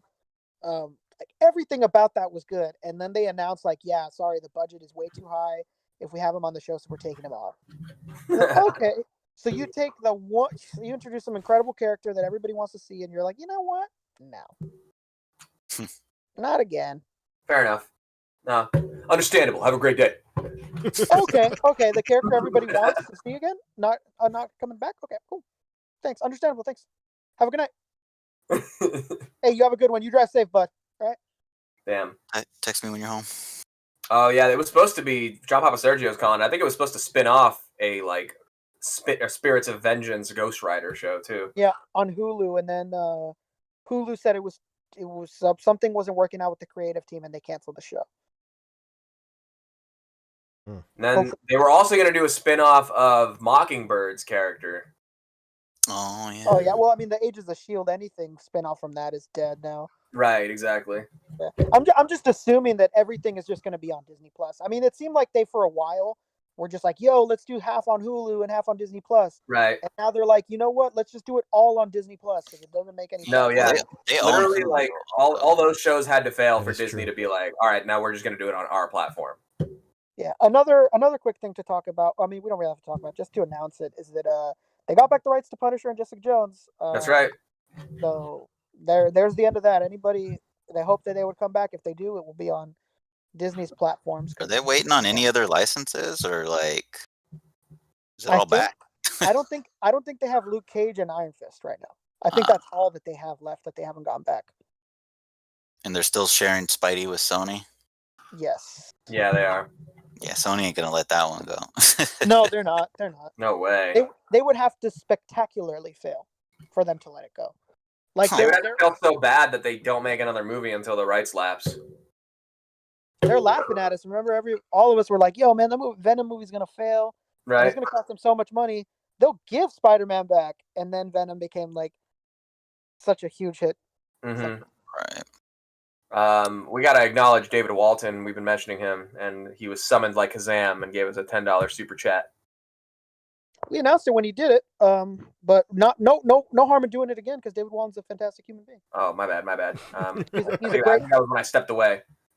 He's a great man and a wonderful father, and I love him. He's a great guy. Incredible. Okay. Well, Super Soldier in the chat is saying that Graviton did come back, and it was Adrian Pasdar who was he was in the Heroes TV show. You know, I think it was General Talbot, right? Yeah, in that show. In Agents of S.H.I.E.L.D. He had, the general guy with the mustache. Oh, the dude that kind of looks like a younger version of Rectangular. But Totally. that guy wasn't Adrian Pasdar some like random guy in S.H.I.E.L.D. that wasn't Graviton? He was General Talbot, but I think I guess he came back at some point as Graviton. Oh, as Graviton? Yeah. Oh, that's so dumb. It was completely somebody else that was Graviton in the show. They just gave it to him. That's weird.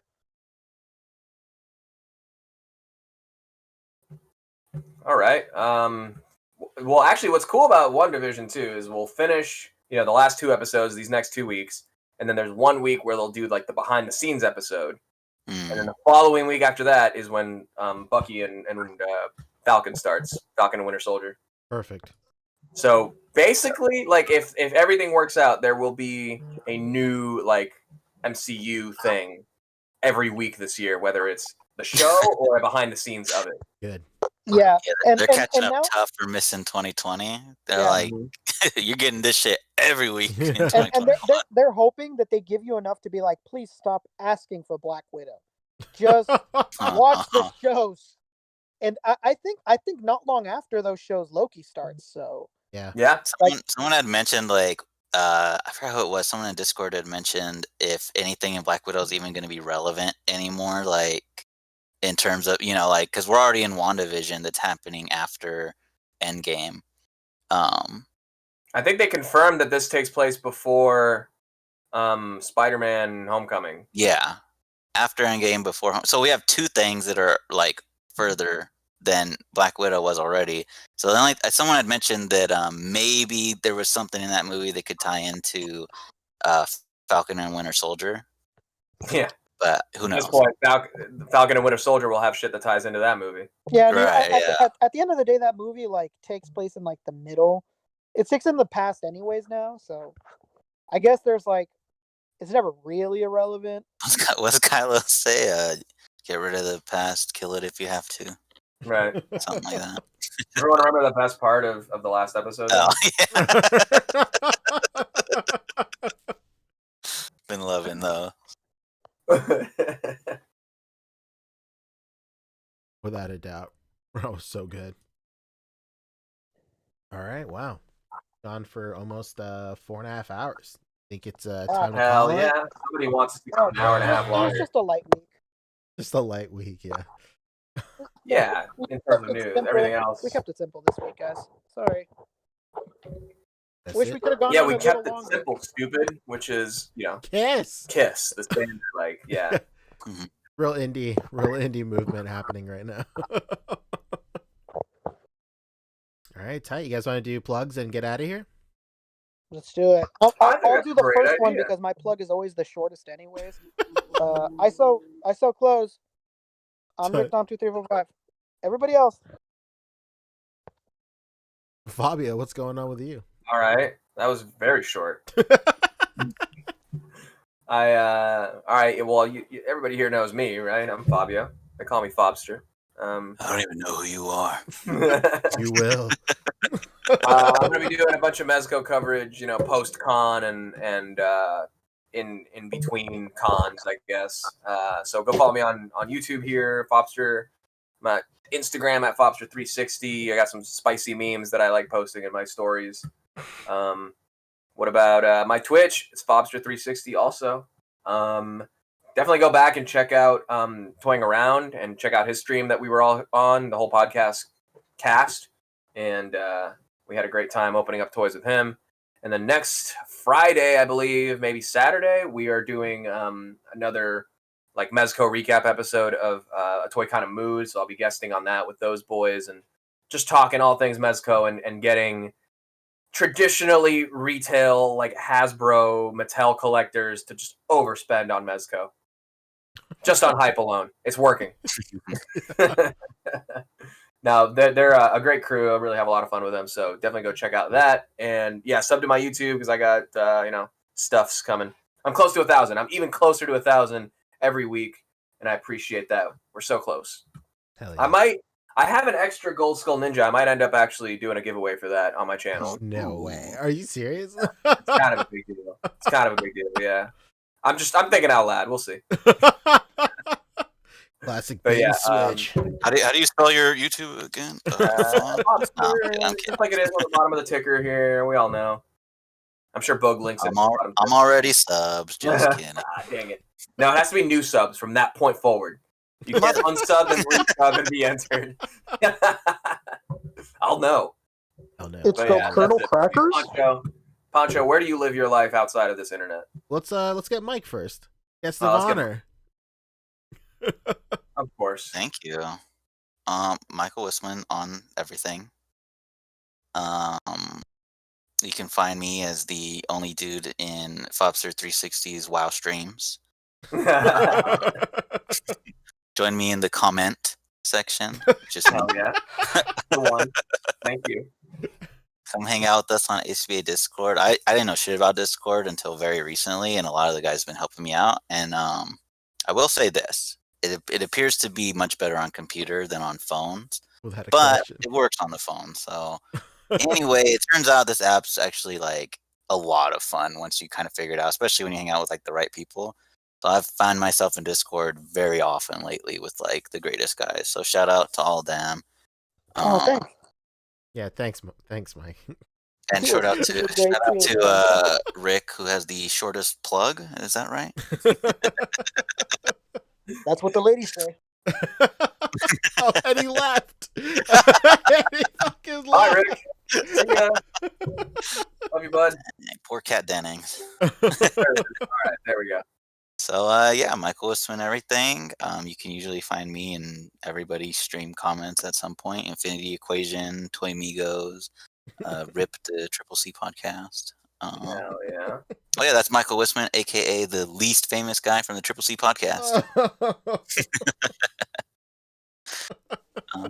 Yeah, so thanks for coming to my TED Talk. That's it. Hell yeah. Gift shops on You're very welcome. What a guy. Yeah, you can find me everywhere at Poncheesy. I am... What am I doing lately? Nothing. On social media. 3D sculpting, dog. You've been sculpting hella stuff. That's true. I'm 3D sculpting a lot, but I'm not really posting a lot about a lot of it lately. I'm just focusing on like work and auras right now. I just want to, get everybody's stuff done, and then I can start posting a lot more. But the latest wave of auras is still in production, still shipping. Next wave is going out tomorrow, or next batch is going out tomorrow, and a new wave will open up in like, I don't know, May something, whenever Hit comes out. Gonna be May? It's gonna be May. Whenever Hit comes out, that's when I'll put up a new wave, strategically showing off the new Hit effect. Cut of his new album. Yeah, Sting. What about some Lightning Collection specific auras, dog? Yeah, I don't know. Maybe. I don't know. Can we get Cap Lives in the chat? Back me up here, dog. Oh god. But yeah, I've been doing that. Like Mike said, I've been getting into 3D sculpting like a lot over the last like week or so. it's really crazy because like I just started. I was like working nights at work, and I was like, yo, I got to do something. I guess I'll charge this iPad, and I guess I'll 3D sculpt. Pretty fun. And like, coincidentally, the tipping point for buying this Hellboy, Fabio, was I've been working on like the first sculpt I ever did was like a demon head with like horns and shit. I'm gonna put it on this body. There's not a Hell question. yeah, you are. There's not a question about Sick. it. But what do you think of the figure, though, real quick? What's up? Do you like the figure? I do. Curious. The figure is nice. It's very nice. And like I saw this movie like in theaters. It's bad. It's not bad, wasn't it? It was bad. I quote myself directly because I came across this time hop the other week. It's bad. It's not 9% bad. But you know what's sad? That movie is like way more comic inspired than the Del Toro movies. Like it has way more direct references from the actual Hellboy comics, and it's still so much worse. My favorite scene in that movie though is when he's getting chased by the giants, right? And he's like dodging and rolling as they're like dropping their giant clubs and shit. There's a moment you can notice that Hellboy's like giant right arm switches to his left. Yeah, it switched over. Incredible. Read that part in the comics. It doesn't switch. That makes it a 9% for me. Okay, there we go. Well, that's basically it. I'm doing more YouTube stuff too. I stream a lot now on YouTube versus doing like produced videos, but I will still keep on doing produced videos. I just got to find the time for it. Like I mentioned earlier in the stream, like I'm working like full time at my other job, and now I'm working like part time at my other GameStop job. So there's just like unfortunately no time to do shit. It sucks. But just sculpt. Yeah, just sculpting because I can do that incognito. The Renaissance man. I know, right? But come check out my streams. I've been re-watching Posing Ain't Easy videos, roasting myself more so in the earlier episodes, but now it's just me from like 2 years ago. So it's like I connect with that guy way more than the guy from like 7 years ago. Yeah, in a few weeks, catch Ponzo roasting himself in the mirror. I know, right? That's basically it. Amazing. That was it. As always, let's wrap it up. As always, remember to rate, comment, and subscribe on this video. Smash that like button. Yeah, rate the video. Rate the video in 2021. Years after the feature was removed. Love it. If you have your own ideas, hit us with a video reply too. Fuck it. Let's go. Yeah. But yeah, remember to rate, comment, and subscribe. Smash that like button. Smash that notification bell. Remember to join the notification army, whatever squad, whatever. Support the crew, support everybody we shouted out today, support Kevin, support Rectangular, support everybody we shouted out today. As always, thank you for coming and hanging out. We love you. Bye.